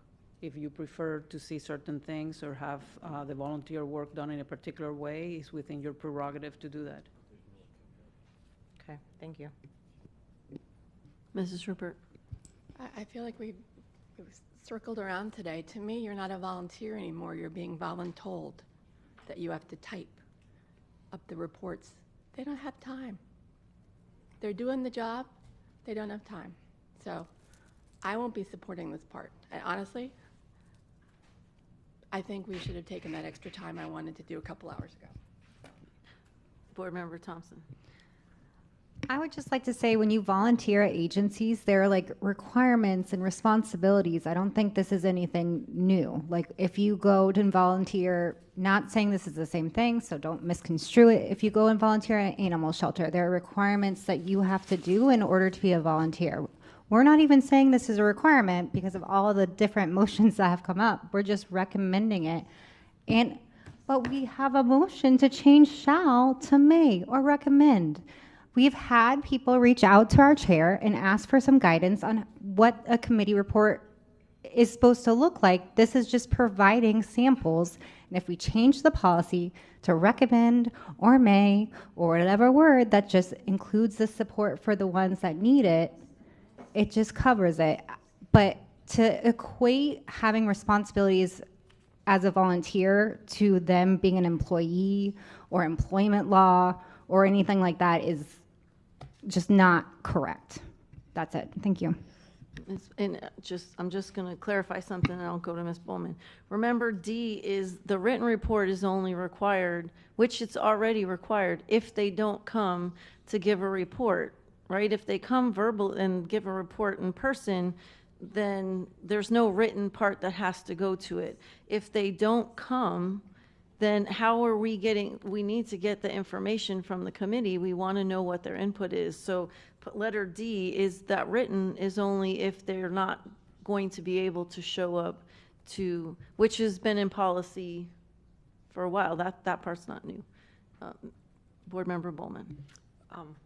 Just to Ms. Thompson's point, I mean, if you're a member of the PTA as a volunteer, I've spent hours doing accounting and preparing tax returns and doing all kinds of stuff. No one's paying you for that. That's part of running your organization. It's a volunteer position. So I don't think that distinction is applicable here, that you know, as a volunteer, that you can't have any responsibility. I mean, you're supposed to go to the meetings, you're supposed to come here to report. Some people don't do that even. So I don't have a problem with having some kind of a report in front of us if you're not going to come to verbally give the report so that we know what's going on, if the purpose of the advisory committee is to advise the board. If it's not, then I guess don't do the report, but how are we supposed to know what the advice is if we're not getting it from the committee? The wording, I don't love any of the recommendations, quite frankly. I don't know if the word should is better than must. I think there's some language issues with this, and maybe we're just wasting a lot of time going back and forth in this forum, but volunteers do have responsibilities. Thank you. Thank you. I wouldn't mind changing my recommendation to should as opposed to what I said, if that will make it easier. Mrs. Pham. I'd like to make a motion that we table this. We've been beating a dead horse for hours, and I don't think we're going to really come to consensus. We're going back and forth, we're vacillating. I think we should clear our heads, take a look at it, and really absorb what we're thinking about, how we want to say it, and then construct something already pre-prepared and bring it in and make some proposals. But just to keep going back, I think this is unfair to the public. I think it's unfair to these committee members, and I think this is too important of an issue to just try to wing it. So I hope someone will second my motion. Second. Ms. Batista, can you address if we were to table it, what would happen? Well, I mean, you would have to table it with some direction to do something. So that would depend on what your direction is. I believe that this section of the policy is actually the last section that requires change, but I could be wrong. Okay. Public comment on the motion.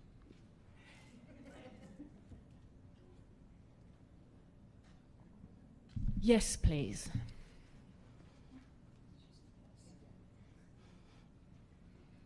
Just going to say it again, 5 times, 5.5 years. Y'all are aiming, I guess, for 6 because you've made a lot of changes and it is really hard to keep track of. I don't understand on something this important why you can't table it for a month and bring it back when all of these things have been put in writing and we can all read them together. Thank you.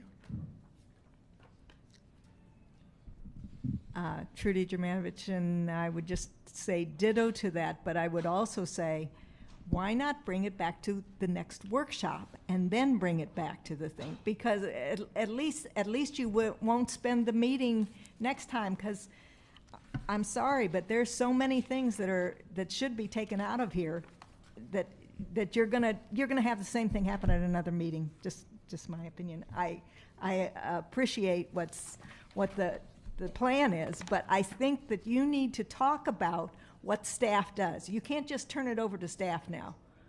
If we don't understand what you want, how are they going to understand what you want?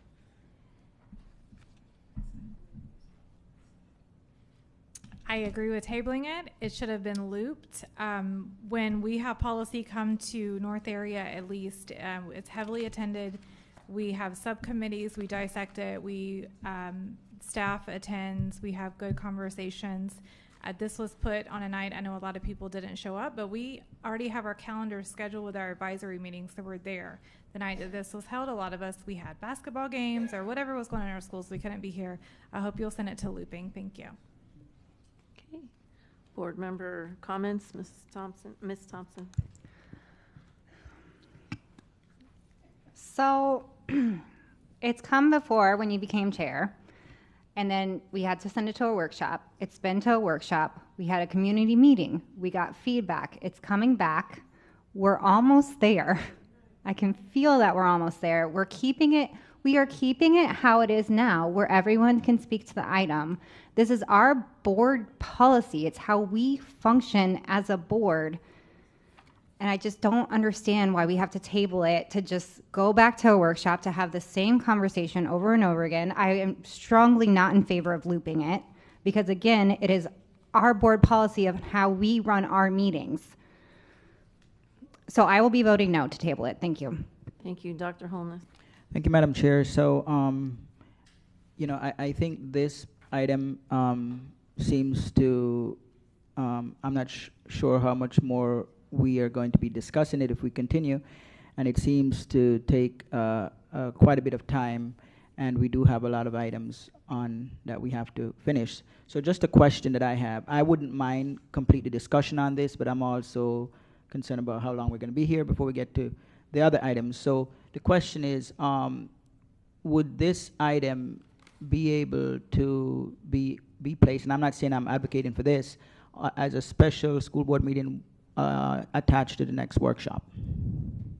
I believe we already have a special school board meeting on at the beginning of the Madam Chair? workshop, but There wouldn't be enough time for advertisement. okay, there you go. Okay, thank you. Dr. Zeman? Hi, Chair. I have 3 additional motions that I'll be making on this issue. So with all due respect, I don't think we're at the finish line on this. My belief is that we need more understanding of what the community recommendations are. We need to know more about how those recommendations would be put into the policy. That's really great staff work if in fact we chose to do that. And I think the board just needs more time to listen to the community and to think themselves about what we really want our meetings to do. We have decades of history of listening to the community. Some of our great ideas have come from the community. And how we conduct our meeting is of utmost importance. But the way we're going through this, because I think we don't know enough about each paragraph and each section of this thing, and I'm happy to take responsibility for part of that, that we're not going to get this concluded in the way that we'd like. So I think tabling this, specifically asking for the staffing that I described and asking for school board members to come when we do have it on a workshop with written motions so that we can do those efficiently and effectively, and we've done the research ahead of time, would make this be a 20-minute item on the next school board meeting rather than trying to get it right going forward. So I'm in support of Ms. Pham's motion to table this until, I'm presuming, Ms. Pham, that would be until the next school board meeting. So in 1 month, the March school board meeting. Thank you. Thank you, Mrs. Al-Haddad. Madam Chair? I'm sorry to interrupt. I'm not sure there would be enough time for advertisement. I would have to count the days, but it'd be extremely, I don't think March 18th would be 28 days from now, but I would have to count. Okay, well, you do that well. Yep. Okay, so I just need some clarification, Dr. Hepburn, as far as what we did, because I thought that we had a meeting with the community, and the community made recommendations, and then staff took those recommendations and put them in this policy. I don't think that happened based on what's in this policy, but I'm just trying to understand. I don't want to keep doing the same thing and expect a different outcome if what we did didn't get that outcome. So what are we going to change to make a difference? Dr. Hepburn. Mr. Sullivan. I'm sorry, I was busy counting. It's 27 days, so we would not be able to bring it to the March board meeting. Okay, And I'm point of sorry. order, Chair. We notice meetings. We don't notice agendas. So adding something to agenda. This is rulemaking, sir. So what is the limit on adding rulemaking? I would need 28 days for rulemaking unless Ms. Batista feels differently. But that's how I've always been trained. Thank you, Chair. And sorry, to go back to Yep, Mrs. Al-Haddaf's point. Ms. Al-Haddaf, Can you repeat you it? remember the question? No, I was counting, sorry.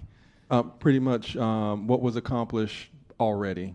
Community meetings, workshop. It was workshop where the board directed us to do a community meeting. We had that community meeting. I think even our audience members will agree it was a productive meeting. We answered their questions. Ms. Batista was there along with myself and Mr. Hill. We answered every question that they had, made clarifications, and we presented their feedback as they gave it to us to the board for board action. Because again, this is how the board governs itself. Okay, so if we table this and brings back the same document to next school board meeting, what is changing besides us having more time, I guess, to make more motions. I don't believe, if I may, I don't believe there would be a lot of change. I don't believe the superintendent or staff is ready to make changes to the policy based on feedback without the board reacting to the feedback that we've already gotten. And I don't imagine the feedback would be different because they had an opportunity to provide it. Okay, thank you.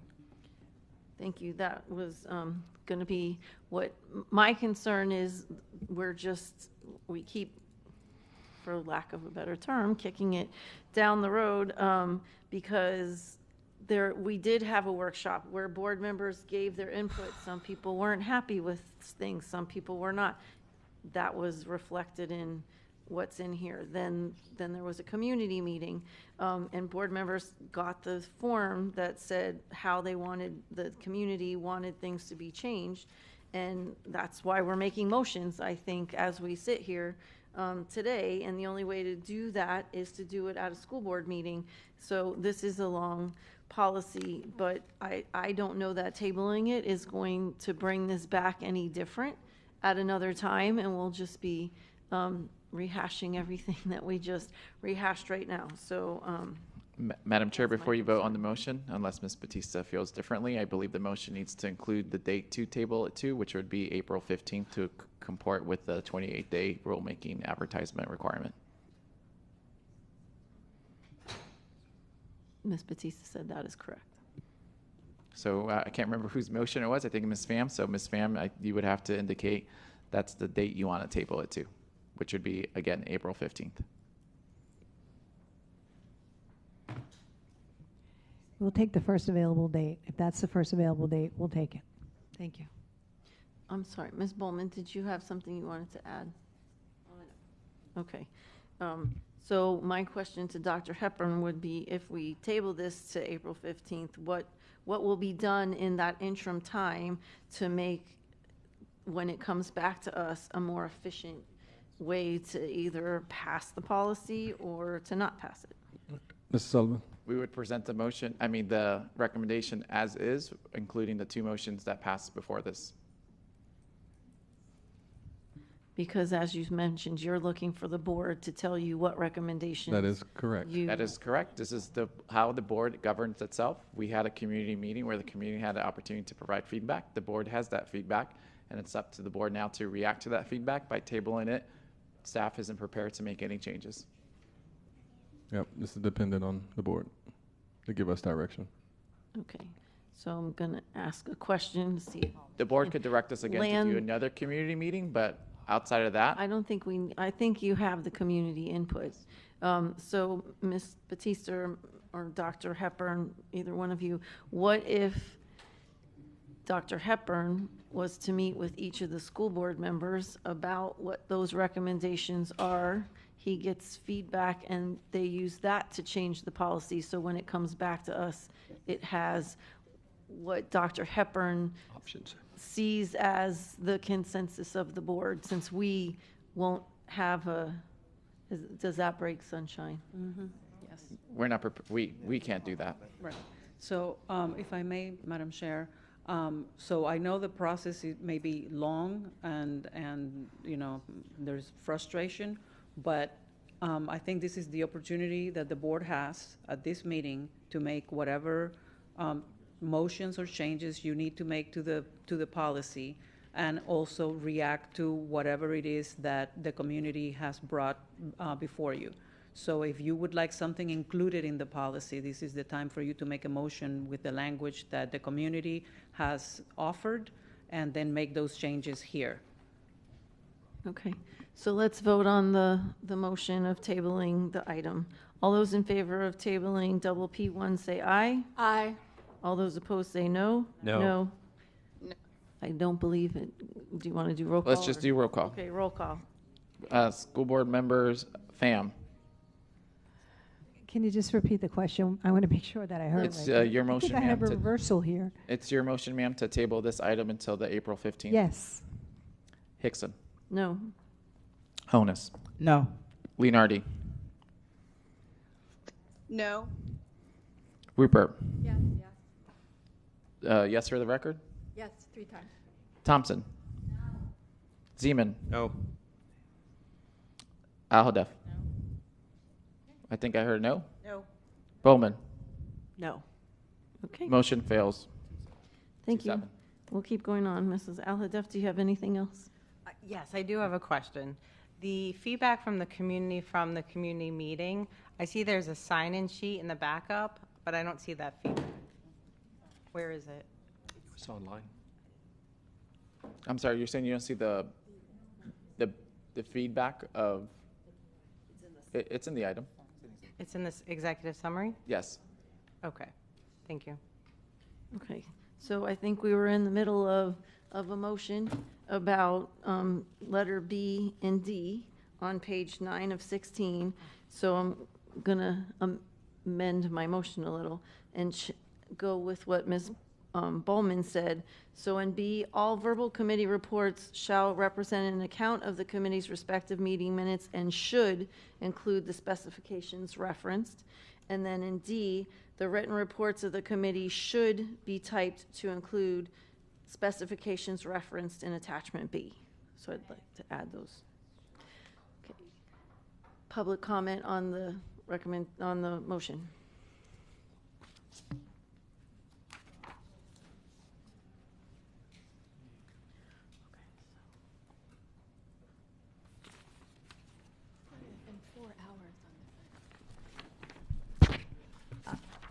I didn't have time to look. I looked for those, what came out of the meeting, because that's why I asked this morning how many of you actually or watched the meeting, because I think you would have gotten a different feel for it if you actually watched the meeting from what was given here.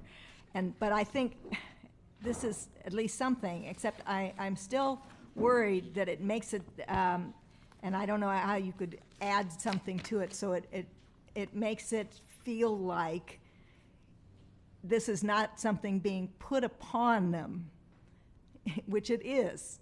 I don't care how you look at it. If you can't come to the meeting, you have to do this written report in addition to your minutes. Now, is that right? This is like teachers feel when an edict from above comes down.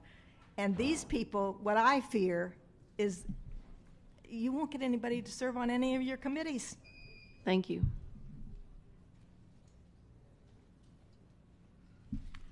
Just for those of you that haven't sat on a school board committee or any other kind of committee in the community, most committees keep minutes. Is that true? Do your committees keep minutes? Are they required to keep minutes? Because in the many years I've done this, until apparently recently, those minutes were transmitted to the board, which was a way for you to keep an actual account of what happened at a meeting, not based on what your chair came here and told you, but what the committee voted on as adopting minutes. So do it. Do whatever you're going to do in this policy. I understand you're the board. You get to do what you want. We get our 1 or 2 or 3 or 4 seconds to speak. And yes, if I sound like I'm upset, I can't tell you how many hours collectively the people in this community donate to volunteer because we believe in public education. And it really disturbs me to hear that this is your policy, so you get to do it and forget what we say. Thank you. Thank you. There does seem an irony that you're trying to cut down the length of meetings when we're spending this long crafting language instead of just following a mechanism that would have allowed not only that input at the community meeting, but then for there to be dialogue about it. So we know at least one of you hadn't seen that feedback, and I can understand that. But so now you're looking at our feedback for the first time, and we're trying to squeeze it into policy any which way or not. It feels very messy. To the amendment, I would like to point out that the language that you're now trying to change on page 9, then you would also need to hone the language actually on the attachment to which it's referring, because that says each advisory committee shall submit this written committee report, and it sets out the specific requirements. So is it going to be you've got to have the language harmonized between the form and the actual policy. Thank you. Thank you. In light of that, I would say the motion is to include it on page 9 of 16 and on any forms that the wording says shall. Should be changed to should. Board Member Bowman. Thank you. To the point about the minutes, are the minutes of, because I don't know, so I apologize for my ignorance, but are the minutes done by every committee every month and transmitted to us? Is that Dr. happening? Mr. Hill or Mr. Sullivan? And according to 1070, that's yes. Is it happening in? Depends on the committee. Okay. And presumably the same committee that's already doing their minutes is probably the ones that would be more likely to do the report, and the ones that aren't doing their minutes probably won't be doing a report either. What I will say is most of the chairs that we hear from historically and usually are coming in person to give their reports anyway, so the form wouldn't apply to them regardless in terms of filling out the form. All we're asking is when they give if they do show up and give a verbal report, that they include certain aspects so the board can react. I don't know if that answered your question. Would minutes in lieu of a separate report be an acceptable alternative? That's up to the board. If that's the way they want to receive all their minutes instead of a report, that's entirely up to this. Just so we're not duplicating work or, creating extra work, because that seems. I understand that everyone's time is limited, especially volunteers, but as I view the forms, they don't seem to be extremely time consuming. That's just my personal opinion. And I would say if you look at the form, I'm going to guess most everything they have in their minutes is what the form has, because the form was I think if they had the minutes, as long as it had everything in there, which I'm going to guess it does, minutes would have the specifications, so it wouldn't have to be a form, it could just be the minutes. Again, that would be up to the board if they just want to receive the minutes in lieu of a form if they're not able to provide their verbal report.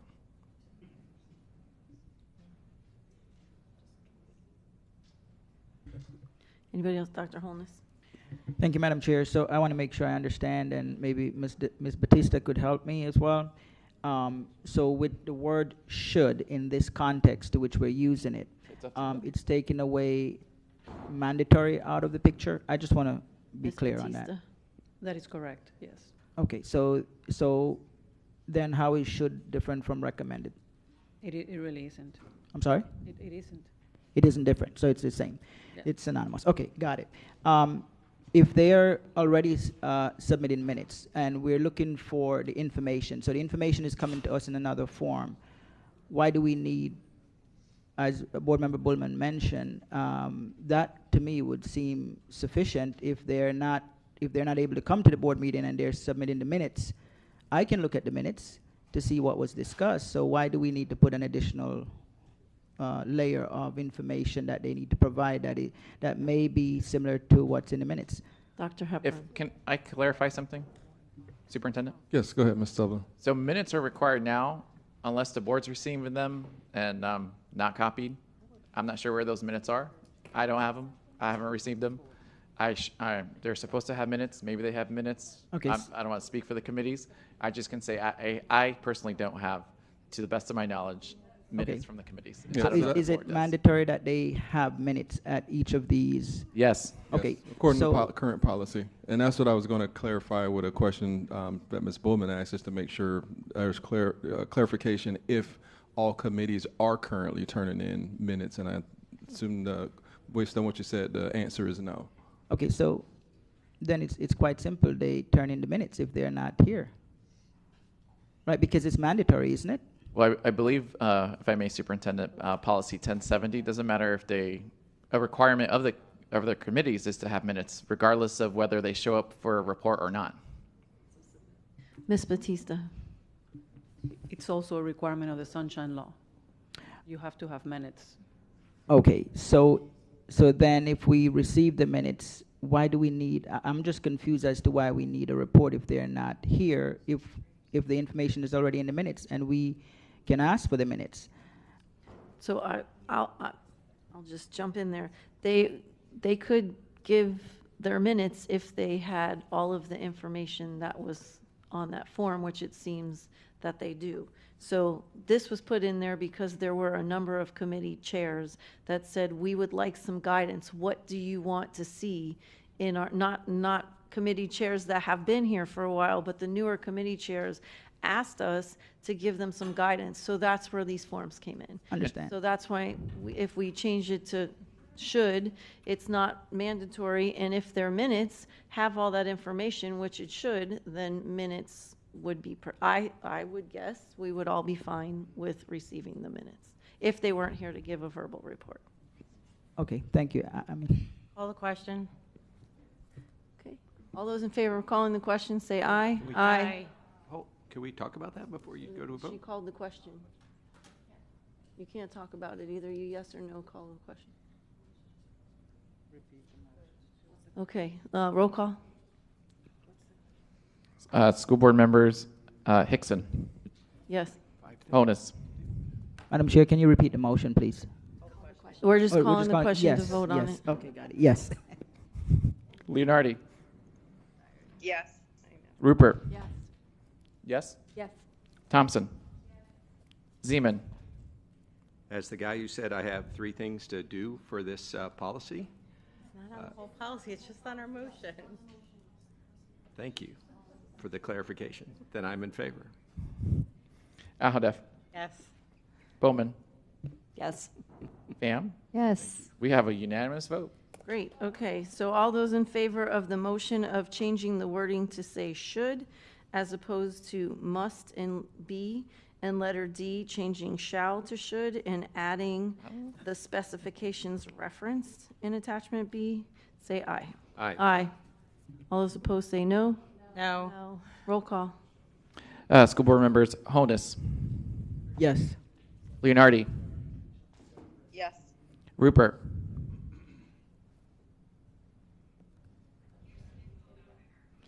So changing the word, okay. Thompson, Zeman, You'll have to come back to me, John, sorry. Ahodef, No. Bowman, Yes. Pham, No. Hickson, Yes. Zeman,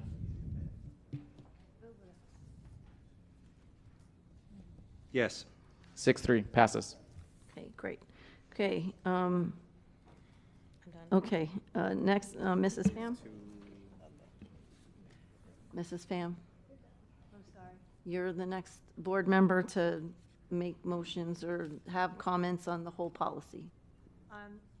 I did make a motion and it was seconded, but we've already voted on it, so I don't have any more. Okay. Thank you, though, for inquiring. No, we're going along here. Dr. Holness? Thank you, Madam Chair. So my understanding is that committee chairs, in order to give their report, they have to show up in person. Is that correct? No. They don't have to. If they don't, then they'd give a written report. Written report.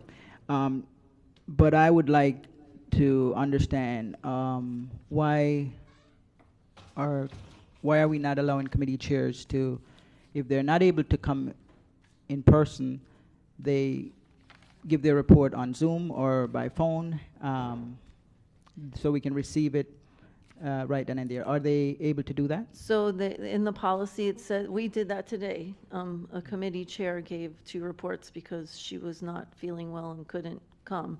Okay. It says under extenuating circumstances in the policy, and it's up to the chair. So they, like, that committee chair reached out to me. I said, yes, Beacon organized it. So you may want to tweak it to say could happen. Right now, it says under extenuating. Right, so could we define extenuating circumstances to, or at least have that to say, to include Zoom or phone calls? Would you like to make a motion? I'd like to make a motion to add to the language of extenuating circumstances to include phone calls or Zoom.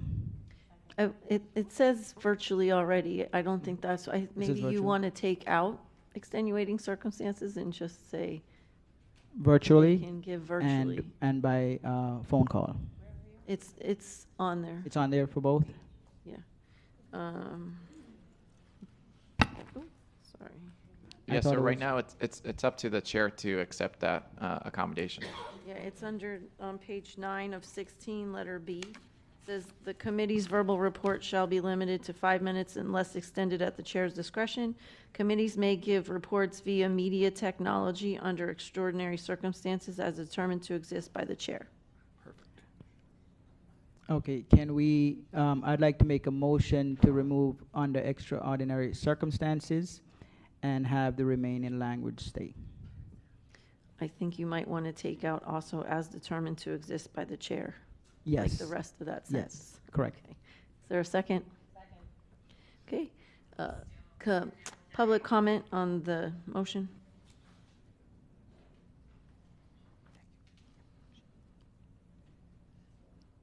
Great. Sorry. Board member comment?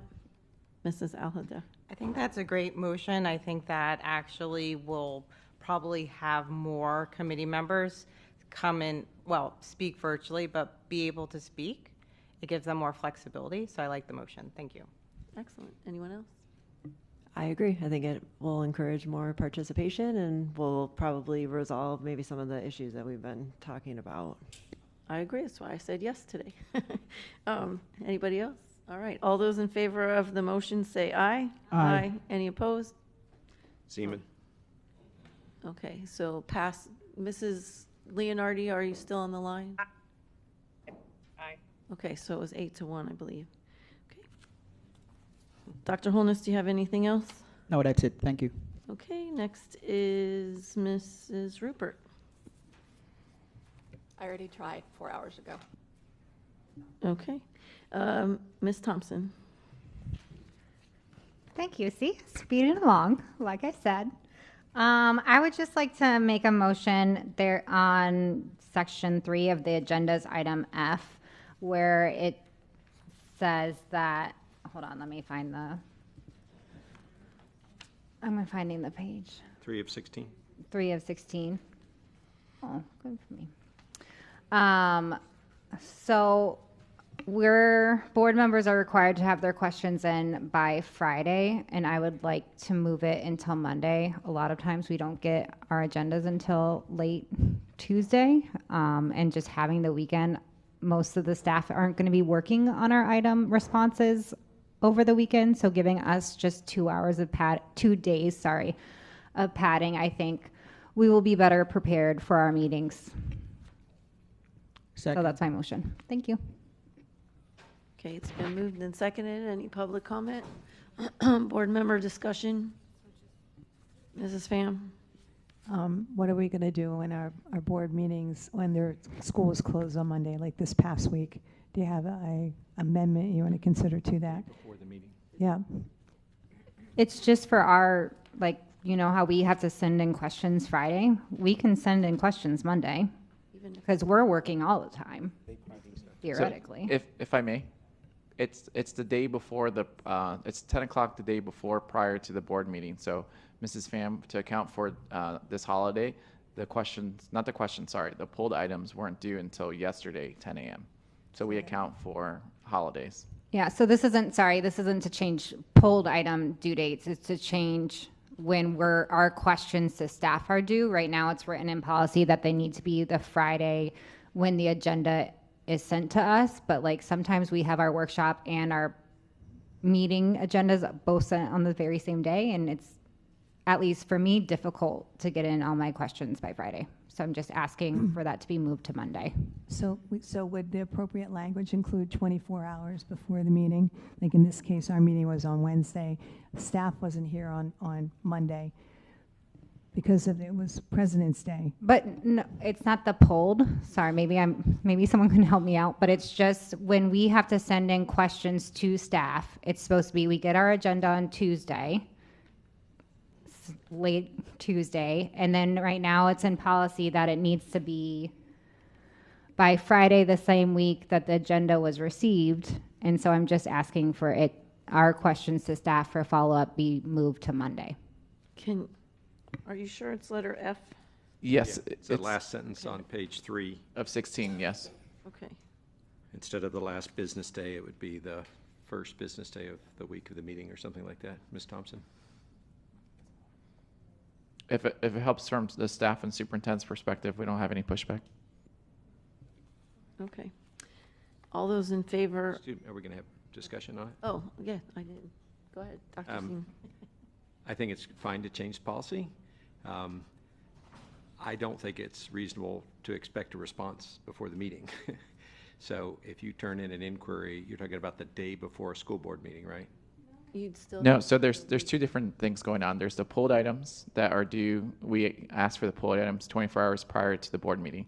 To Ms. Thompson's point, what she's trying to change, she's talking about once we deliver the agenda to the school board, you have until that Friday to submit your questions for us for follow-ups. She is suggesting that the weekend would be beneficial for the board to digest the items and give us the questions by the Monday after the following week. Dynamite. And that, so roughly that would be another week and a day for staff to answer the questions before we have a meeting. Just be three. No, we're talking about, so you're talking about I'll give an example for this meeting. We published the agenda 2 weeks out on a Tuesday. That Friday, the questions for those items were due to us so we can respond in a timely manner before today's board meeting. Mm-hmm. So what she wants to change is instead of you all giving us the questions that Friday that they would deliver on Tuesday, is to give you that weekend, and then on that Monday, you would give the questions will be due. Dynamite, which after that point, there would be a whole week to answer the questions. Yes. Us to ingest them and get back. In reality, sometimes when people don't understand things, it's because they don't hear right. Sometimes because it's not communicated right. Okay. I don't think I communicated right. In this case, you can choose which one you think it is, but now I understand. So it's just shifting the initial questions from Friday to Monday. And I just would have a quick question. Would we still then, because I seem to be the one who asked most of the questions. So if you give us the questions by the new deadline, which would be Monday, We'd then we still would have get 'em until by Friday to answer the questions. Okay, thank you. Board Member Bowman, did you have a question? No, I think it's an excellent idea because it is a tight timeline, and having the weekend would be very beneficial. Okay, great. Mrs. Rupert? Can you repeat it? Okay, go ahead. Would you like assistance? I can do it. Okay. I tried to turn on my mic by my computer. So Ms. Batista, help me out. So it's letter F, and it says, after receipt of a meeting or workshop agenda, school board members shall review all agenda items and submit any inquiries to the Office of Communications and Legislative Affairs for the follow-up. Currently, it's by the last business day, which would typically be Friday. However, I would like to amend it and to take in Mrs. Pham's concerns about Mondays being a holiday to say, submit any inquiries to the Office of Communications and Legislative Affairs for follow-up by the first business day of the following week. Okay. So we'd have an extra 3 days or 2 days or. Nice. Okay. Very good. Anybody else? Might feel that. Great. All those in favor of the motion say aye. Aye. Any opposed? Perfect. Anything else? Okay, Dr. Zeman. Thanks so much, Chair. I have a similar change, I think, on Section 2C, which is page 2 of 16. C currently says, school board workshops, exploration of matters concerning business of the district. They're for the sole purpose of communicating information, engaging in general discussion. Majority of the workshop agenda is focused on student progress monitoring and learning center topics, which is awesome. I love that sentence. The school board will take no official action in a workshop, and I'd like to concatenate onto that paragraph. The chair will seek input from fellow school board members regarding future agenda items. If consensus is gained, then the topic shall be scheduled for a future workshop.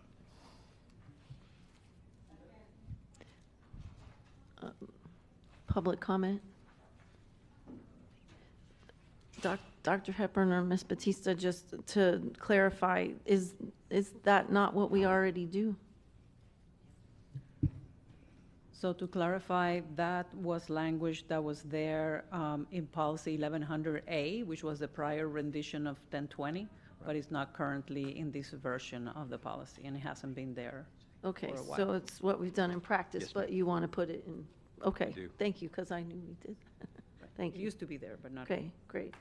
Okay, board discussion? Okay, all those in favor, say aye. Aye. Any opposed? Great. One more motion, ma'am.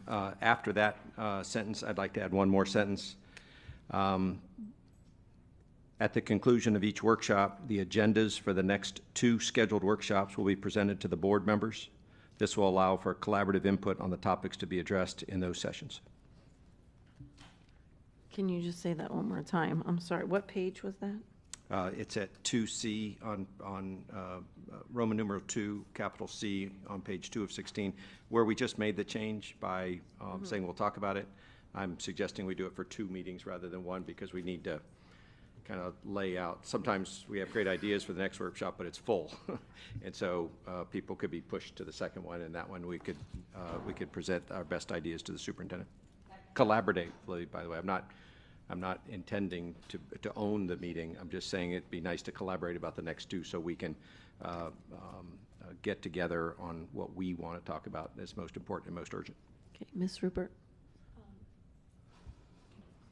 We used to have a very long calendar schedule of workshop agenda items, very much heavily weighed on what the board and the community wanted to discuss. We've gone by the wayside, like 11 years or so, but it's been a ways. So I understand where you're coming from, but they could do that now because we did it before, and it's very helpful. Yeah. Because instead of being a nudge, right? That's a technical term, I think. You definitely know when your agenda, when your workshop topic will be coming up, so then you can tell the public, et cetera, et cetera. So I can support that, and I know that we could, I would love to see, like we used to, at least have even a sketch of what they're putting in so far. Because we want to have this, and done, and what's the most recent one. So as they're reconfiguring at their APG meeting, at least we should be able to get that. So I agree. Okay, anybody else? All those in favor say aye. Aye. Any opposed? Motion carries. Go ahead. May I keep going? Yes, sir. Thank you. On page 5 of 16, and we talked about this a little bit in the workshop, but it didn't probably come through as clearly as I would like it. Number 10 is the the final item on the list of things for which school board members can add agenda to our school board meeting. I think number 10 is unnecessarily restrictive and ties our hands. It says other matters limited to statutory responsibilities of the Florida school board members. Obviously, at a school board meeting, school board members would like to do things because we have 23 statutory responsibilities enumerated in code. Instead of limited, which sounds like these are the only things we could do, I'd rather say related, because it's very difficult sometimes to say literally this is our statutory responsibility, and therefore I want to bring an item specifically with those words. But if we have something that we think will contribute to those statutory responsibilities, I think we should be able to bring it up in a school board meeting. So the substitute on number 10 would be, instead of limited, to say related. Second. Any public comment? Board member comment, Mrs. Rupert? I would like our GC to respond to that. Okay. Yes, Ms. Batista? Talk about putting me on the spot, right? So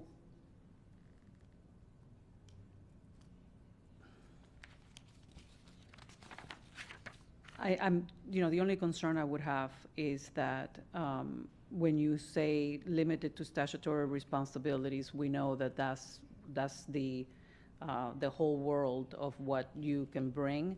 I don't know that saying related necessarily, makes that much of a difference, other than, as you cannot bring an item that has the responsibilities or usurps the responsibilities of the superintendent, or tries to limit the superintendent's responsibilities by putting so many or asking for so many different things that you're actually going into the operational side.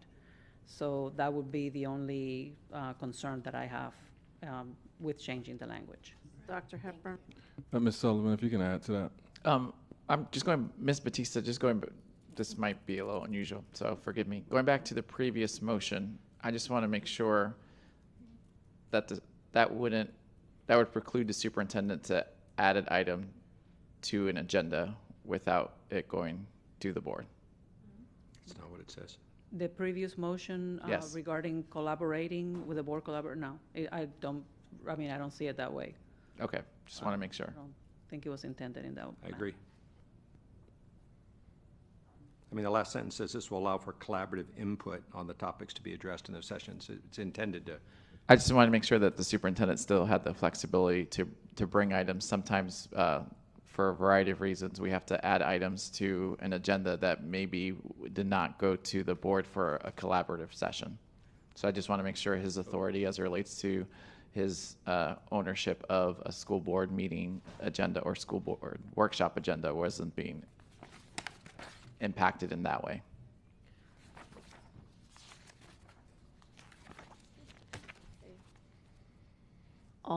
Any other board member comment? All those in favor say aye. Aye. All those opposed say no. No. Okay. So it passes 7-2. Two more, Chair. Okay. On the next item, D, page 5 of 16, for the purposes of proper notice, school board members adhere to planning calendar. Items are to be set board items on the agenda. And then it ends with items submitted by the school board member will be addressed during an RSBM. I want that to also say or SSBM. There are instances where either for legislative priority or urgent matters of the community, we may also want to do those at a special school board meeting. Second. Any public comment? Board member comment? All those in favor say aye. Aye. Any opposed? Motion passes unanimously. Last one, Chair, sorry. Letter E, same page, for school board agenda items addressed in subsection B and C above. These items, inclusive of attachments, and right now it says shall be brought 7 days. I'd like that to be should be for 7 days. That's part of my motion. Replace shall with should. And then the last sentence, also part of my motion, urgent items can be added to the agenda if the chair deems them to be in good order. This is the same kind of process where a superintendent or cabinet member or GC auditor comes to you and says, hey, I know there's 5 days left, but I'd like this added, and the chair's discretion is really, is it in good order? Anybody second? I'm sorry, the letter E on page 5 of 16, I'll reread it for you. School board agenda items addressed in subsection B and C above. These items, inclusive of attachments, right now it says shall be brought 7 days in advance. I'm suggesting it says should be brought 7 days in advance for the purposes of proper notice and public access to the agenda item. Finish with urgent items can be added to the agenda if the chair deems them in good order. Any public comment on the motion? If I may. Yes, Ms. Batista, I was going to ask you to speak to that. Yeah, so the reason it says 7 days is because that's pursuant to the Administrative Procedures Act, Chapter 120. That is the minimum amount of days that you have to have an item placed on the agenda for purposes of notice. The only time that that's can be altered is pursuant to 1001.371, which is for special school board meetings, which you only need then 48-hour notice. So that's why it says shall be 7 days, and then the language in also pursuant to statutory language in Chapter 120, the language for the chair to approve additional items is for good cause. If you don't mind, Chair, I'm just going to turn to the agenda that we're dealing with today. Were all of these items added 7 days before the beginning of today's meeting? Dr. Hepburn. No, not all. So I'm confused. because we do meetings all the time, and the chair says, hey, this is like so important, I view this, and I'm sorry I'm going to screw up the words, but in good order or with good cause? With good cause. Thank you. Yes. Thank you. I should have asked. With good cause. I believe school board members should have the same rights as the superintendent, and I understand the law, Ms. Batista, but it seems like somehow we're working around that administrative law to do things ahead of time, and I think the exception is when the chair deems it as having good cause. That is correct. And I'm just suggesting, is that legal for us to do as school board members as well? That's not what the law provides. Are we breaking the law when we add an agenda item before 7 days to the meeting? If it's, so are you violating the law if it's approved by the chair? So the answer is yes, because it has to be there 7 days in advance. And then it is accepted as part of the agenda if there is good cause by the chair. Terrific. So if I withdraw this motion and, or just do the should part at 7 days, because that would comply with law, but then there's like this urgent or incredibly important community item, and we write to the chair and say, I know there's 5 days left, but I'd like this added. At that point, would the chair be able to rule that it, for good cause, that be added after the 7 days? Yes, Okay, so I don't need the second half of my motion? I don't believe so. Terrific. It wouldn't be appropriate for me to withdraw a motion because it's on the floor, but I would propose that we vote it down, and I'll propose just the one word change next. Well, I think you can withdraw it without objection from. Oh, I'm sorry. May I withdraw my motion without objection? Yes. Thank you. I'd like to move that we replace on page, yeah, but I had to go to a different document. On page 5, paragraph E, second sentence, shall to should. Second. Thank you. That was a tentative second. Okay. Any public comment? Any other board member discussion? Okay. Ms. Batista, are you okay without that, without saying anything additional? I believe that by putting in the word should, it makes it clearer that the chair can accept it for good cause. If I may, I think the recommendation is not to have policy that violates the law. And so we don't need to write it in policy, but if we say should, and we know that we can submit something and ask the chair if she finds it has good cause to be brought up, that we would have the same authority as the superintendent and senior staff. Right, and just to be clear, you cannot ask the chair ahead of time, so she would have to, make that determination when the item is placed on the agenda. At the board meeting, Right. which has Yes. happened before. Okay. Any other, Ms.? I have a question, Board member clarification. Okay, so if I'm trying to put something on the agenda and I'm reading this, and all it says is should, but we didn't add that other part about the discretion of the chair, we're just assuming that we know that? So the chair has discretion. Okay. As a rule, as a part of the statutory scheme, to accept any item that is placed after the 7 days. You don't recommend putting that in there, just for clarification? I mean, if you like to do it, but it's, I mean, I know it's happened before. In fact, I think Mrs. Hickson has done it before with an item from Dr. Holness. Yes. And I believe I wasn't the only one, but. Right. Okay. Any other questions? If you, and I'm sorry, because when I said that you shouldn't put it in there is because I thought that you were saying something else, and then I understood what you were trying to say. You gave us good advice about something I didn't say. Yes. I appreciate that. Thank you. Okay. Anybody else? Board Member Thompson. I would just like to make a motion, since we've made a lot of changes today, that it get reviewed by general counsel, our legal counsel, just to make sure it falls in line with all statutory requirements, legal consistency. Sure, we've been doing that as we go along. No? Do you want to? I mean. So I guess the idea would be that are you talking about prior to school board members adding items that they be reviewed for legal sufficiency, or? Yes. Okay. Just for clarification, though, is that a separate motion compared to the one that's on the floor now? Sorry, I thought we voted on the one on the floor We're now. almost not there. yet. Yeah. I thought it was related because it was, so, okay. All those in favor of the motion say aye. Aye. Aye. Those opposed say no. No. Do you want to? She's right in front of us. Oh, sorry, I had stepped out. Snuck back in.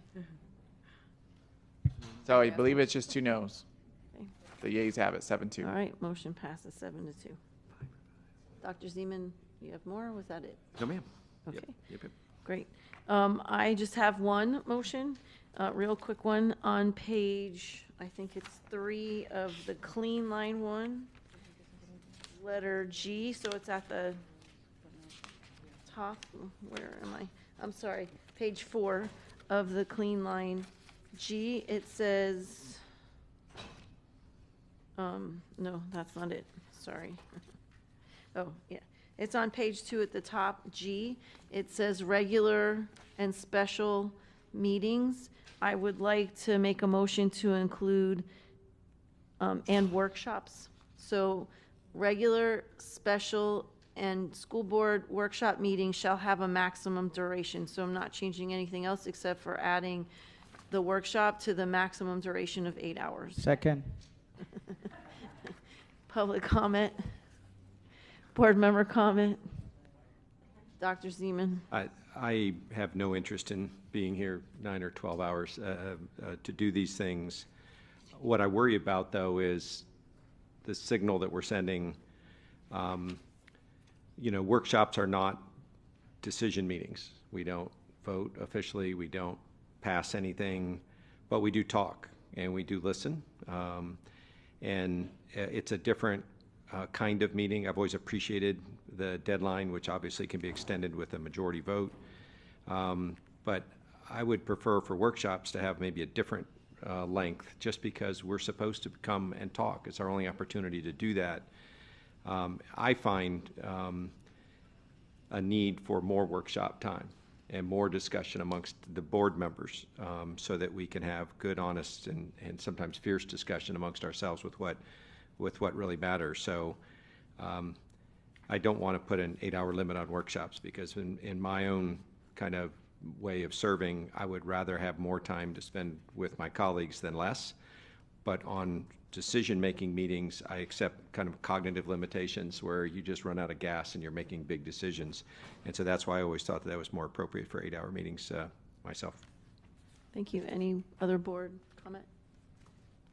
Okay, Mr. Sullivan. I just, for Ms. Batista, perhaps, I just want to know how that would work, because they can't vote in a workshop, so how would they vote to extend? I don't know if we have to word it, and that's consensus? Reach consensus, maybe. Ms. Batista. Yes, thank you. So it would be via consensus, which is the way that you make the decisions at those meetings. So I don't know if the motion needs to just, that should be apart from the regular and special, because that's through a vote, and then maybe the next line, a school board workshop is limited to 8 hours unless consensus is reached to extend. That's fine. I mean, it's fine with me. Okay. And yes, ma'am. Ms. Rupert. I have a question. Can committee chairs give reports at either workshops or business meetings? Not based on the way that the policy is written, just workshops. So currently, right now? No, right now, it's only at school board meetings. This policy would move it to workshops. The change in the policy would move it to workshops. Just to be clear on that. But we're, okay, because we're still on this. Okay. All those in favor of the motion say aye. Aye. Any, all opposed say no. Zeman, opposed? Okay. Motion passes 8-1. I think we have exhausted everybody who Mrs. Alhadeff. One last motion. You're going to love this one. page 6 of 16. I did read the community input asking for school board members to limit their speaking time. So I move on B to, so where it says for school board workshops, a school board member having obtained the floor while debating an agenda item can speak no longer than 8 minutes, and everything else the same. No, instead of 10 minutes, 8 minutes. For school board. It's page 6, number B. I'm sorry, letter B. Letter. Correct. In red, it's 10 minutes, and my motion is to make it 8 minutes. Second. Public comment? Board member comment? Dr. Zeman? I'm curious about these limits in general. I don't know. I don't know what the law is around limiting people who are elected to office to share their representation with their people. So I'm curious, General Counsel, what's the law say about muzzling an elected official at the elected official's official meeting? Ms. Batista? Well, so let me answer a different question. There's nothing prohibiting you from making your speeches or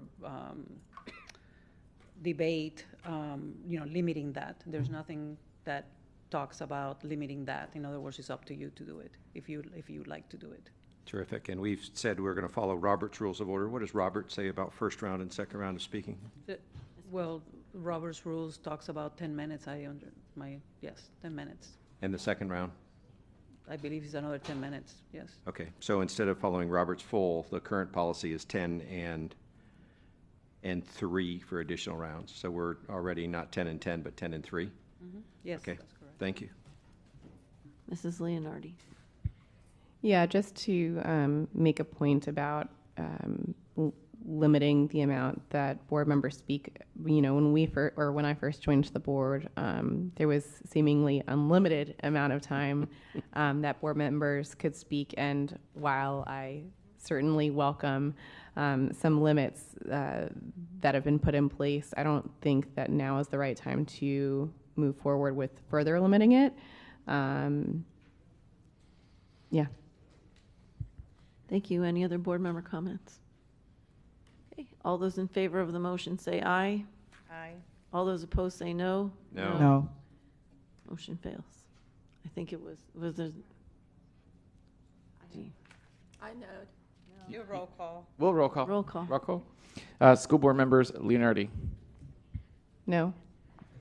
Rupert. No. Thompson. Yes. Zeman. Alhadeff. Yes. Bowman. Yes. Pham. No. Hickson. No. Honus. No. Fails. 3-6.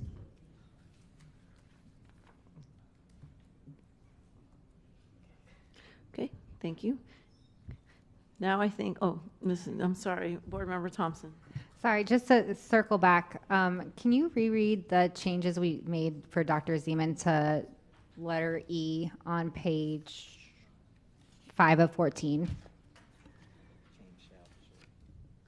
I have it as changing shall to should on page 5, letter E.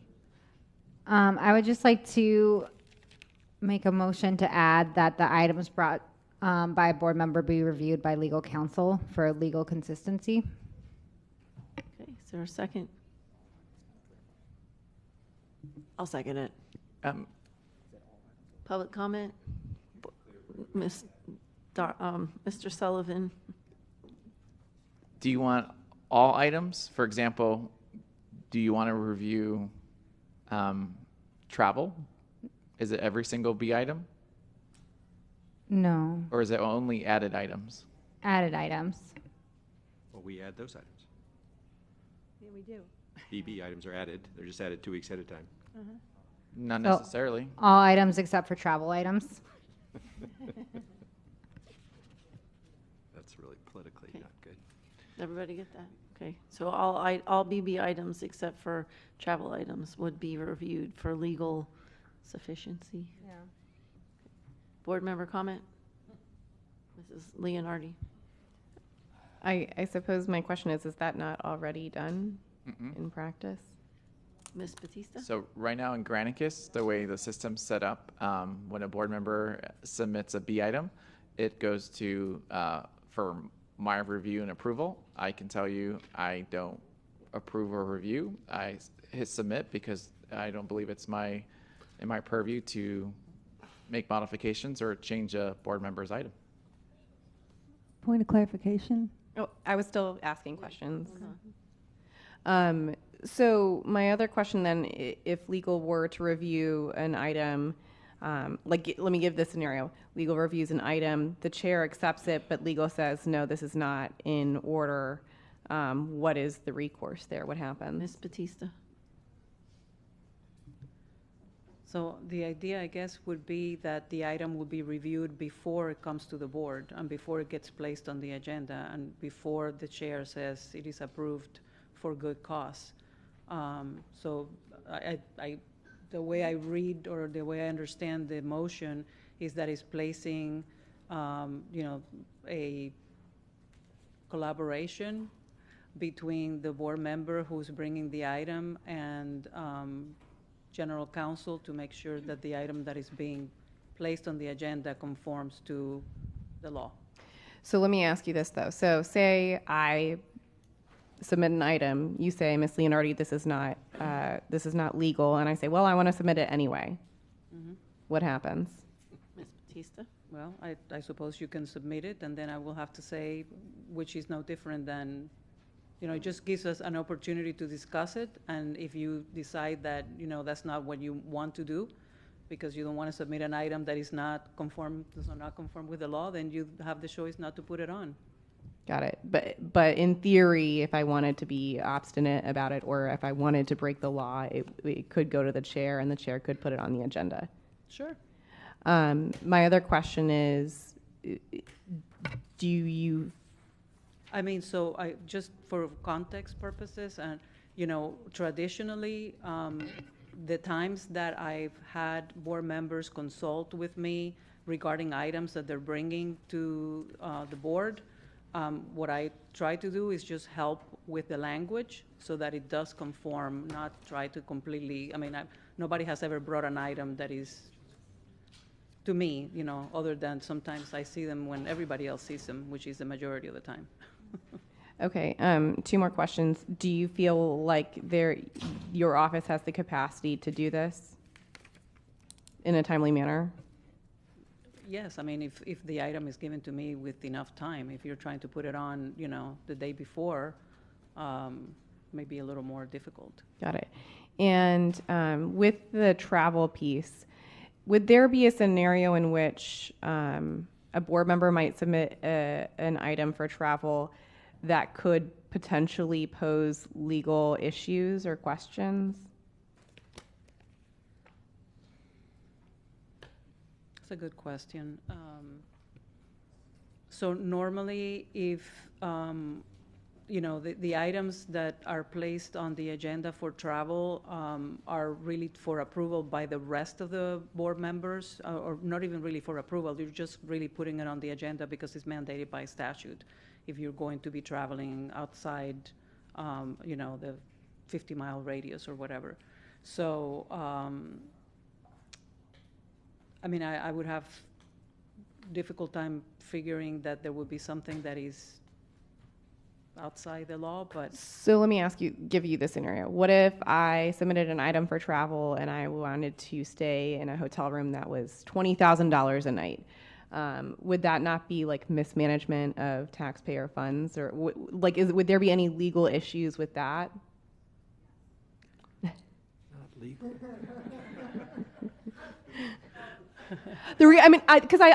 My question is, maybe we do need to include the travel items as something that you review.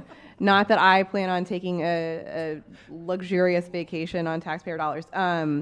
But I worry, I wonder that, because there have been issues in other, in other governmental agencies regarding travel and things like that. So I'm wondering if we need to include that in the motion. Ms. Thompson? So I'm fine amending it to be All BB. BB items, and just some of my rationale. We have a very changing political ecosystem right now, and I think it would be helpful for all board members to have legal counsel when they're putting something on the item. Ms. Batista? I think Mrs. Leonard, did you have a question? No, I'm good. Okay, Mrs. Pham, did you still have a point of order? Yes, please. This will be directed to General Counsel. There's another rule that we have specifically that says $500 or over, that it has to come before the board for approval. So are we going to have to alter that rule, or is that a state statute that requires that? That's a state statute. That's a state statute. Okay. So I just feel like here we're digging a hole we don't need to dig. So if we're required by statute that it has to be approved, then we got to approve it. Period. Thank you. Board Member Bowman? Thank you, Chair.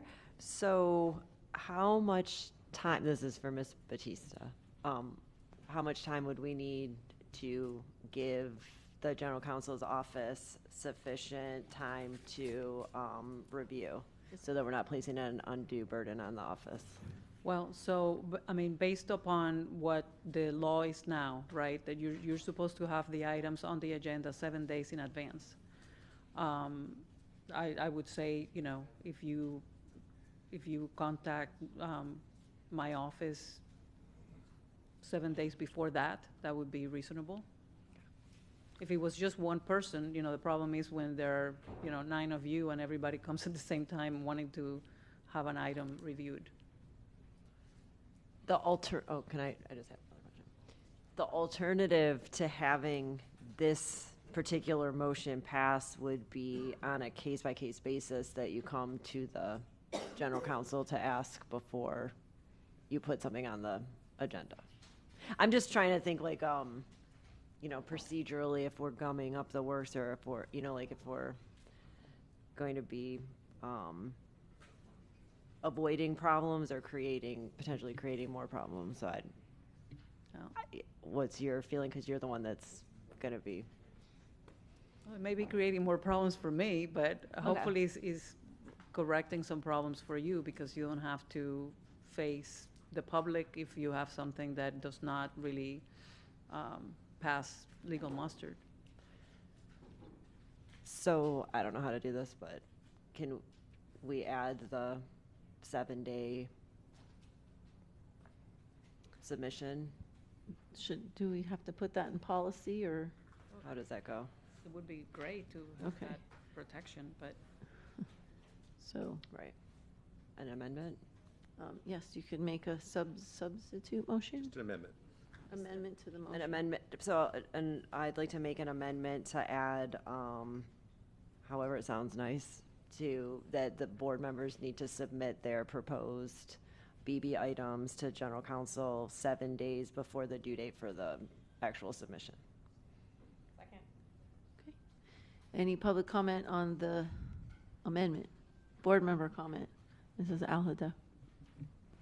Thank you for making the motion, but I think that it just restricts us as board members. Yep. And if something comes up very quickly, then we don't want to tie our hands because of the policy with the 7 days.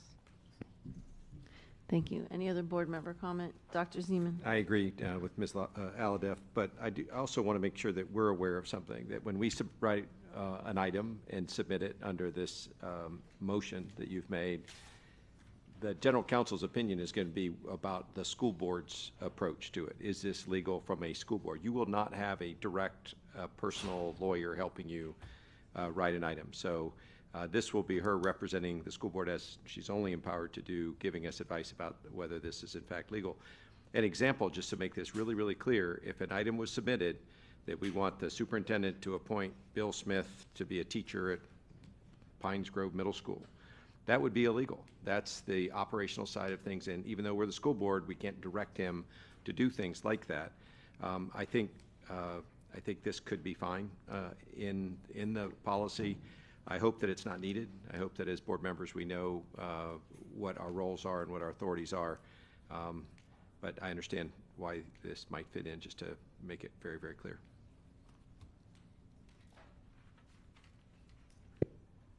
Okay, any other board comment? All those in favor of the motion say aye. Oh.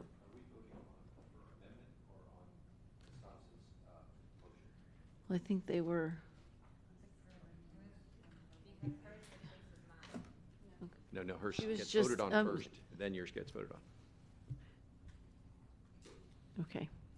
All those in favor of the amended motion, which was to include 7 days, say aye. All those opposed say no. No. Do you need a roll call? Roll call. I think it failed, but school board members, Rupert. Thompson. Zeman. No. Alhadeff. No. Bowman. Yes. Pham. Hickson. No. Holness. Yes. Leonardi. Yes. Fails 4-5. Thank you. Now, vote on the actual motion, which was to send all BB items to. Sorry, can I make just all, because John reminded me that B items are also board items, so just all board items. So B and BB. Okay. B and BB items go through legal counsel before they're put on the agenda. All those in favor say aye. Aye. Any opposed, say no. No. Roll call. School board members, Thompson. Zeman. No. Alhadeff. No. Bowman. Yes. No. Hickson. Who? Oh, sorry. No, no. Yes. Yeah. Sorry. Yes. I can put you down for a yes. Thank you. Holness. Yes. Leonardi. Yes. 5-4. Oh, I'm sorry, Rupert. I had to call Rupert. No. Still 5-4. I was confused with the yes and no I marked, but it passed 5-4. Okay, great. Okay, now we have to vote on the whole item as amended. So, did somebody write down all the amendments as we went along? We have them. Okay. So all those in favor of item, I'm sorry. Oh, yeah. All of those in favor of item P1 as amended, say aye. Aye. Aye. Any opposed, say no. No. Roll call again. Got to get another sheet. School board members, Zeman. Alhadeff. Bowman. Yes. Pham. No. Hickson. Yes. Holness. Yes. Leonardi. Yes. Rupert. No. Thompson. 7-2 passes. Thank you so much. And I apologize to the public speaker for the delay, but it is now time for public speaking. So if our public speaker could come. We only have one that's here from the wait list, Nicole Morris. Thank you. Hello, Nicole Morris, Coral Springs. I have concerns about the Broward Estate transition process. I'm concerned that a very vague and uninviting email went home to families with only one date and time when there were, in fact, 2. I'm concerned that less than 20 families showed up to the advertised event and 3 showed up the following morning only because they attended the night before. I spoke to parents in the office that morning as I was attending the meeting, and the parents I spoke to were not aware of the meeting. I'm concerned that this district's idea of individualized attention is sending students home with a form in their backpack with no instructions or explanation. A parent sent me a picture of a crumpled form, school choice form, without anything further explaining why she got it or what was personally being offered to them. I'm concerned that it was not mentioned at the January 22nd meeting where this board voted to close Broward Estates, that a facilities conditions assessment had been done on Broward Estates on January 8th. We were told about it on a January 9th at a long-range planning meeting. It was brought up several times on January 22nd, but only that it would be moved to the top of the priority list. I'm concerned that the usable building capacity at Broward Estates is being used against them after the district has neglected their facilities for decades. If you consider their usable capacity and enrollment, they would be at 102% of their capacity. I'm concerned about the possibility of federal programs such as Head Start being defunded with cuts coming from the Department of Education. I'm concerned that board members stated that they did not want to table the closure until all of the unknowns were settled because staff worked really hard. This is their job. We elect you to represent we, the people, and advocate for our benefit, not to make staff's workload any easier. I'm concerned that the district staff seems to be opposed to community and parent participation. We're being treated as a thorn in the side of staff rather than a collaborative partner, willing to bring a parent and community perspective to the table. There were no explanation of transportation on the forms that went home. Parents don't understand that they will have transportation to Plantation because it says reassignment does not get transportation. The Plantation Elementary principal was not at either of the community meetings.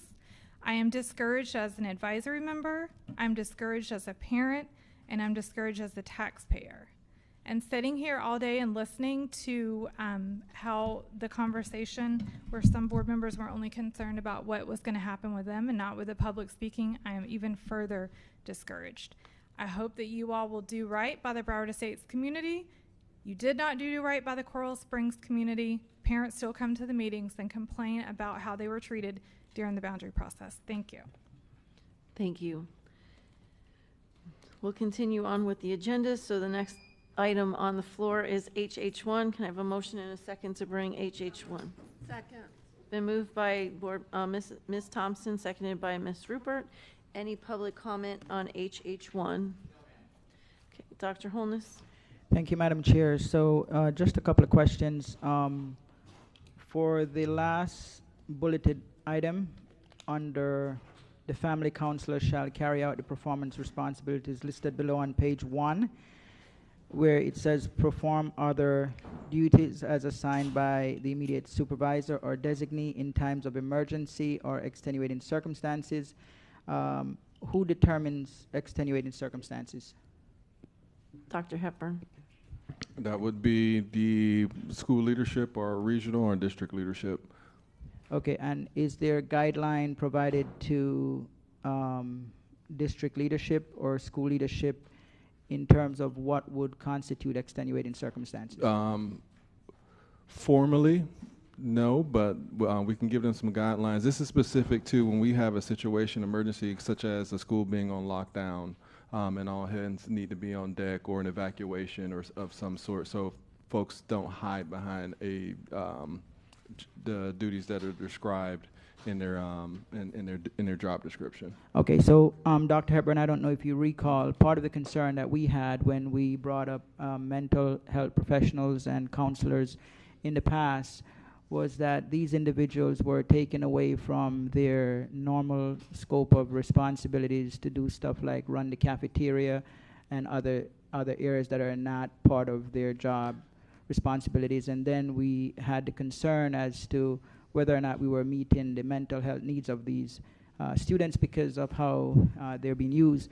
So when we use the term extenuating circumstances, I am sure that we know what it means, right? But I don't want us to pass this and then we have a situation where it's left up to the school leadership to then determine what extenuating circumstances are, and then have the latitude to end up with the same results that we were trying to avoid in the first place.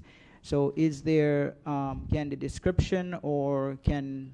So let me add, the stuff that you just described, that has been communicated to school leadership. Lunch duties, car duty, bus duty, all of those things. They can only do that if the individual volunteers to do that. And we've added, for high school specifically, we've offered additional supplements to help with security, with the metal detection and things like that, if they volunteer to do so. So we've already sent that message many times during the school year just to ensure that our principals and leadership teams are not having students, not students, but staff that should be supporting mental health and student services concerns doing frivolous duties like lunch duty and car line and things like that. Understand. So without necessarily having it in the job description, can there be some sort of a memo or guide provided to school leadership as to what constitutes extenuating circumstances so it's not misunderstood to mean other things? Yep, absolutely. All right, thank you, sir. Appreciate it.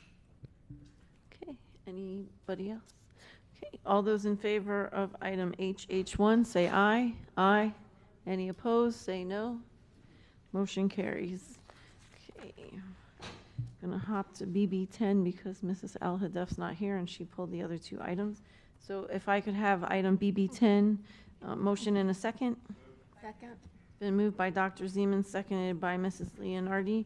Any public comment on BB10? Yes, Dr. Trudy Germanovich, and she's in the pre-function room, so let me go get her. Okay. She probably heard you. You're up. Just for you. Yeah, careful.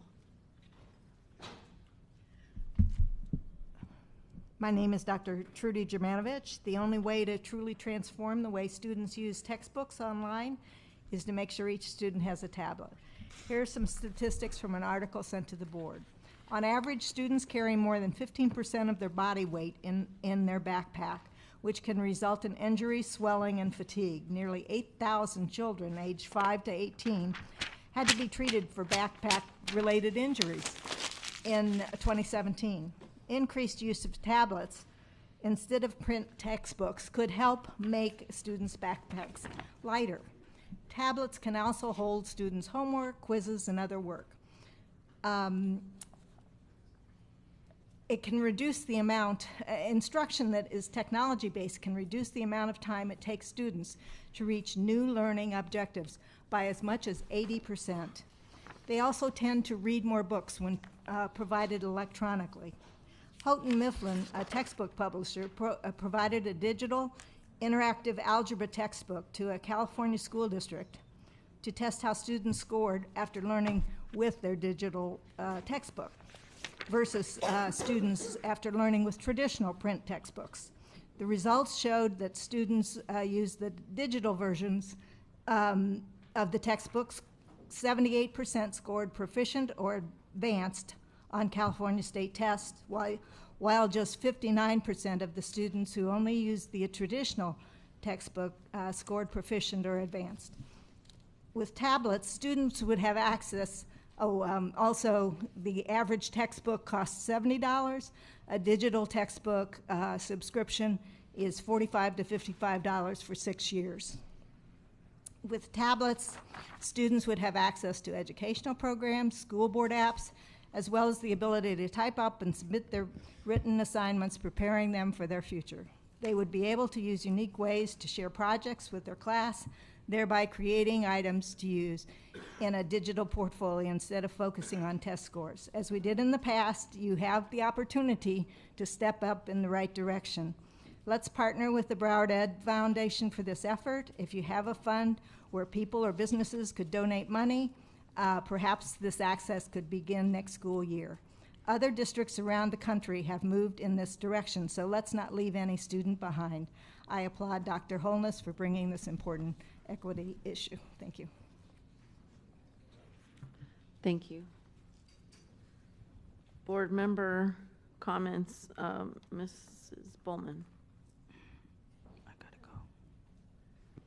Do you want to let Dr. Holness go first since it's his item? Sorry, yes, go ahead. I'm sorry. I was just going in order. I'm so sorry.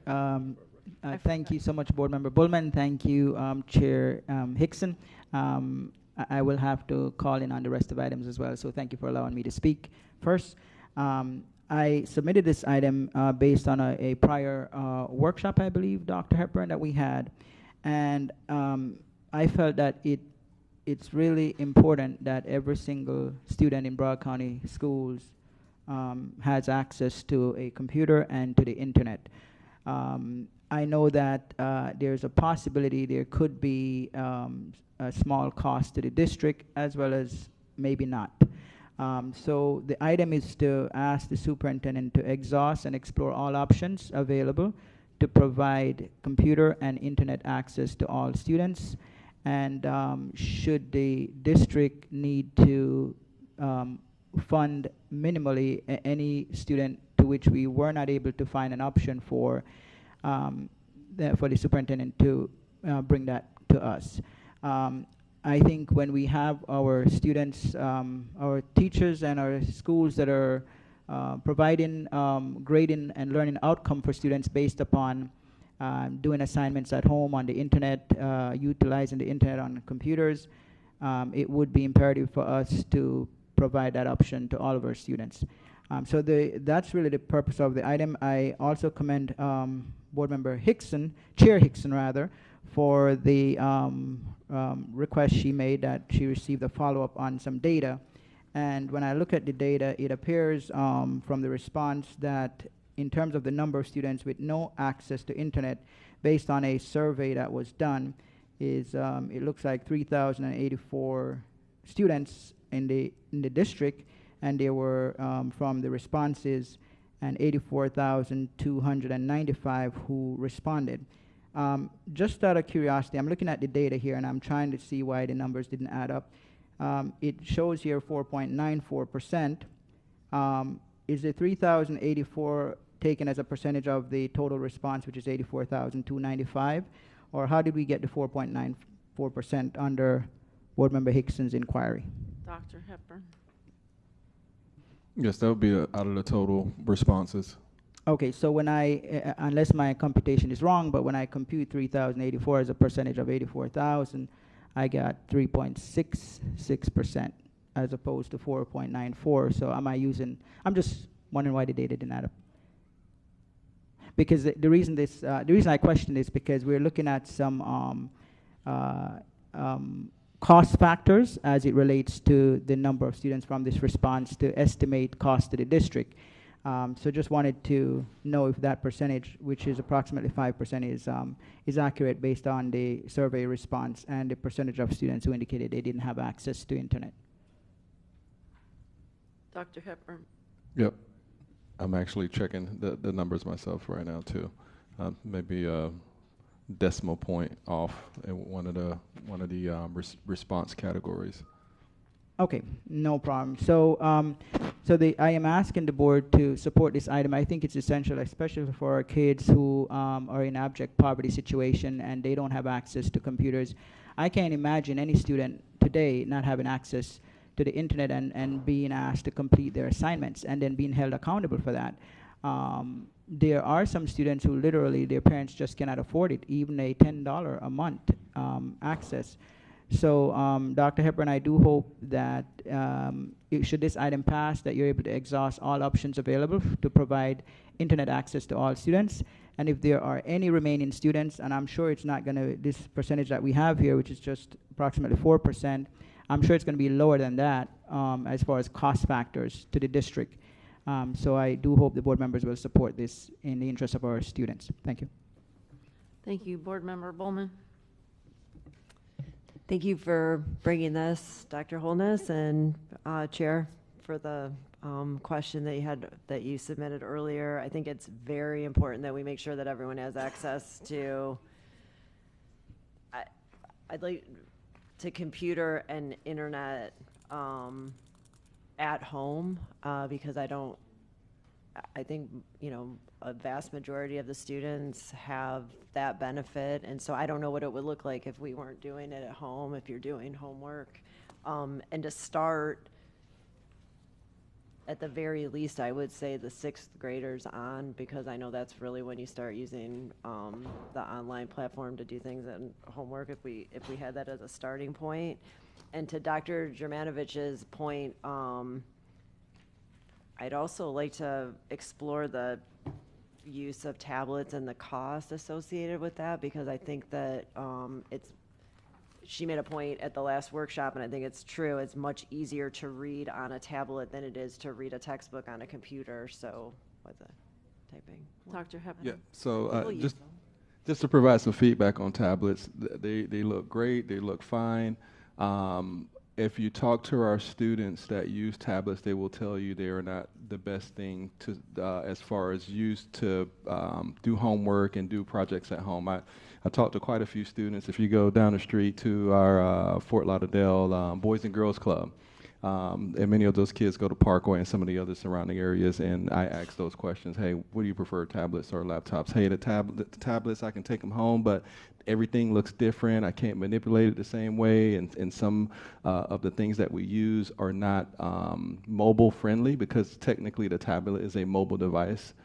So, and my experience as a father with kids that have been one-to-one since elementary school, the elementary school kids function very well on the laptops, or Chromebooks is what they gave the younger kids earlier. So I think for the benefit of many of the kids, the laptops is probably the best way to go, because we can ensure that everything shows up on that device versus something being mobile friendly. Not all of our ed tech software that we use may be mobile friendly. Maybe some manipulation needs to happen.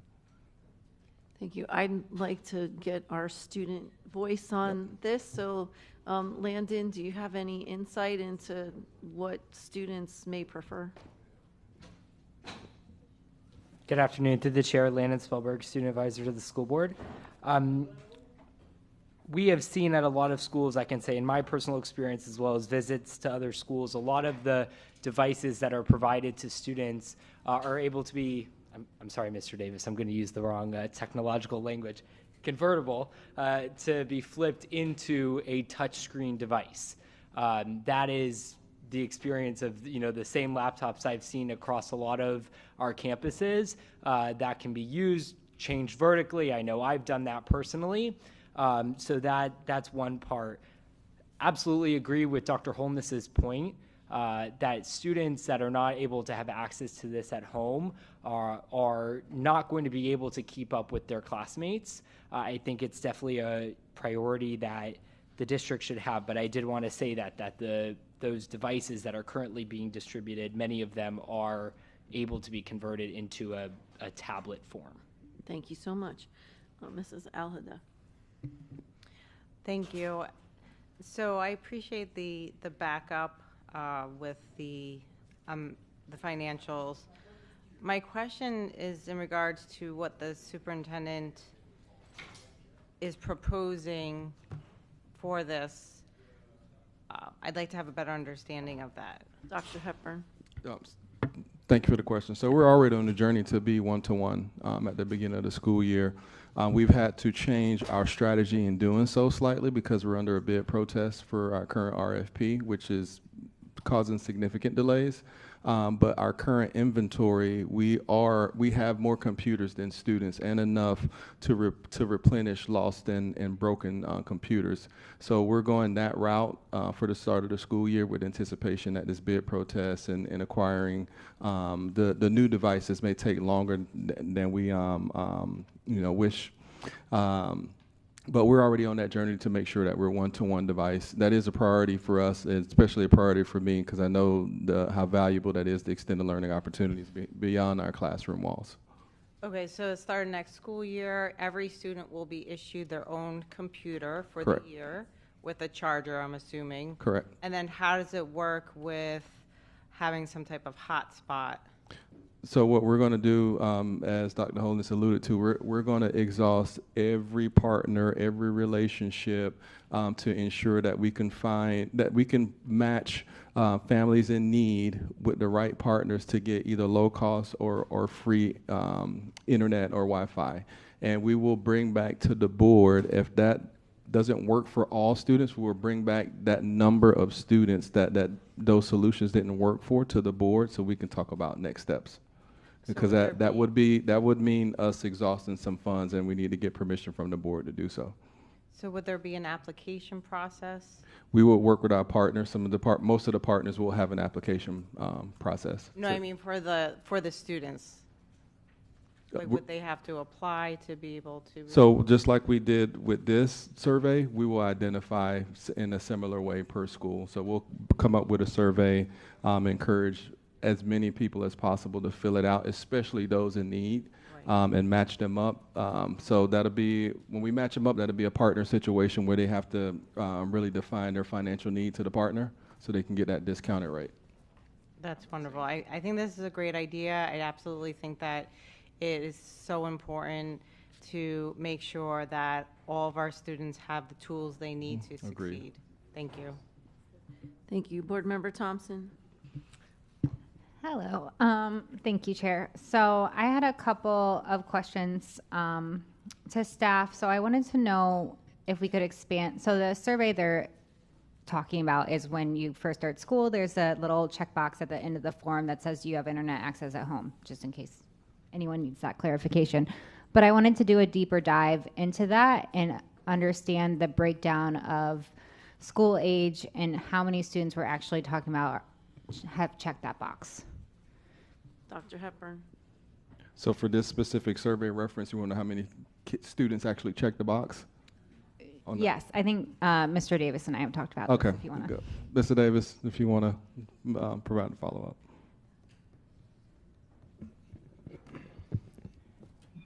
Good afternoon, Board. Trey Davis, Chief Information Officer. So I have a breakdown that was in the response to Ms. Hickson. Out of the 84,295 responses, it's broken up by elementary, middle, high, combo, so K through 8, 6 through 12, center, and adult. So elementary, for example, out of the 84,295, we had 38,208 responses. Middle school, 18,864 responses. High school, 23,247 responses. Combo schools, 2,059. And you are correct. That was a start of the school survey, and it is done in focus. And I also want to talk a little bit more about, well, let me start first. As a social worker, I've helped there are federal, state, and local programs where we can connect our students to internet access. And so I'm concerned about putting that financial burden on the district, and just want to emphasize that there are these resources out there that we don't necessarily have to take on that financial burden, but we can be a conduit to our families, and maybe it needs to be more something in the procedure when they start school that the social worker or school counselor reads that survey and reaches out and sees if they qualify for those services, and that's the way we connect them, more than us looking at providing these tools to students that way. Just to get a better understanding from my colleagues, how much would it be to provide every student with a hotspot that indicates they need it? Yeah, I know. That would be $629,000 per year, based on the current survey. And mind you, the survey sample, it looks like it's about a third of our students. So. If I could. Go ahead, Mr. Dr. Davis. Superintendent. So if we look at the one-year term, because you typically have two options, like a 10-month and a 12-month, we recommend the 12-month or 1 year option because, 12-month option, because you might have summer programs or enrichment options during the summer, and plus it's honestly more expensive than the 10-month option. To give you an idea, 20,000 students, and that just represents 10%. So you're talking about $340,000 a month, or about $4.08 million in a year, and that's for a 1 year commitment at only 10%. So that's, it's costly. And I just also want to emphasize that, at least my understanding is, we can't put financial requirements on the services we provide, so that anyone who would have access to this free internet, even if they wouldn't necessarily qualify under most other federally provided programs. Is that true? Dr. Hepburn. I don't have that information right now. I have to follow up unless Ms. Batista may be aware of that. So, as a general rule, that is correct. Okay. So again, I just want to emphasize there's already these programs out there for our community to take a part of. There's also cities that are looking into initiatives to create hotspots throughout their municipalities. And I really believe our purpose as a school district should be connecting our families to these services as we pay our school social workers and our school counselors to help bridge these gaps. And that's it. Thank you. Thank you, Dr. Zeman. Chair, thank you. I know it's getting late in the day, but this is probably one of the most exciting items we've had in a long time. I think about this and like a lot of things in terms of what would our competitive advantage be with other people's choices for school. And I think the item could be amended to assuage the concerns that my colleagues have. But I also want to extend internet and laptop to 100% tutoring availability. This is available in Palm Beach County. They have figured out how to partner with Conmigo. There are some technologies that are showing that AI tutoring is actually more efficient and more effective than human beings, and obviously available 24/7, 365. Conmigo is an exciting one.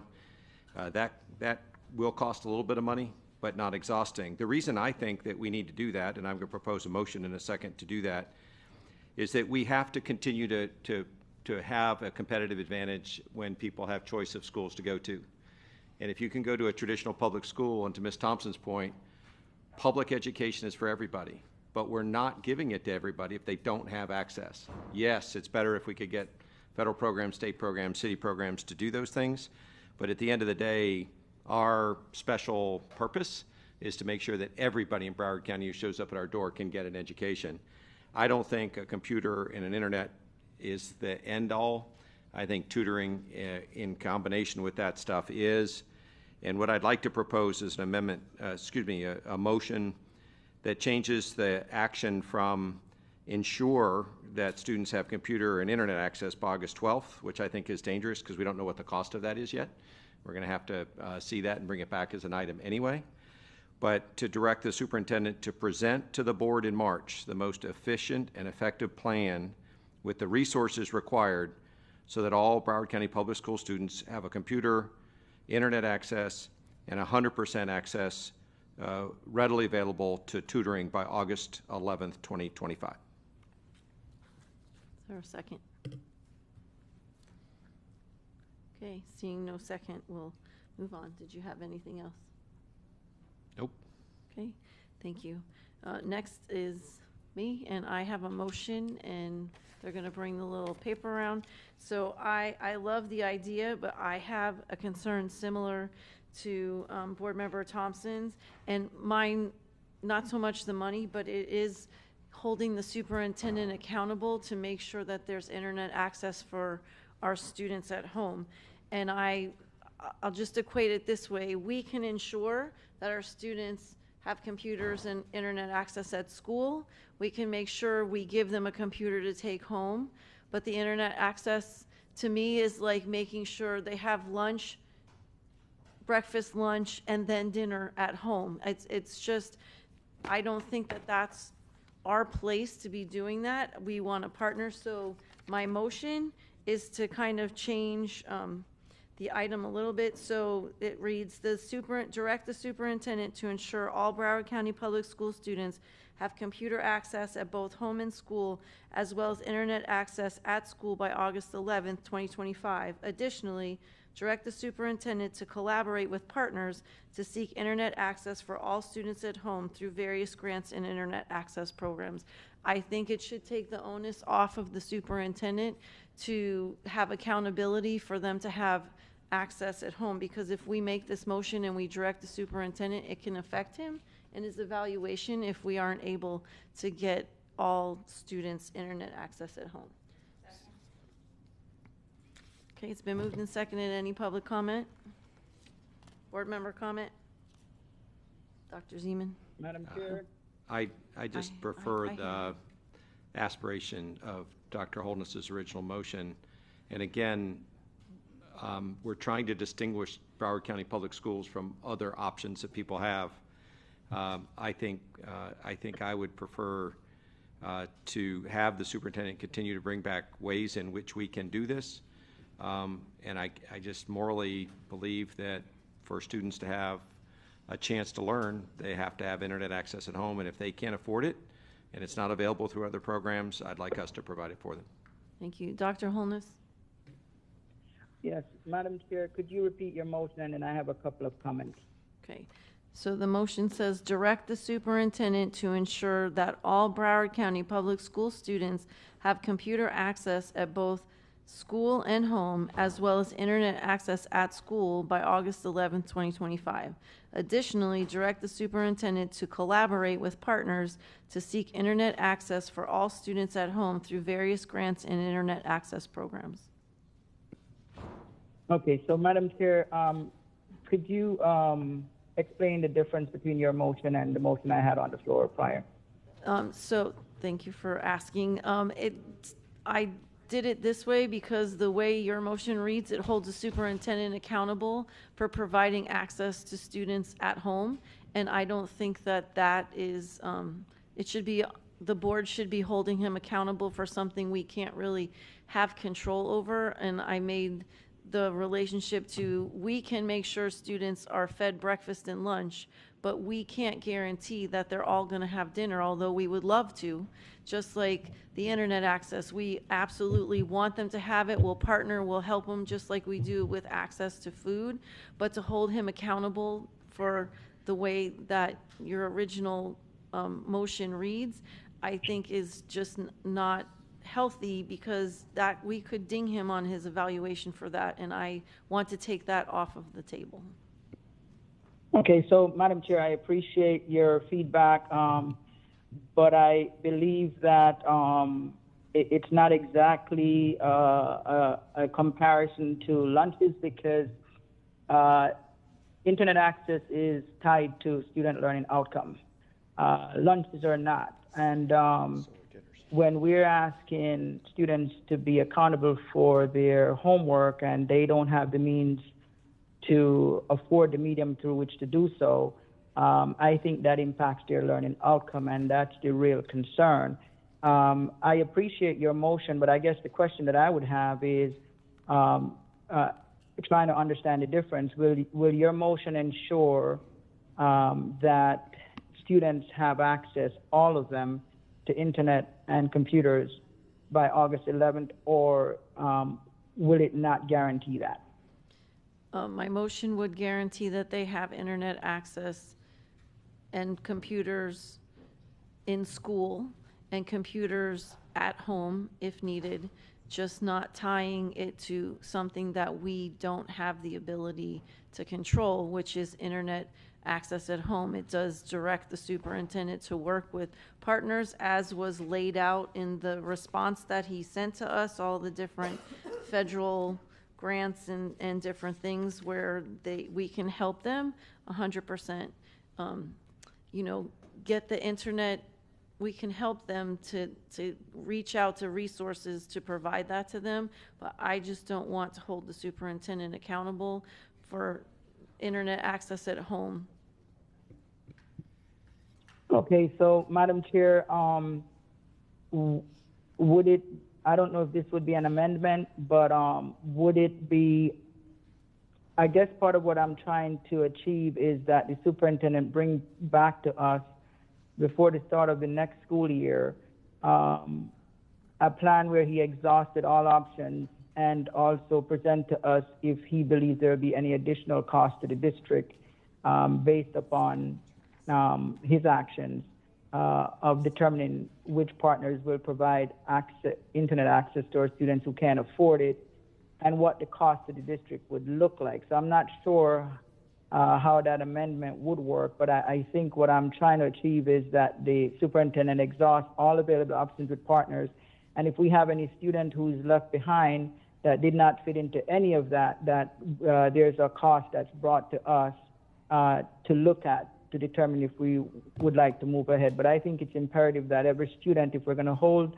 their learning outcome attached to homework that is dependent on internet access, I think it is within our responsibility to have some measure of providing that to them. Dr. Hepburn? Yeah, so the information, as stated before, that's our intentions in going out, leveraging every partner, every avenue to get discounted or free internet service for families in need, and being the conduit to get them to those partners so they can get the information that they need to demonstrate financial need. And we will bring back to the board the number of students and the cost for those students so the board can make a decision of if they're going to financially support that need. We won't make that Okay, and decision. Madam- We'll bring that information to the board. Okay, and Madam Chair, I just have one more comment. I don't believe this direction to the superintendent is tying his evaluation to it. I think the focus is really on students getting what they need to be able to be successful for those who can't afford it. I'm not sure where this is tied to the superintendent's evaluation. I think this is asking the superintendent to explore and exhaust all options to provide internet access and to bring back to us if he believes there will be a cost at some future board meeting. Okay, thank you. Board Member Bowman? Thank you, Chair. So when I look at this, if the overarching way that we're providing education is through an online platform and you have to have a computer basically to do your homework, then you're essentially disenfranchising some of the students if they don't have access at home, unless we had, say, like a computer lab that's staffed until 10 o'clock at night. I don't know what the cost of that is. I expect that having the home access with would be more affordable, but I just don't like the idea, and it's just simply not fair that some students have the luxury of waiting and doing their homework later at night, and then other kids are unable to do that just because of their family or their financial situation. Obviously, Dr. Hepburn can't absolutely ensure that every kid has internet access, because you can give someone a hotspot and they never take it out of the box. We can give them everything they need. But I would say, like, maybe we need to word it to direct Dr. Hepburn to offer the opportunity for every student to have home internet access for students that qualify. I mean, he's not in there plugging in the internet service at every single house, but we have to offer the students that qualify the opportunity. Thank you. Just remember, we're still speaking on the motion. I'm not saying you weren't. I'm just, Board Member Thompson. All right, thank you, Madam Chair. Ms. Pham, you're after. Oh, I'm sorry. Oh, okay. I was going to agree with my colleague here and back up what she said, that this isn't a burden that should fall on the superintendent. He can provide as much opportunity he has, but you can't lead a horse to water and make it drink. I just wanted to say I live out in Davie, and we're in unincorporated Broward, and we get lightning strikes where I just in the last month that we lost our internet for more than a week. We get flooding really bad, where my husband and I both have had our cars totaled, where we got waterlocked, where we couldn't even get out unless fire trucks came in. They were bringing us water and getting us out. So there's all kinds of different scenarios that you can't imagine. I mean, that's not even talking about hurricanes and tornadoes coming through.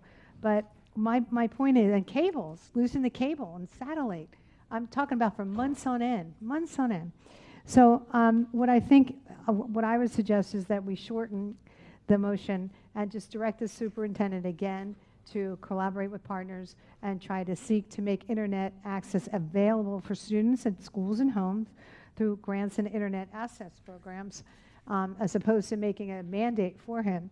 In addition to that, if need be, I know we have situations where kids can get to the libraries, but maybe you can convert some buses and make them into labs where you're a mobile internet unit, where you can park them in certain areas where there's a network of children that don't have internet access, where they can just pile onto the bus, their desks are there, and make them into like little computer workstations for them. And that way you're going to the need as opposed to putting the onus on parents to get to the need. Because like I said, we couldn't even get out of our street for days at a time. So I just think that we need to look at the bigger picture, and it's providing opportunities as opposed to getting internet in each house. I think that's unrealistic and of an expectation for our superintendent. Thank you for listening. Thank you. Board Member Thompson. I was going to speak to the motion. I really like Chair Hickson's rewriting of this. I also think it would be difficult for the superintendent to bring back the financial impact before the start of school, because we need that survey. We need time to connect those families to see if they qualify for other programs. And then after that, that's when he's going to know the true cost of providing internet to them. So I just think this allows our superintendent to really have full control over the options and bring back something that's fully prepared. Thank you. And I just want to point out, the beginning part of it, we can hold the superintendent accountable for making sure. I think part of this was to make sure they had the computers and internet access at school. So we can hold him accountable for that by August 11th. That's why that's in there. But the internet part at home, we don't know that we can do that by August 11th, or, how that'll look. So that's why I kind of pulled that piece out. But in the motion, it is still saying we want him to make sure all students have computer access at both school and home, because we can allow them to take the computer home, and make sure that there is internet access at school. So those are things that the superintendent can do by August 11th, but I don't know that August 11th or that every student has the internet access at home is something that we can direct the super. Oh, I didn't see your hand up. Madam I'm Chair, sorry. I'd like to make an amendment to your motion. Okay, hold on one second, Dr. Holness. Thank you. I like the motion, but I also would like my colleague to possibly bring back an item in the future about tutoring. Thank you. Thank you. Okay, Dr. Holness. Yes, I do understand your motion, Madam Chair, as far as ensuring the superintendent provide access at home. I would like to amend your motion to at least, in addition to everything that you have, to direct the superintendent to explore and exhaust all options, including partnership, for students to have internet access at home. So this is not directing him to do it. This is just directing him to explore those options and bring that information back to us, in addition to everything else you have in your motion. Okay, so do you want to change the word explore to something? I mean, you want to change collaborate to explore? For the internet access at home Right. part of it, because That I believe second you left sentence. that part out. Yes. Okay, so instead of collaborate, so additionally direct the superintendent to explore. All options. All options to provide internet access at home, including partnerships and cost, and possibly cost the district. For all options. So we're not asking him to do anything to take action in terms of holding him accountable. We're simply asking him to bring information back on it. Okay, so if we change it to additionally direct the superintendent to collaborate and explore all options with partners and bring back costs for internet access for all students at home through various grants and internet access programs. I don't think that's exactly. Sure. Well, to explore all options, including partnership and possibly cost the district, because we don't know. We're not saying the district is going to pay for anything. We're just asking the superintendent to explore all options to provide internet access at home that may include cost to district. But today we're not voting on any cost to district. We're just asking the superintendent to bring back every available options that would include partnerships and so forth, in addition to possibly cost to district. Okay. So additionally, direct the superintendent to explore all options, including partnerships and possible costs, to seek internet access for all students at home. Yes. Does that sound right? Yes, that's my amendment. Okay, And it includes everything else you have in your motion. okay. Any board member comment? Oh, well, I don't think, it was amending the, Amendments need seconds too. okay. I'll second. Okay. Well, we could. Just one word I wanted to, and I don't know if it's necessary. You can't? Oh. Okay. No. Okay, so Dr. Holness's amendment to the motion was to additionally direct the superintendent to explore all options, including partnerships and possible costs, to seek for internet access for all students at home. Is there a second? Second. Okay, second. Public comment. Board member comment. Ms. Bowman. Sorry, Dr. Zeman, for my stepping out of turn. I just wondering if that's overly broad and if we want to narrow it to qualified students, because we're trying to just, I don't know what we're trying to accomplish here, like every.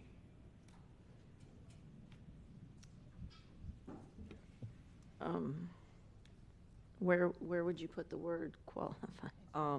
To seek internet access for all students who qualify for.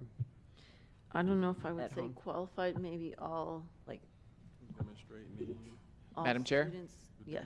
I recommend we table this item and go to the public hearing and come back to this. Oh, yeah, sorry, I got. Okay, I'm going to recess the regular school board meeting because we have a 5:30 public hearing, and we'll come back to this item when we're done with the public hearing. Sorry.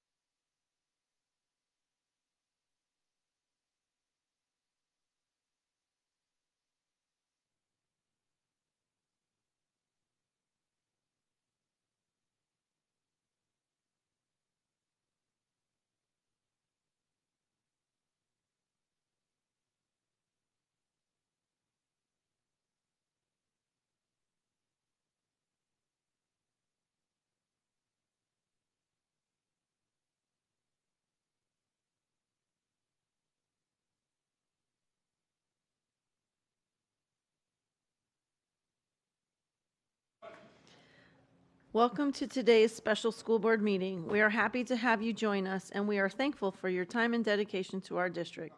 This special school board meeting of the School Board of Broward County is now called to order. Our primary focus is to create a safe and productive environment for all participants. Please be reminded of the exit doors that are clearly marked for emergency exiting. While in the boardroom, refrain from obstructing the exit doors. All attendees must occupy a seat with the exception of media. Once the boardroom has reached its seating capacity, attendees will be directed to a designated overflow area. Upon activation of the fire alarm system, please exit from the room in an orderly fashion and continue to exit the building and remain outside until the authority that has jurisdiction has deemed the building safe to return. Thank you for your cooperation. All please rise for the Pledge of Allegiance to the flag of the United States of America. I pledge allegiance to the flag of the United States of America and to the republic for which it stands, one nation, under God, indivisible, with liberty and justice for all. Thank you. The purpose of this meeting is for the School Board of Broward County, Florida, to conduct official business of the district and any other items the board deems necessary. Today, the board is considering the following business. Amend the district budget for the fiscal year beginning July 1st, 2024 through June 30th, 2025. Dr. Hepburn, are there any changes to the agenda? No changes. Thank you. May I have a motion and a second to close the agenda? So moved. It's been moved by Dr. Zeman, seconded by Mrs. Rupert. All in favor of closing the agenda, let it be known by saying aye. Aye. All those opposed? Aye. All those opposed say no. The agenda is now closed. May I have a motion and a second on item number 1? So moved. Moved by Dr. Zeman, seconded by Mrs. Leonardi. The superintendent will now give a brief overview of the first item on the agenda.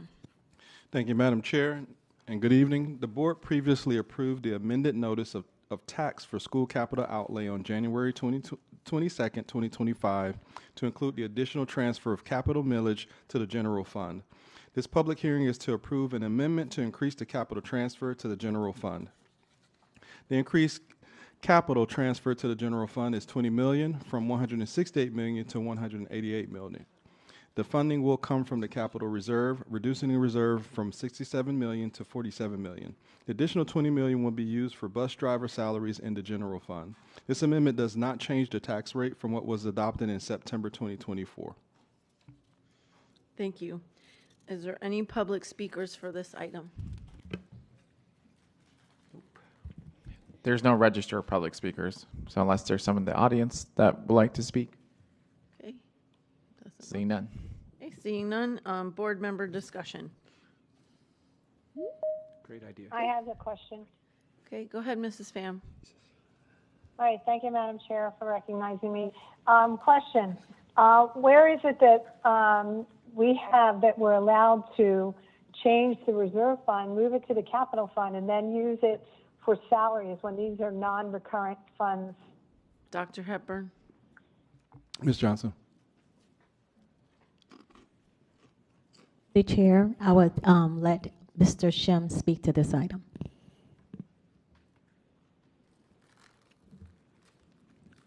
Good evening, Omar Shim, Director of Capital Budget.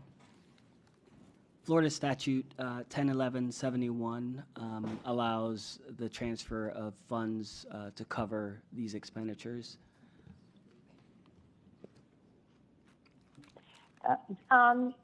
Mr. Shim, do you recommend that we pay salaries with non-recurrent funds? These funds are recurring funds in the capital budget that can be transferred for legal expenses in the general fund. And where does the origin of these funds, that they're recurrent funds? Can you repeat that, Mrs. Pham? It was hard to Sure. hear you. What is the nature of these funds, that they are recurrent funds? What is their origin? These are capital millage funds. And you're saying that we do have the legal authority to do that? Yes. We are among... Okay, thank you so much. I just want to clarify, we are among several other districts that are doing it. I know that Palm Beach is doing it, Hillsborough is doing it, and a few others. No. Is this a new process then? It is relatively new. I think a few years back, 2 years back, the legislature changed it to allow this. Okay, thank you so much for your clarification. Appreciate it. Mrs. Alhadeff? Thank you. So for the bus driver salaries, is this something that's going to be negotiated or something, Dr. Hepburn, you're going to bring back to a school board meeting? Dr. Hepburn? Yep, so we're in the process of negotiating upcoming salaries. This is for current salaries. Okay, is it the current salaries, is it the salary that is now, or is with this funding it's being increased? The salaries that are current now. Okay, thank you. Okay, any other board questions, discussion? Okay, all those in favor of approving this item say aye. Aye. Any opposed, Aye. say no. No. Item passes unanimously. The scheduled order of business for the special meeting of the School Board of Broward County, Florida has been completed. Seeing no other obligations, I now adjourn the meeting, and we will reconvene the regular meeting in just a few minutes.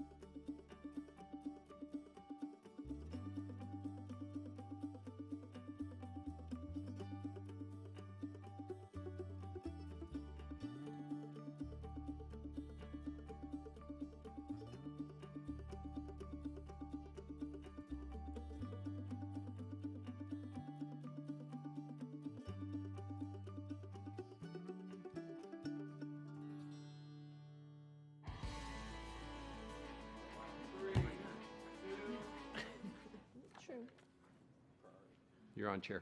Thank you. Welcome back to the school board meeting. So we were on item BB10, and we were trying to figure out good wording for the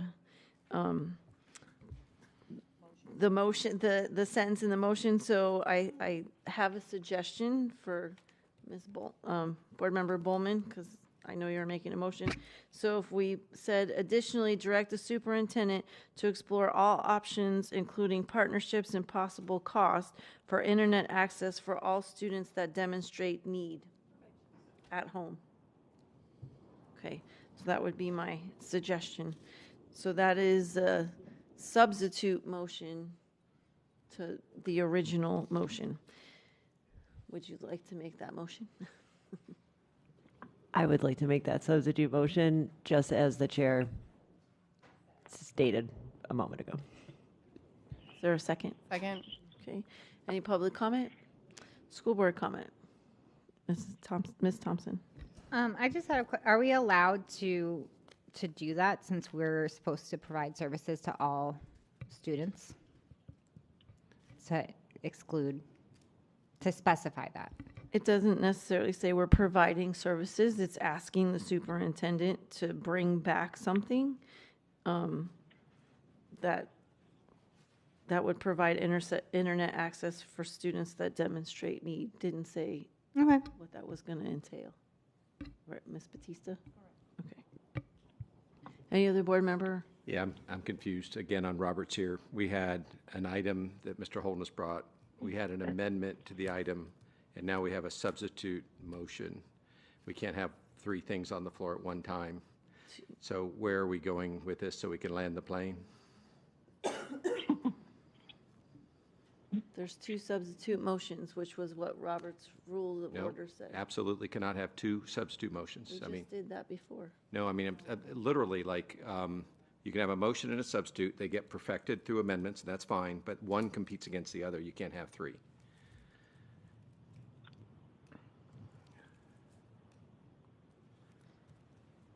Ms. Batista?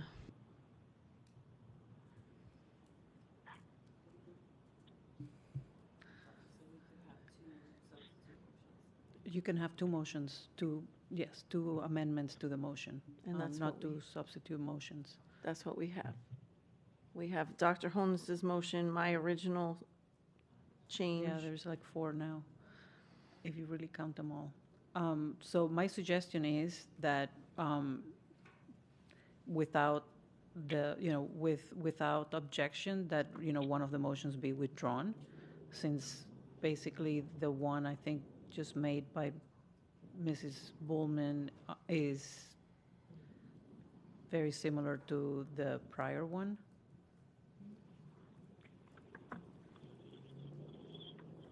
So I don't know which one. Honestly, I have lost track of so the first one, this one here is yours. And the first one was Dr. Holness. Right. If I may, Chair, Mrs. Bowman's option is an easy one to add after your substitute motion, which was amended by folks. So if you voted on your amendment, then Ms. Bowman could then enter that if she was willing to withdraw without objection. Okay, so willing to withdraw. Since we left on there, did we vote on Dr. Holness's? vote on anything. Okay, so let's vote on Dr. Holness's amendment to my motion. How's that? So Dr. Holness's amendment was to say, additionally, direct the superintendent to explore all options, including partnerships and possible costs for internet access for all students at home. All those in favor say aye. Aye. All those opposed say no. No. Roll call. School board members Zeman. Nope. Alhadeff. No. Bowman. No. Pham. Yes. Hickson. Yes. Holness. Yes. Leonardi. No. Rupert. No. Thompson. No. Fails. 3-6. Okay, thank you. And now, Ms. Bowman, I think you want to make a motion. I do, but I don't remember exactly what that motion So I think said. Did your you motion happen to know, was to Chair? add that demonstrate need after all students, in between all students and at home. Okay. That Yes. demonstrate need. Is there a second? Second. Okay, public comment? School board, board member comment? Okay, great. Madam Chair, Yes, Dr. Holness. I'm so sorry, I did not hear if the prior motion passed. It did not. Okay, thank you. All those in favor of the motion to add that demonstrate need after students, say aye. Aye. All those opposed, say no. No. Roll call. Sorry, school board members, Alhadeff.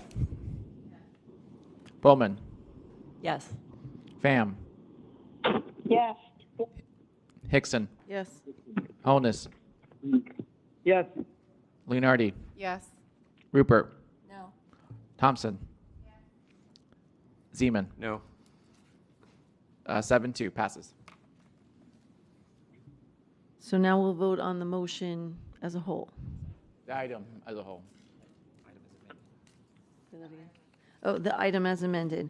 Okay, so all those in favor of item Hey, BB? Chair, I'm sorry. We still have Dr. Holness's motion, and then we have a substitute motion, in essence, that you've written up. Thinking, Which one are we didn't voting vote- on? We didn't vote on my total substitute move. Not yet. We haven't voted, I We don't can. think so. Yes, that's what I thought we were doing, thank you.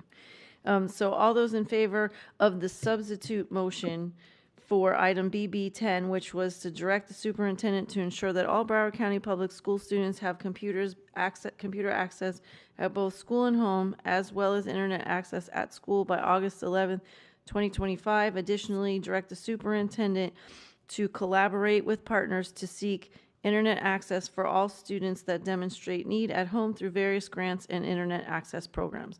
All those in favor say aye. Aye. Those opposed say no. No. No. 2 noes. Okay, so the motion passes. Okay, so yes, now we have to vote on the item as amended. All those in favor of item BB10 as amended, say aye. Aye. All those opposed, say no. Wait a minute, Madam Chair, we need to read the motion as amended back into the record. I just did.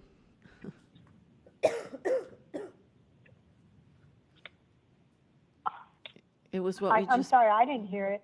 I didn't hear you read. We just voted on one, which passed, and then you just said there's an amended motion. right, that's But the amended my understanding motion. under Robert's rules, we have to read that motion before we vote on it. Right, Again, no. before the vote. The item is amended because that motion passed. So we have to vote on the item altogether. Okay. So the item now reads, direct the superintendent to ensure that all Broward County Public School students have computer access at both school and home, as well as internet access at school by August 11th, 2025. Additionally, direct the superintendent to collaborate with partners to seek internet access for all students that demonstrate need at home through various grants and internet access programs. All those in favor of the item as amended, say aye. Aye. Those opposed, say no. No. No. 2 dissenting votes. Thank you. Motion carries. Okay, the next items we're going to bring together is item BB6 and BB7. Can I have a motion to bring them to the floor? So moved. It's been moved by Mrs. Leonardi, seconded by Mrs. Rupert. Any public comment on BB6? No, ma'am. Or 7? Okay. No, ma'am. Mrs. Alhadeff. Thank you. So in regards to these BB items, I just wanted to kind of throw out the conversation, something that we could discuss for next year. It's very, very expensive for all of us to go to Up for Broward Days. Just putting it out there, like maybe we have the chair and the vice chair go next year to represent the school board, because it would be more cost effective. I do want to see for this year that there is a stronger plan with our legislative platform and using our lobbyists up in Tallahassee to help us as school board members have meetings with elected officials to speak on our legislative platform. I mean, I've been for the last probably 5-6 years doing it. I can't go this year. I'm keynote speaking in Las Vegas on school safety. But I do feel, though, we can have a stronger push for our legislative platform if we have more of a strategic plan and our lobbyists that we pay a lot of money for to help the school board members get key meetings to help lobby for our legislative platform. I know that we go and we spend the day with the students, which is amazing, and we're talking about our legislative platform, but I just think that there can be a stronger plan. Okay, board discussion, Dr. Zeman. I appreciate that. I'm not sure that I don't share my legislative adventures with school board colleagues. I don't want to trip over any sunshine wires, but I don't spend my time with students up there. I'm glad they go. I hope they have a great time. I'm spending my time talking to people that actually legislate and people that influence legislation. And those 2 days have been very productive for Broward County in the past. My own view is I wouldn't want to deny an elected leader an opportunity to go visit other elected leaders and kind of make their case. You never know when non-chair, non-vice chair gets with the right legislature and all of a sudden you get something moving that wasn't going to get moving before. I also think it's fascinating for all school board members to see public hearings. To go to the Education Committee on the House side, go to the Education Appropriations Committee, and kind of watch how the sausage is made up there so that you can understand more about what comes down the pike. On your issue with the strategic use of our lobbyists, I think that we need to do better. We do not have an acceptable system in place for my standards. We should have fewer items. They should be Broward items, that affect us because we are Broward County school board members. And we should engage our lobbyists to let us know when we can go up there and when we can make calls and do things otherwise. But I think part of the idea of having fewer people may be based on the fact that not everybody knows what everybody else is doing on the board and what effect that they have through the legislators that they know from this area. So I wouldn't be in favor of restricting anybody from going, but I really think that we could use our lobbyists far more effectively than we have for the past 2 years. Thank you. Anybody else? Mrs. Rupert? I think there should be a conversation about helping us get the message across up there. I think our team does a good job, but we can always do better as a school board and speaking up for our students and our community. I do like it when the legislators are brought to us.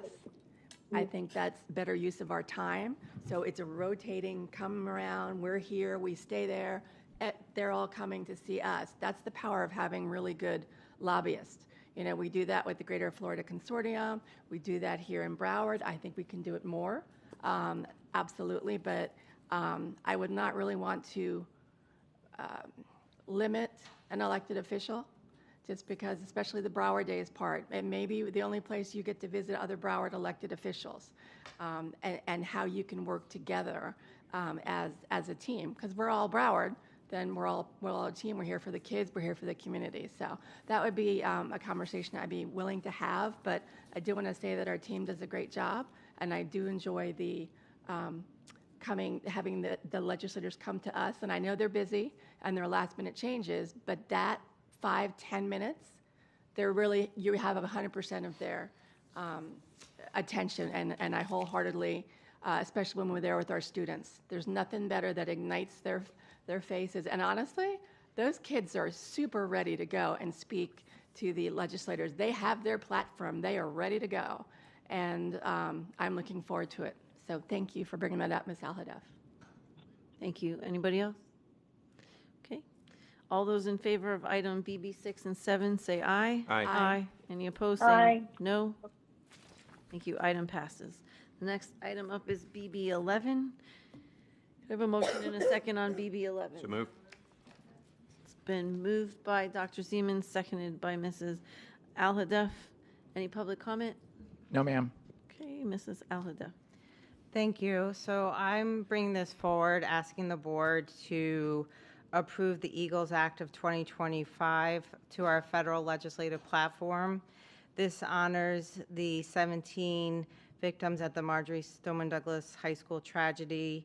It also helps through K through 12 schools for research, guide training, behavioral threat assessments, and reauthorizes the expansion of the National Threat Assessment Center of the Department of Homeland Security.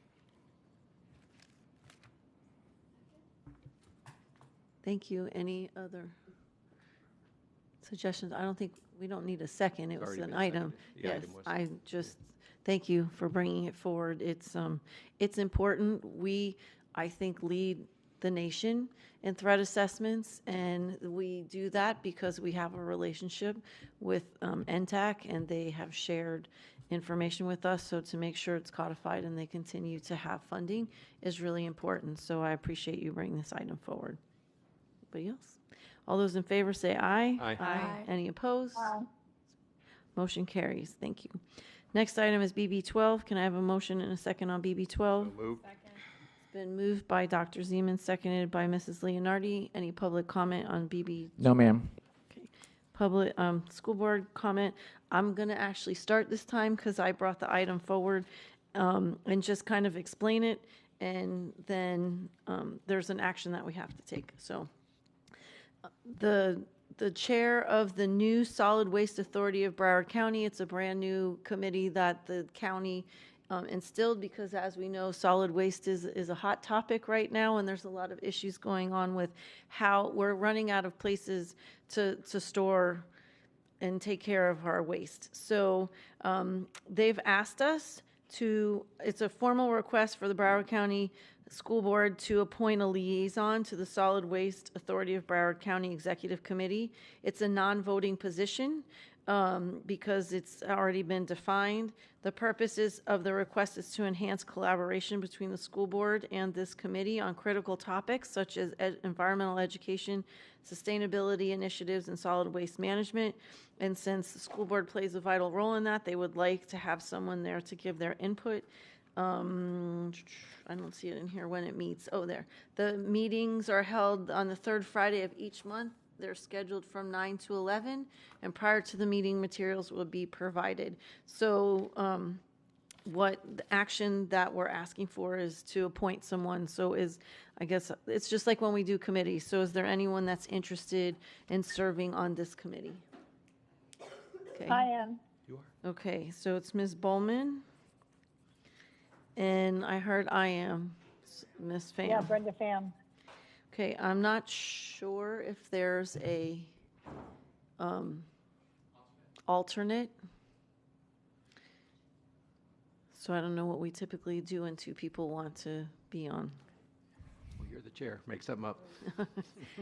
Well, I would, so Ms. Bowman, would you, I know that Ms. Bowman is working with this committee and people on it already on a project that they're looking for. That's what I've been told. So Mrs. Pham, would you mind if Ms. Bowman was on this for right now since she's already kind of in the thick of what the committee's doing? No, I would definitely defer to her if she's in the middle of a project, for sure. Okay, thank you. And then it'll be on our committees moving forward. So, then you can have the opportunity, if you're still interested in November, to voice that interest then. So thank you so much. Okay, Mrs. Bowman. Thank you.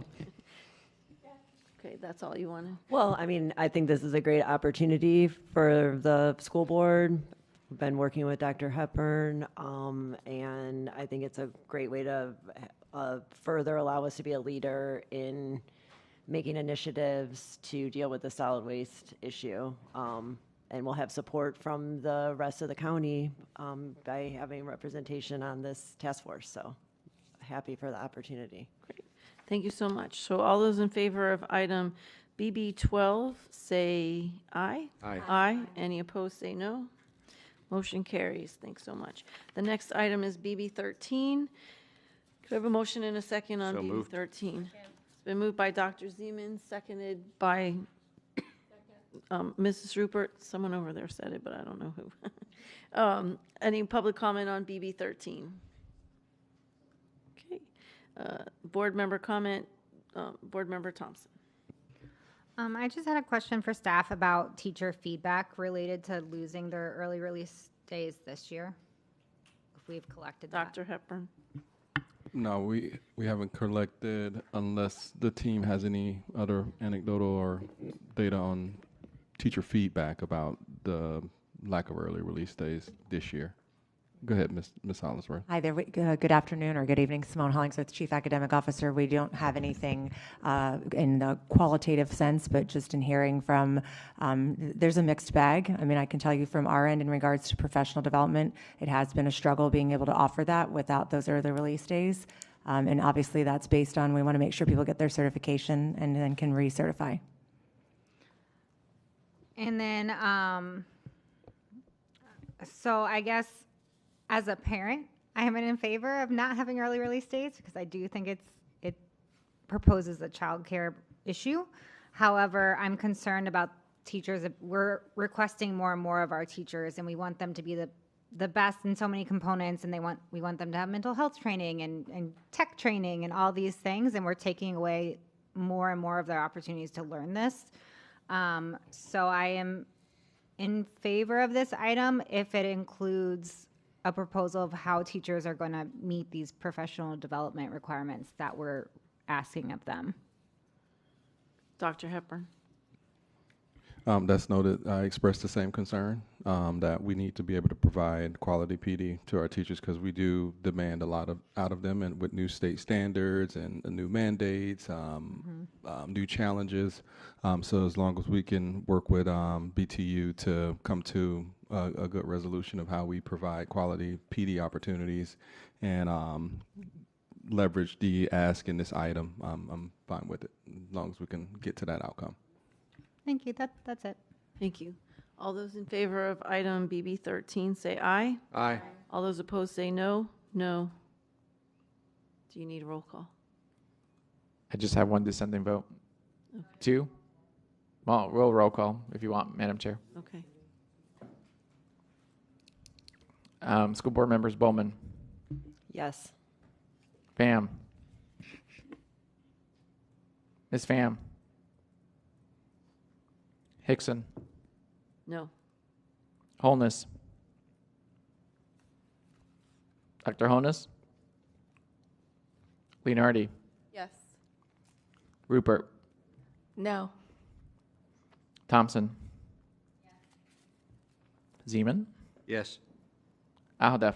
Yes. Motion passes 5-2. Thank you. I'm going to take the next two items together. So DD3 and DD4, can I have a motion to bring them to the floor? So moved. Second. Moved by Mrs. Leonardi and seconded by Dr. Zeman. Any public comment on DD3 and DD4? No, ma'am. Okay, so I'm the only one that had a question, and I have already said this with Dr. Lozano, but I just want him to say it out loud to everyone. So on DD3, my comment is that when you look at it, it shows that monitoring actually the failure rate increased. So there continues to be a bigger problem in monitoring students that are identified. And this is frustrating to me, so I know you're going to speak to that. And on D4,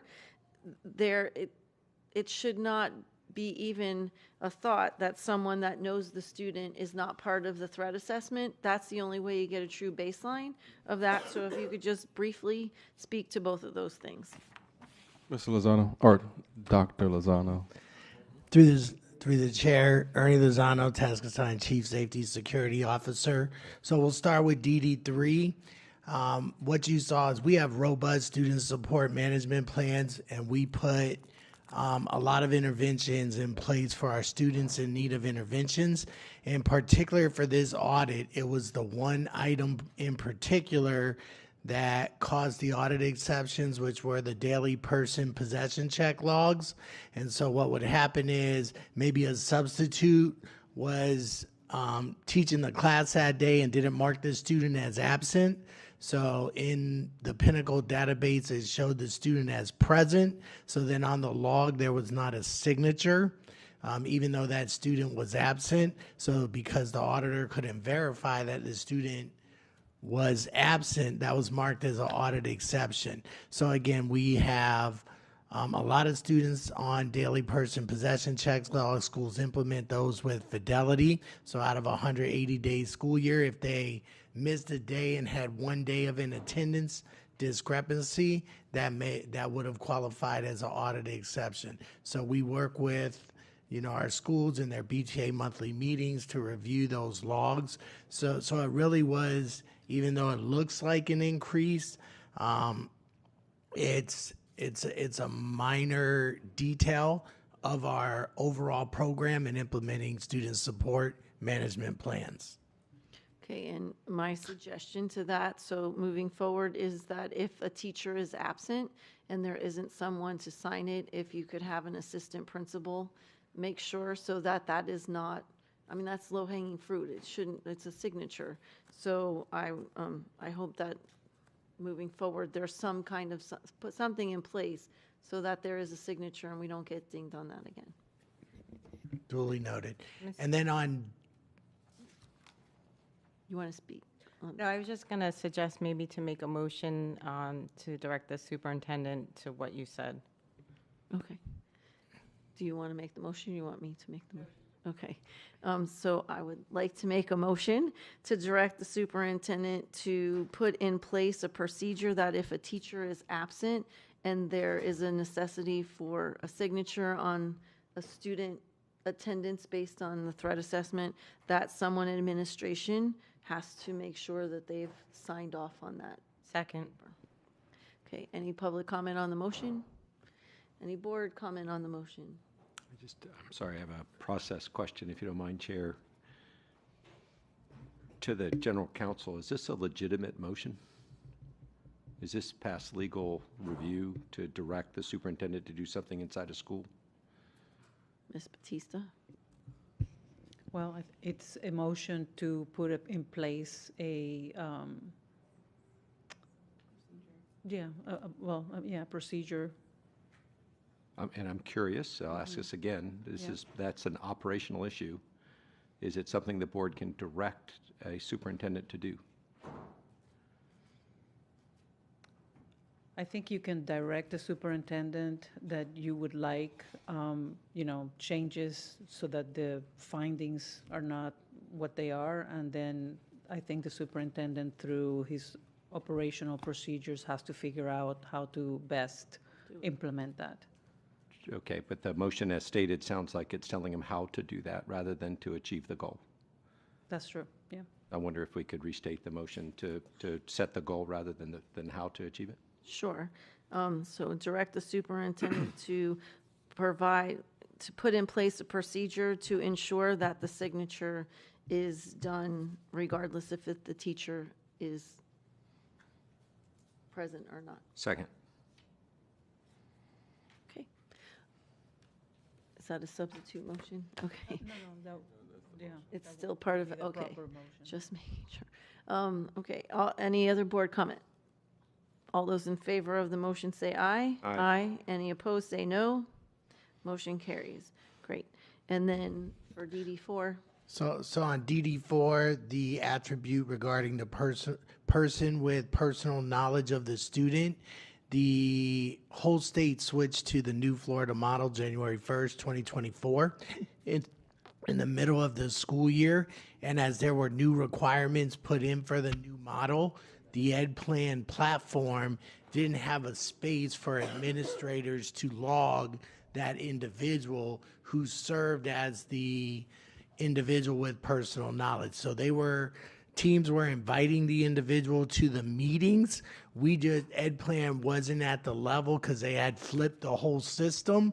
And to make that one change for Broward, they that wasn't a high priority for them when they were getting the new platform up and running across the state. So through mid-February, we had it actually then in the platform so schools could actually identify who that individual was in February 24. And so moving forward, it was rectified. So the schools always include an individual currently who has personal knowledge of the student so that way we can look at the student's baseline behavior and make the appropriate decisions. Thank you for clarifying that.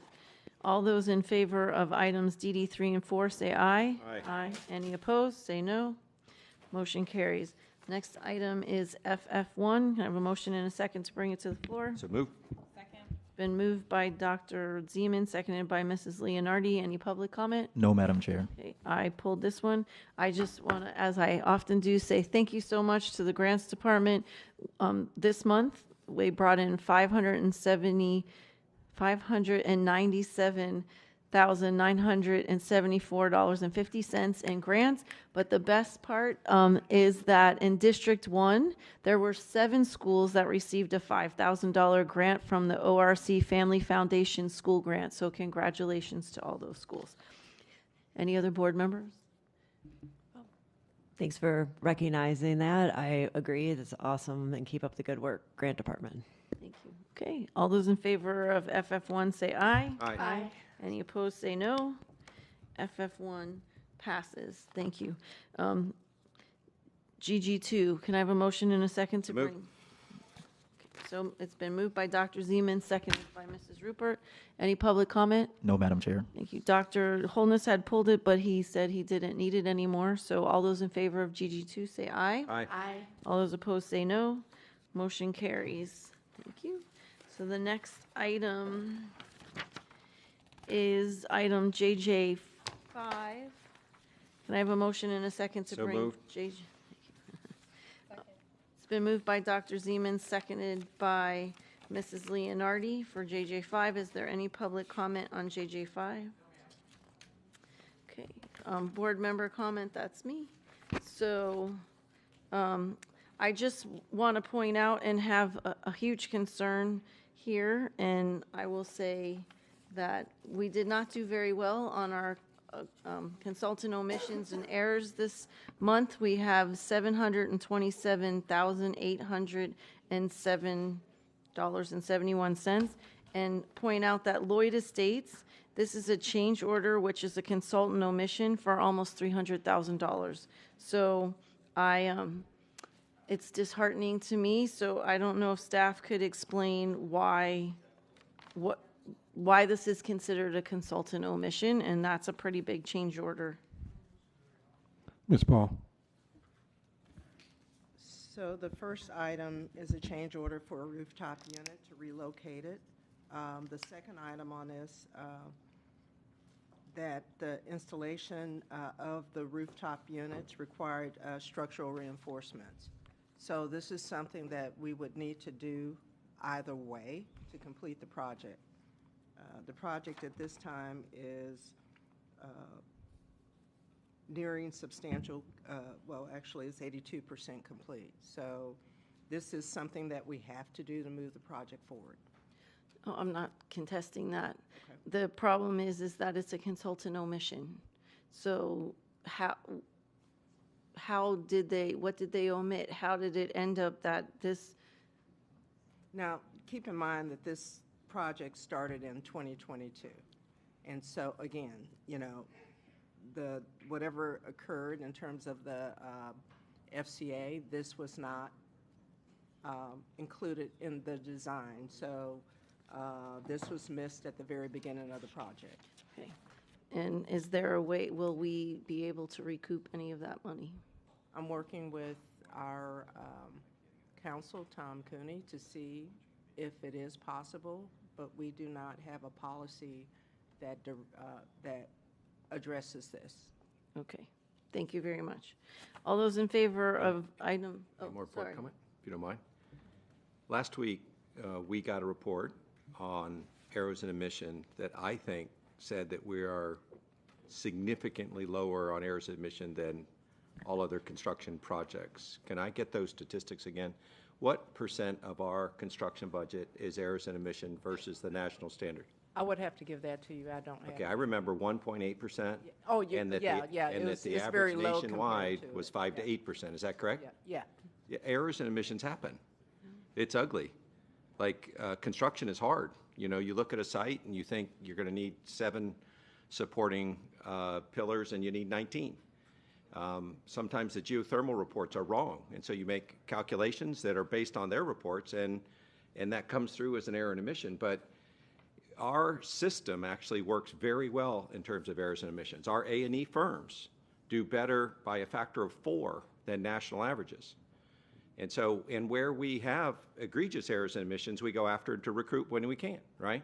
Yes, sir. Okay, I just, it's not an issue in Broward County, errors and omission. It is, there's lots of issues. There's lots of issues. We have $800 million in our bank account we haven't spent yet. That's a big problem. That's the same size as a smart bond. But we got to kind of recognize the things that are slowing us down. Yes, sir, and I understand that we are across the national average doing a whole lot better than most, but I also understand that, you know, part of the discipline that we need is at the first part of when we start a project that we need to make sure that we design it appropriately. I would much rather spend $2022 or $2023 than spend $2025.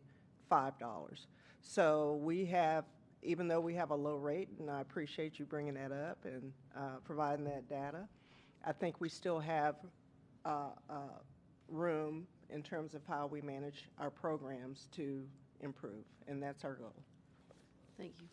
Okay. All those in favor of item JJ5, say aye. Aye. Any opposed, say no. Motion carries. Next item is JJ7. Can I have a motion and a So second? move. Second. Moved by Dr. Zeman, seconded by Mrs. Leonardi. Any public comment? No, ma'am. Mrs. Leonardi. I'm good, thanks. Oh, okay. All those in favor of JJ7, say aye. Aye. Any opposed, say no. Motion carries. The next item is JJ11. So moved. Oh, sorry, I need a motion and a second. Moved by Dr. Zeman. Seconded by Mrs. Rupert. Any public comment on JJ11? No, ma'am. Mrs. Bowman. Thank you, Chair. I just pulled this because when I first started, before I was even sworn in, my constituents were contacting me about this, and I just wanted to thank Ms. Paul for being on it and getting, figuring out what the delay was and why there was no work being done on this, and moving the project forward in a very quick manner. So thank you. Thank you. I was the other question. So I just have a quick question. Why, it seems reading in there that they took the wall out and they found a window and some other stuff. So why is this considered consultant omission and not unforeseen?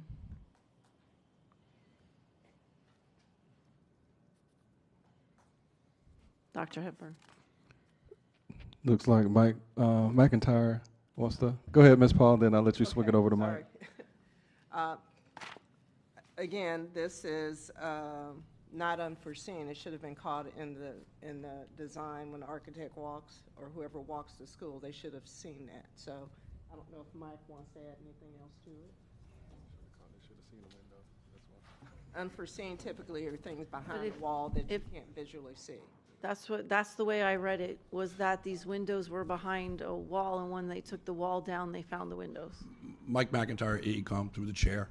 It is an error and omission because it was shown, the condition was shown on the as-built. The condition could not be visually seen because it was hidden, but it was on the as-built. Okay. The architect did have the as-built, so therefore their due diligence should have found this. Okay, thank you, because that, just reading it, I wouldn't have known that. So I just didn't want someone to get in trouble if it wasn't their fault. So thank you very much for that. All those in favor of JJ11 say aye. Aye. Aye. Any opposed say no. Great. Next item is 001. Can I have a motion and a second? So moved. Second. It's been moved by Dr. Zeman, seconded by Ms. Thompson.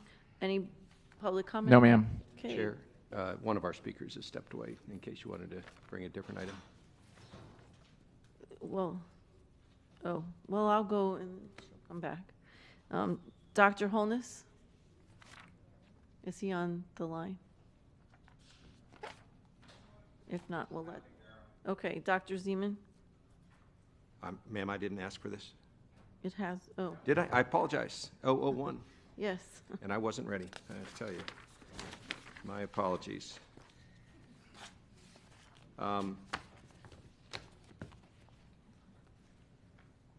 I don't have the item in front of me, but I think there's 10.5 FTEs in this contract. If I'm wrong, if I'm right, Chair, that's a $3 million contract for 10.5 FTEs. Is that correct?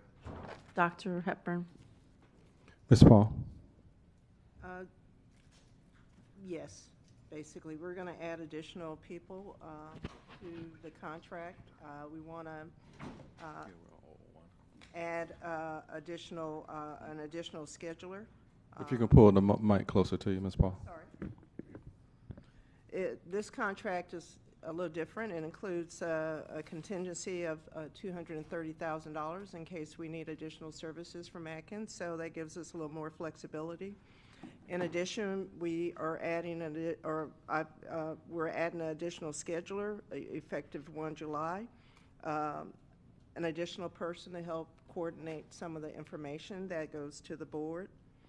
And one of the things that I want to assure you, based on the vote of the board in terms of whether we continue our contract with AECOM or we go with other options, I want to make sure that you understand that we're not going to double dip. In other words, we're not going to pay Atkins for something and then also pay AECOM for the same thing. Yeah, terrific. And the point that I wanted to make in that regard is very similar to what Ms. Paul's pointed out. We pay $300,000 to $500,000 per contract support, significantly more than we pay on the government side if we have program managers, construction managers, and planners. The price of having them come in when we can find them, even paying market raises, is significantly lower. Plenty of good reasons to have Atkins, to have an AECOM, particularly for their domain knowledge. That is critical to make sure that we can continue to accelerate construction. But they are more expensive, and we should buy them when we need them and buy them for very specific reasons. Thanks, Chair. Thank you. Mrs. Leonardi? Thank you.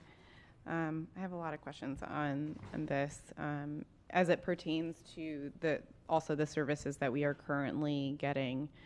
And I emailed Ms. Paul some of these questions, but I do want them in the public record as well. So under the current contract and the original solicitation documents, which I went and looked up from 2021, it indicated that Atkins, or the CPCM, is expected to use P6 scheduling software in coordinating and maintaining schedules. Is that currently what Atkins is doing? No, ma'am. Okay. Can someone explain to me why? So I'll let Ashley Carpenter speak to that. But as I understand it, the schedule, the master schedule, was decided at some point that AECOM would be in charge of that. So Ms. Carpenter, if you want to speak further on that.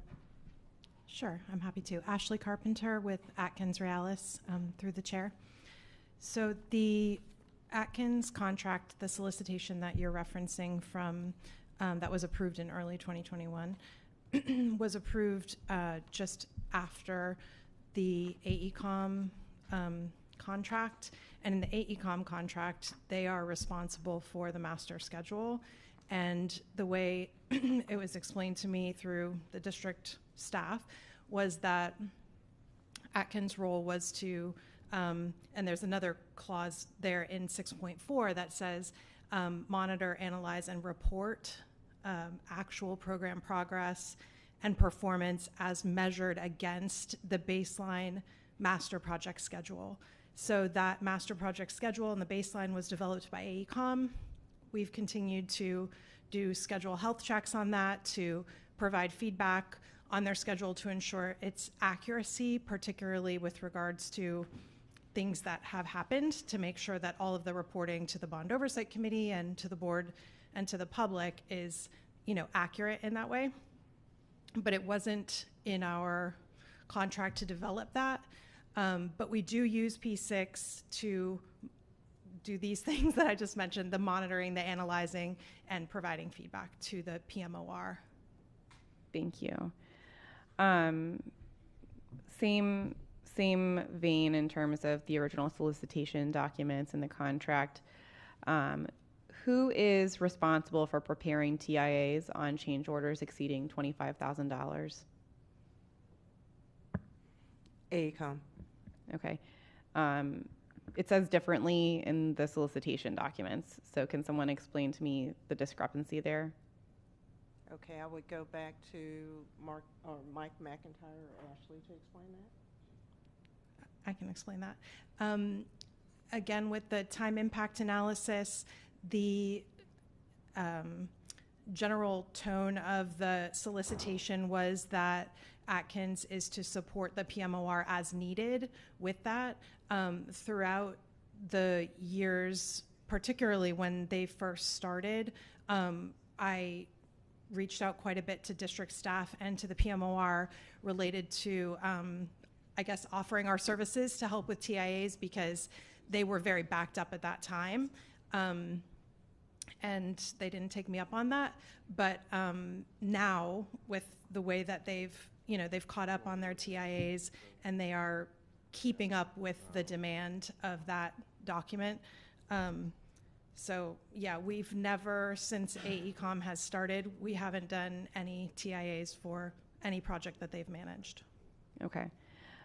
Thank you for reaching out and offering your assistance. I appreciate that. It is concerning to me that that was not taken up either by district staff or AECOM.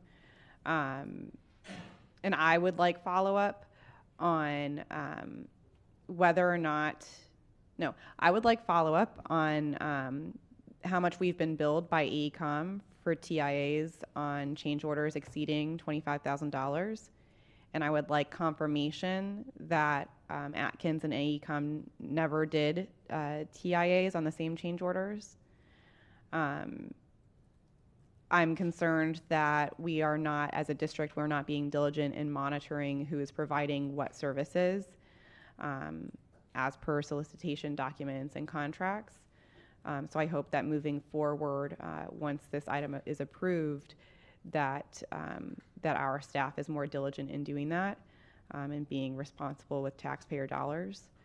And that, we are asking people to do what is in their contract. It appears that Atkins has reached out multiple times about different things that was in their contract or in their solicitation documents to do, and they were rebuffed by us. That is extremely concerning to me. So I look forward to getting that follow-up. Thank you. Thank you. Anybody else? Mrs. Pullman? I agree with Ms. Leonardi. I'm glad you brought that up. And so I support her direction. Thank you. Okay, thank you. All those in favor of item 001 say aye. Aye. Any opposed say no. Motion carries. Next item up is item 002. Any public I need a motion and a second on item 002. So moved. Second. It's been moved by Dr. Zeman, seconded by Mrs. Rupert. Any public comment on 002? No, ma'am. Okay, Mrs. Alhada. Thank you. So my comment is just that in the future with the SRO agreements, if there could be something within the contract in regards to law enforcement complying with audit requests pertaining to safety and security, also law enforcement having current and valid certificates on file at their assigned schools, and that they follow our protocols. Dr. Hepburn. That is definitely noted for our upcoming contract negotiations. Okay, thank you. Can I Dr. just ask a Zeman? question about that? Ms. Aladeff, the audit procedures of Broward County schools, that they should submit data in support of those or of their own city police force? No, audit specifically with safety and security at Broward County Public Schools. Terrific, thank you. Thank you. All those in favor of item 002, say aye. Aye. Any opposed, say no. Motion carries. The next item is item 003. Can I have a motion in a second? So moved. It's been moved by Dr. Zeman, seconded by Mrs. Leonardi. Any public comment? No public comment. Also, Madam Chair, Dr. Holness is not on the line. Okay, Dr. Holness is who pulled the item, so all those in favor of 003 say aye. Aye. Aye. Any opposed, say no. Motion carries. Thank you. The next item to the floor is item 0012. So moved. It's been moved by Dr. Zeman, seconded by Mrs. Alhadeff. Any public comment? No, and also Mrs. Pham is not on the line. So all those in favor of 0012 say aye. Aye. Any opposed, say no. Motion carries. Next item is 0014. So moved. Moved by Dr. Zeman, seconded by Mrs. Leonardi.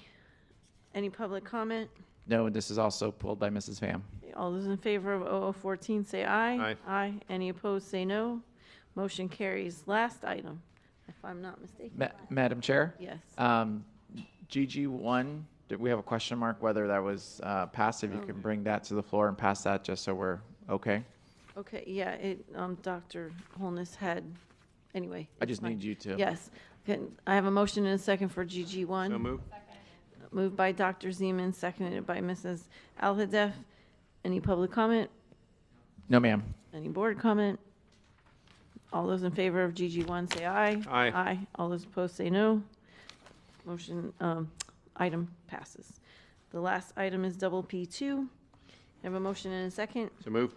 It's been moved by Dr. Zeman, seconded by Mrs. Leonardi. Any public comment on double P2? No, ma'am. Okay, I think I'm the only one since the other two are not here. I would like to make a motion. Dr. Zeman's here in case. Oh, I'm sorry, I didn't see your hand up. That's You're okay. not, I haven't missed a meeting in 2.5 years, but that's all right. you're not on the list? I am on the list, ma'am. Oh, sorry. Double P2. I even learned how to say it It's the right late. way. I'm sorry. You go ahead. I have a motion, but. This is important. I cannot explain to my neighbors why buses drive past kids that need a ride to school with empty seats. I don't think anybody on this board can. We pay for school buses. It costs no more for kids to fill empty seats than it does to not fill those seats. For the community, the payoff is substantial. Reduce car lines around schools, which we've all heard about. Reduce time for parents or guardians to get their kids to school. More students go to school when they ride a bus than when a parent takes them, so it's better for absenteeism, therefore better for academic performance. It shows the community that we recognize that an empty seat is a wasted opportunity. Here's the image that I have in my mind. A kid that is 2 miles away from a school gets a free ride to school automatically, and if you're at 1.9 miles, you get nothing. But there's empty seats on the bus. Why can't a child walk a block or 2 blocks or 5 blocks or get a ride or take their bike to a bus stop?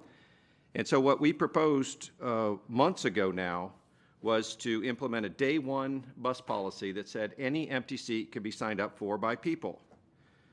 I've talked to senior staff about it. They've recognized that ATMs have been in the United States since 1969. Why is that important? Because people have 11-second mentalities. They want their answers quick. It's also true that Uber started 16 years ago. Why is that relevant? Because I can push a button and stand on any corner in the United States and a car shows up. And that's what our constituents demand, ATM and Uber.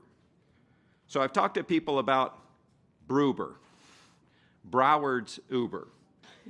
You push a button and you find out if you have a seat on the bus. And it may be that you just get a seat for a week, and then you don't know if you get it the next week, because there are rules about people outside of 2 weeks, and if they haven't signed up and they sign up on Wednesday of the first week of school, you got to give them a seat within the next week, and so someone who did sign up might get kicked off.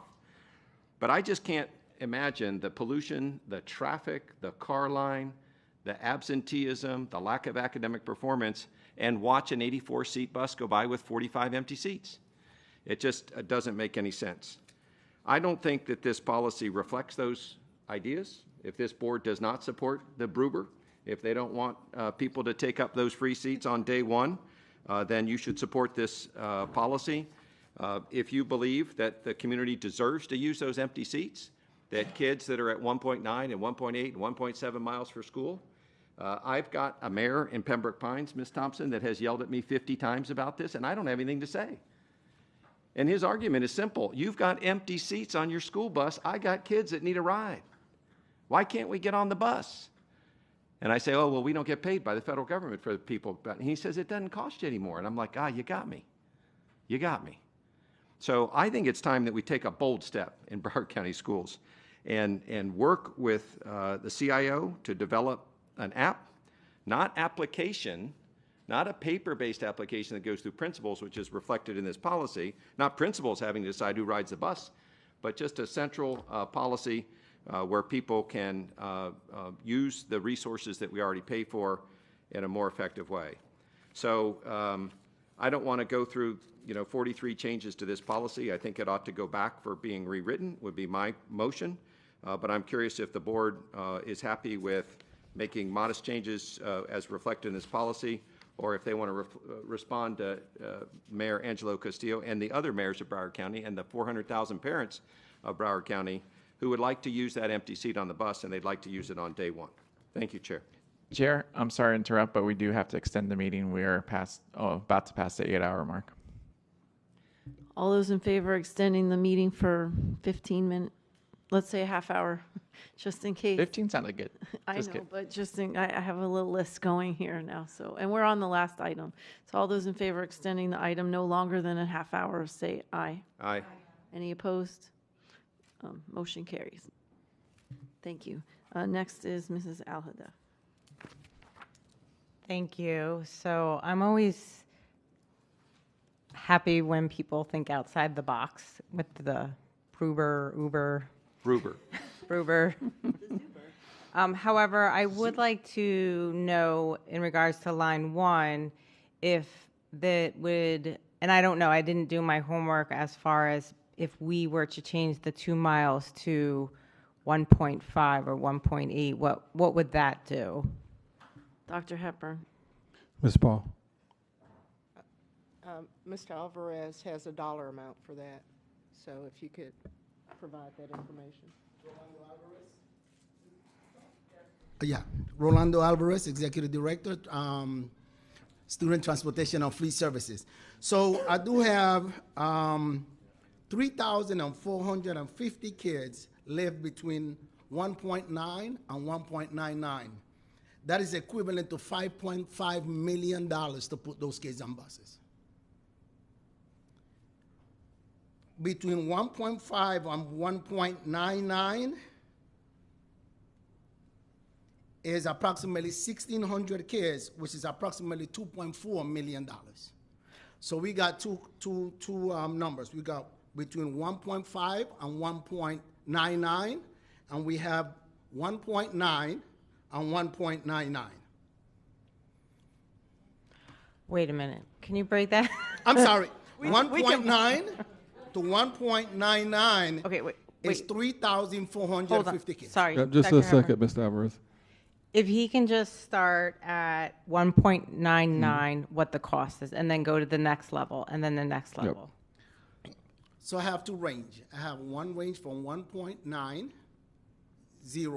to 1.99. That is approximately 3,458 students. And the dollar value? The for dollar this- value is $5.5 million.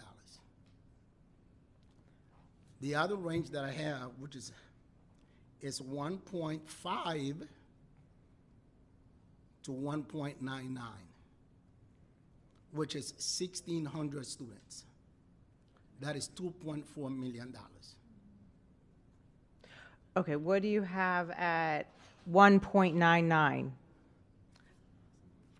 I don't have a single number for kids that only live 0.99. I have a range. You don't have of a students. financial cost for that? For 1.99 only, no. I can bring that What to about the 1.98 or 1.97? I mean, I think that's I have- important numbers because if we're trying to get more kids on the bus, but financially be mindful, we need to know those numbers. So we can Okay, so- provide you a follow-up on specific numbers and without the ranges, if that would be easier to understand. But, you know, the issue, I think, is, and I think the problem we're trying to solve for is when we have empty seats on the bus, we want to put kids in those empty seats. So I think that's really what we're trying to solve for. The issue is that where the greatest demand for transportation is, based on historical knowledge, is in those areas where the buses are overcrowded. The first day of school, kids don't ride the bus. The first week of school, a lot of kids don't ride the bus. The concern is that we would put a kid on a bus that we get reimbursed for, and they register and they go through the process of registering for transportation, so we hold that seat for them. If we put a kid that is not, under the current policy, not authorized to ride the bus, then we're taking away that reimbursement that we get. Potentially. That is the concern. But in terms of having a Bruber concept, I think that that's a great idea, but we're not there yet. You know, we're just not there yet. And Ms. Alhadeff, the idea that I'm talking about is using unused seats only, which costs us nothing. I'm not talking about changing the radius for all of Broward County to pick up people. The mayors would love us to do that too, because it'd be great for traffic and car lines and all that. I'm just talking about the 84-seat bus that pulls up and has 44 kids on it. I would like our system, which is not a complicated math problem here, just to go to that last stop and take up an unused seat.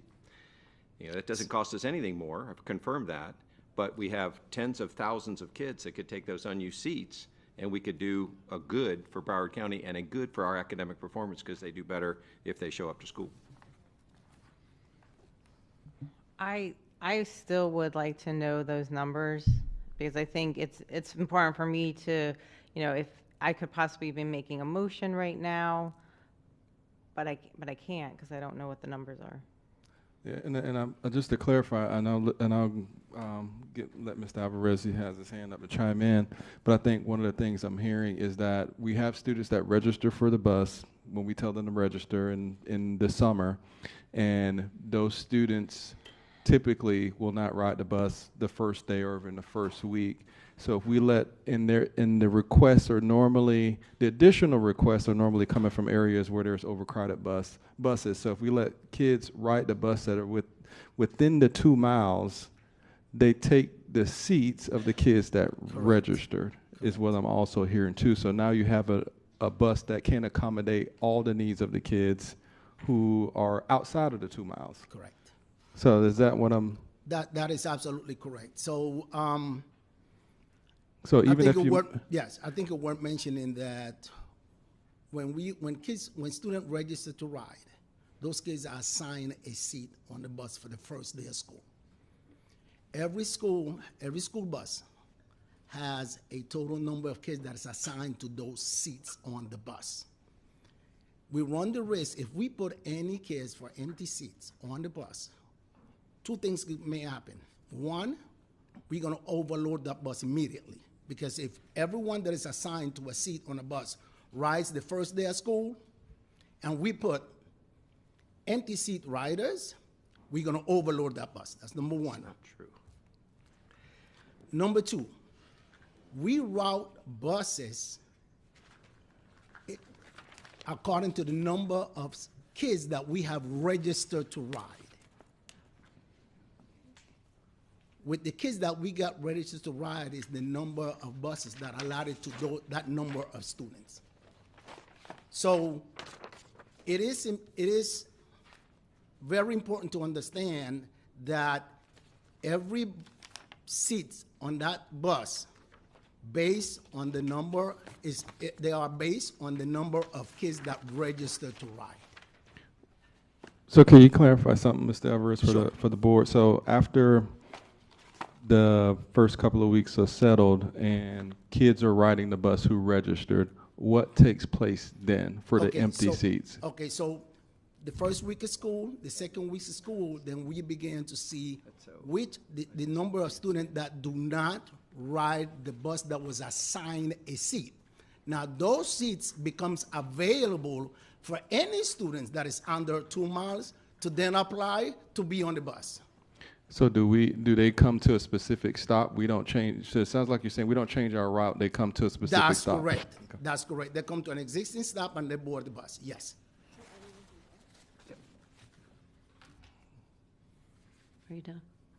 Yep. So I just want to Ms. make sure we clarify. Leonardi? Yep. Thank you. And I have to give kudos to Mr. Alvarez because I remember, my first year on the board when August would roll around, we got so many emails and now we barely get any. So thank you for the work you and your team do and all of our transportation personnel.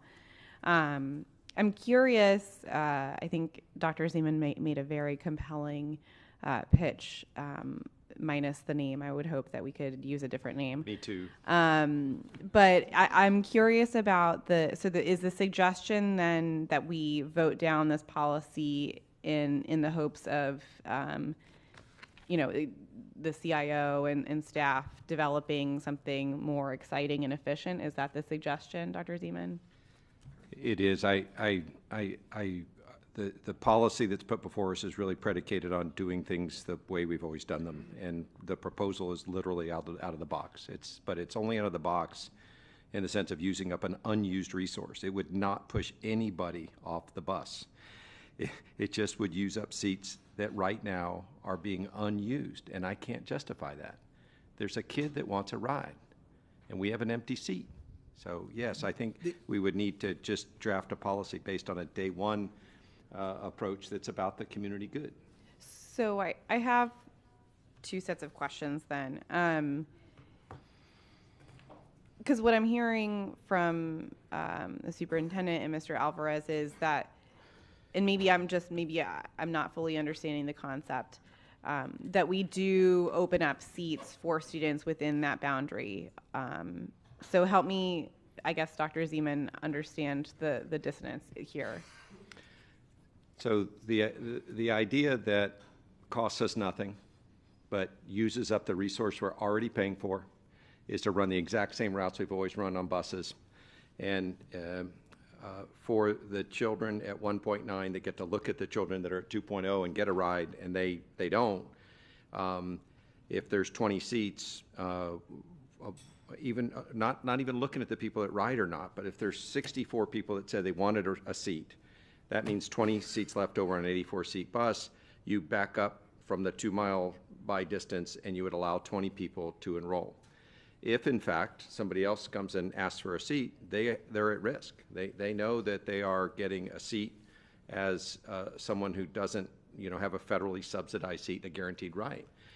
But what happens in general is not the case. And all that I'm suggesting is that we pay significant amount of money of our money, and we get federal dollars to run a bus system, and we ought to fill up those buses, and we ought to do it in a rational way, and we ought to do it in a modern way, in a 2025 way of allowing people either with an app or some kind of online system to use unused seats in the routes where they are available. In Ms. Paul's case, where there's 84 people on a bus because there's probably 94 that want it, and you jam 84 on there, because I don't think we really overload buses, right? Oh, Lord, I don't want to know that. I wish we wouldn't. But, we do. But that it wouldn't apply to that. It's not about the overused bus. It's not about the demand. Maybe we should run a second bus there. That's fine. But it's about the 44 kids on a bus registered. Less than that show up, and there's a guarantee of 40 open seats available, and we tell kids that you cannot get a ride to school, even though we know it's better for them. We know it's better for their schooling. And we know it's better for the community in terms of car line, pollution, and traffic. That's all I'm proposing. So there is no cost to this. If Ms. Alhadeff would like to roll the area zone back, I'm actually fascinated with that too, because we might get the cities to help us pay for the additional cost, because they're dying with the traffic and the pollution and the car lines. That's who complains about it more than anything else. But the idea that I had for this year was just to try and use up the unused seats in school buses, because I just can't think of a good reason to explain to people why we don't do that. Dr. Hepburn. Yep. So I just want to chime in. We're not disagreeing with Dr. Zeman and the need to fill seats up. I think the concern here is the current policy says what he's discussing is to fill seats. The current policy, we wait till the bus settles, and it's 35 days before we open it up to let anybody ride the bus and go to a stop. I think the proposed policy brings that day down to the first 20 days.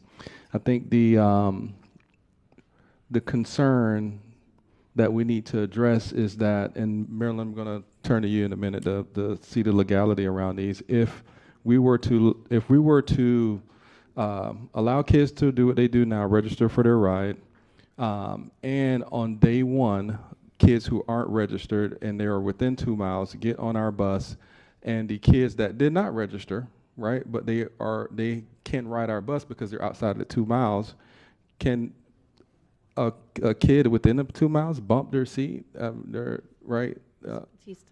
So that's I'm trying to figure out if there's legal issues around that. And number one, we're not getting reimbursed for the kids that's within 2 miles, but there possibly, what Mr. Alvarez and Ms. Paul is saying, you can have kids that will bump another kid's seat. So it's just like if I go to the airport and I bought a ticket, I get to the airport and then they're just handing out extra tickets and I don't have my seat. Ms. Batista. Yeah. So I'm looking up the statute, but basically, you know, the statute says that you have to, I don't know why I gave. Because register your ride is a recommendation. We're encouraging parents to do that early so we can create our routes early. But kids still have the opportunity who are outside of 2 miles to ride our bus, correct? Right, but I think your question was whether, you know, the legality of having a kid that is outside the 2 miles being bumped, right? And so to the extent that, you know, the district has to provide transportation, that may be a problem. So my other question about this was, so say we vote this policy down right now, does that impede the district's ability to provide adequate transportation for our students? Like, what are the repercussions of that? No, it does not. If you vote this proposed policy, it will revert back to the current policy, which is 35 days. Got it. Okay. All right, thank you. And so in Dr. Zeman's suggestion of, what was they at? Brubert. Aimed at Zuber, but I don't accept that. So Gruber. He's talking more about the strategies on the how to make this more efficient for kids to understand that there is open seats and to sign up for those open seats, right, through efficiency with an app. I think what the board is being asked by colleagues is how many days should we do that? Should it be 35? Should it be what's proposed in the policy, which is 20? But our buses do need to settle. We have communities that traditionally kids do not ride the bus for the first day, the first week. We have communities where kids don't come to school till after Labor Day, right? That still happens in the state of Florida. And we just want to make sure that kids have their assigned seats when they do get there and they're not bumped off the bus. Go ahead, Ms. Paul, if you want to add.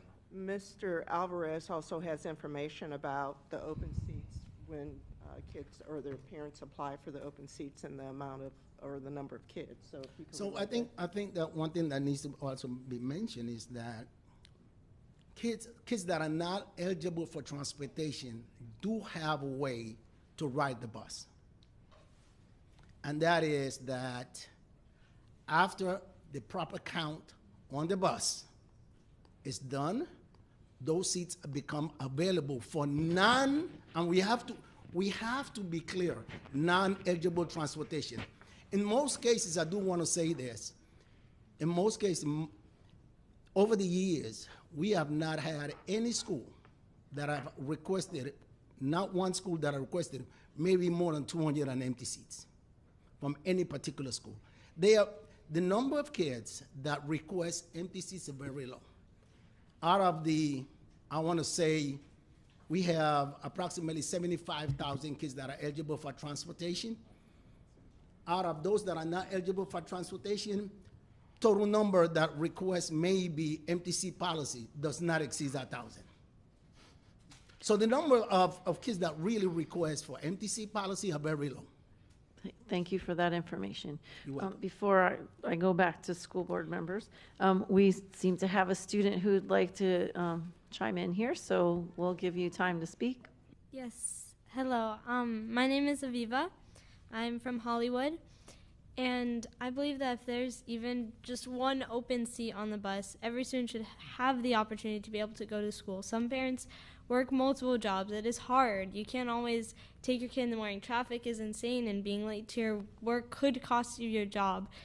And I understand that legally it could be difficult to get these kids on the bus, but I believe there should be some system in place that on a certain morning there should be a way to figure out how many kids are on the bus and how you can incorporate more kids to be able to be on the buses if there are open seats. All right, thank you. Thank you so much. We always appreciate the student perspective. So before we go to round two, I'm going to chime in. I actually have a motion. I appreciate this coming forward. I did ask about this policy coming forward because I agree with Dr. Zeman, but when we had the workshop, it was obvious that day one would be very difficult for all of the reasons that have been explained here. So my motion is to change on Roman numeral 1, letter A, where it says after the first 20 school days. I would like to make a motion to change that to after the first 15 school days. I think it's a compromise of what it is now, what we had. That gives you enough time to flush everything out. If it could be less, it would be great, but I understand. We have FTE day 10, so we know by day 10 how many students we're figuring we have, regardless of where that is, so that's another week after that. So I'd like to make a motion to change 20 days to 15 days. Any public comment on the motion? Board comment on the motion, and just keep in mind we have 10 minutes left. Oh, yes, I'm sorry, it was seconded by Mrs. Thompson. Okay, Dr. Zeman.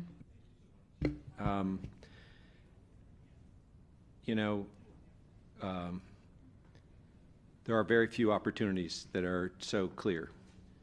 And in an ATM example, instead of buying the ATM card, which is proven technology, we're going to speed up the teller at your bank. So instead of waiting 5 minutes for a teller, you're going to wait 4 minutes. This is just not why I'm here. I joined this board because we said we were going to be the best school district in the country, which means when we have proven technology that's been out for decades, and we have unused bus seats, and we have kids that need a ride to school, and we know it's good for kids to get to school, and we know that it's good for the environment and good for the families, we're going to speed up the teller at the bank. That's not why I'm here. I didn't want to get on this board so we could get 1% better every year. The importance of public education is just too important. And so I don't support this motion. Day one is possible. We just have to do it. We have to turn to our neighbors and to our community members and the mayors of Broward County and say, you're right, we got empty seats, and there's absolutely no reason people inside 2 miles can't line up and get those seats. It's really that, it's just, I can't support this because I know this is feasible in every way. And I've waited 5 months for this policy to come back.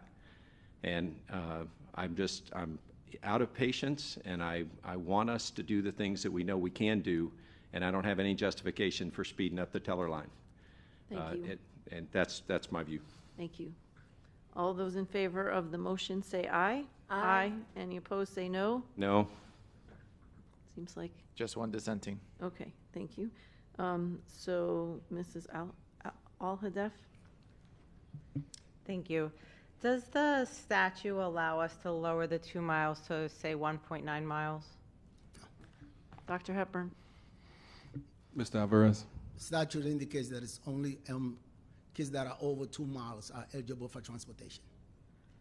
Okay, but I guess, Ms. Batista, can we lower to 1.9 miles or lower, and then I guess we're picking up the cost? Oh, Ms. Batista.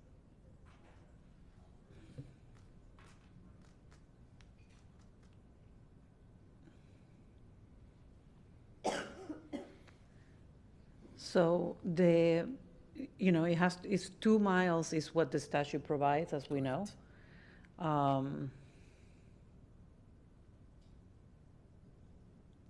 mean, as long as you were not denying anyone that wanted to ride the bus that is over 2 miles by doing either 1.9 or whatever less, then I think you would be able to do it if you picked up the cost, yes. See, I think it's important to have data drive our decision. And honestly, right now, that we don't really have any data in front of us. We have a policy with some changes, but we don't know. We don't have numbers. We don't have the financials. We don't know in what areas, how many kids are riding buses, where there's a need for more buses. We don't have that information. We're redefining Broward schools, and maybe if we can provide a bus, that might be a decision maker for a family to send their kids to a Broward County public school. We should be weighing the FTE funding per student to how much it costs to put that child on the bus. I don't have those numbers in front of me. So I'd be interested in bringing this back and kind of looking at all that information. I think, Dr. Zeman, I think you have a good idea. We have a bus app that we already currently use. Maybe that company has the ability to do what you're saying. I know, and this kind of analogy that I keep thinking about, but if I want to sign up for a gym class, I have to go on an app, and there's only a certain amount of spots. And you have to sign up 15 hours in advance to get that spot. And once all of those spots are taken, there's no more spots or spots on the bus. So I think there's ability to do it, and maybe then that child gets a QR code that they have to have scanned when they get on the bus to know that they have their spot on the bus. So I think there's opportunity to look at this in a more creative way, but I think it's just challenging right now at this time of the hour with the limited information and data that we don't have. Mrs. Leonardi. Thank you. I will try to be quick. I appreciate the ethos of wanting to make things happen right now. Unfortunately, that is not necessarily how government works, because we do have to take into account the nuances of students taking time to sign up. So that's why I support the 15 days. I don't think it's equivalent necessarily to the metaphor that was being used earlier. I think I would also like to make a motion to direct the superintendent to come up with a plan to automate and move this process online to make it more efficient, if that is in line with my statutory duties. Dr. Hepburn. Can you confirm, Ms. Alvarez, everything's already online, correct? Yeah, Yes. the process is online. Okay, thank you. I heard differently from my colleagues, so thank you for that. That's all. Thank you, and just have to be cognizant of the time. Board Member Thompson. I'm in favor of voting for this motion, but I do think it would be helpful for the board and, to Dr. Zeman's point, to have another workshop about different options for the bus, but also how many students are actually interested in, or families are interested in riding the bus. Because personally, in my elementary school, a lot of families just don't trust the bus system to put their kids on the bus. And my first grader and third grader refuse to ride the bus because it's terrifying for them. So I think before we put time and energy and finances into innovative ideas around bus transportation, I want to make sure that there's a desire in the community, and that's all. Thank you. Okay. Dr. Zeman? Yeah, last point. The reason we don't have data on this is because we waited 5 months between talking about the policy and getting this policy. And that's very frustrating to me.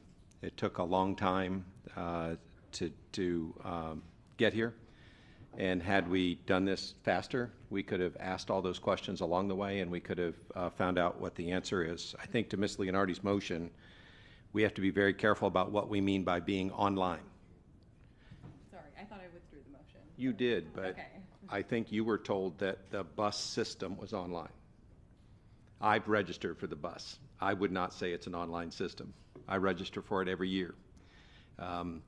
There's a big difference between here comes the bus being online and being able to turn in a form online. And what I'm talking about online is a student being treated with the respect and dignity they deserve, and their family having the ability to get to a seat that's unused to get to school. And if that's not the will of the board, that's fine. But my frustration is it took us 5 months to get from idea to a piece of policy paper in front of us, and that denied us 4 iterations of asking the right questions and getting the right data and deciding what's the trade-off between attracting and not. Some of the data we ask for, by the way, is not there. We'll never know with certainty how many kids would come to our schools if we offered them a bus. I mean, it's just that data doesn't exist, right? But using up unused seats in a way that serve the community, I think, is a great idea, and I look forward to us readdressing that in the future, and I hope we do it with greater speed. Thank you. Okay, all those in favor of item P2, say aye. Oh, as amended, say aye. Aye. All those opposed, say no. No. Just one dissenting vote. Motion passes.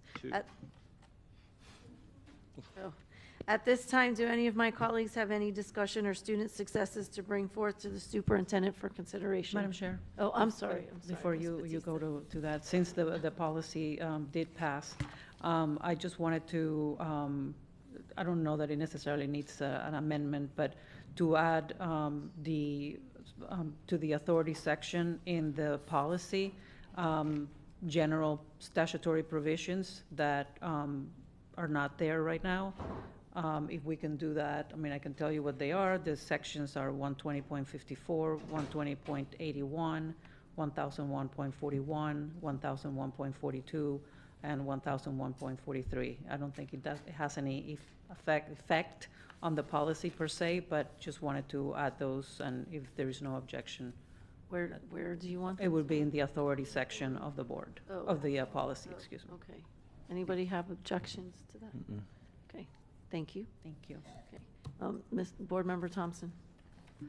I just wanted to, I don't think there's the consensus to bring back the cell phone policy, but I do have a concern because I had 2 students report that they had a safety concern at their school and they reported it to a parent, and then that student got disciplined for being on their phone at school.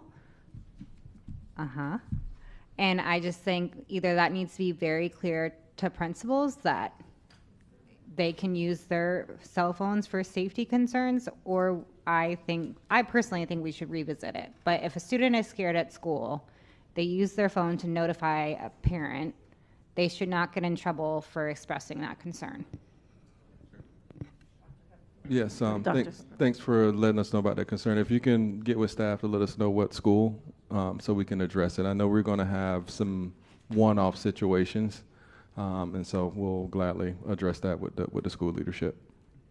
But it's the same if we're expecting students to have the Safe Watch on their phone, or Ms. Fry with the HRC committee brought up how we're expecting students to do things on their cell phones and report bullying and stuff like that. If they can't use their cell phones, then either we need a different mechanism or we need to make sure staff doesn't discipline students for using their phone because of fear. So, Thank you. Noted. Mrs. Alhada. Yes, congratulations to the MSD tennis team for a win today. And then also, I know this was brought up earlier, but I have concerns with this sex ed curriculum not being approved yet by the state, and we're waiting, and then now this is going to be probably a second year that there is nothing taught. So what can we do to have a more proactive plan instead of just kind of waiting? Dr. Hepburn. We submitted it months ago in the fall. So and I'll let Mrs. Sullivan kind of chime in on the rest, but we submitted it months ago with ample time for review. I know we've been in communications with them, but they just haven't finalized anything as far as decision on how we move forward yet. Yes. Excuse me. I know our staff is working as hard as they can to get to a point where the state will approve it, while also considering what I think the board expects what's in the sex ed curriculum, along with honoring what our community expects to be taught within that curriculum. So the only thing we can do, we can decide as a system, for lack of a better description, to not honor what the board wants and what the community wants and present something that is more likely to come back in a more expeditious way. And we did teach it last year, just for the record. Mm-hmm. So we're working through it. We think we'll get there. But staff is working as quick as possible with the understanding that we're trying to honor what the board and our community expects to be in there. So I guess I'll ask to add another thing to your weekly report, but if we could add this to your weekly report for an update, I think it's very important so we know what is going on. Superintendent, if I may, my recommendation is that we do update the board weekly, but outside of the news and notes. Okay. Thank you. Okay, and I'll end. I just want to say to the superintendent, it was very apparent with the people that were here today and some of the emails that we've gotten about Broward Estates that I think the expectation that we have as a board that they would get concierge service is not what's really happening. To me, that's us calling every family and saying, you know, it sounds to me we're saying, come to the school, we'll meet you here, but concierge service means we're going actively out to them. So I would ask that we change that process a little bit. We can call them and then say, are you available to come to the school? And if they're not, make a time that makes sense for you know, us to meet with them, whether it's going to their house or meeting on a Saturday or whatever. But I don't feel the individuality that I think we were asking for when we asked about concierge service. So if you could please. Yes, absolutely. So like I said before, we're utilizing a group strategy first. At the moment, we only have 71 families left that we need to be in contact with out of the 163 families. 92 have been communicated with, and we just have 71 left to communicate with. And so we will go to those individual strategies to make sure every child or family gets the information to help with the transition. And I know, you know, we have a couple of people that came up here today, and I don't want that to be reflect or characterize the hard work that we've been doing since January 22nd vote, which is not what many said today is not representative of what's been going on with those parents and in those schools. And I appreciate that, but I will say 71 is almost half. So yes, absolutely. You know, there's definitely, we're not reaching everybody. So that was really the point. And we do appreciate staff, all the work they've done, but this, you know, this particular community, I think, means more of us going to them, not us expecting them. And that's to the plan. Perfect. The scheduled order of business for this regular school board meeting of the School Board of Broward County, Florida has been completed. Seeing no obligation, I now adjourn this meeting. Thank you so much.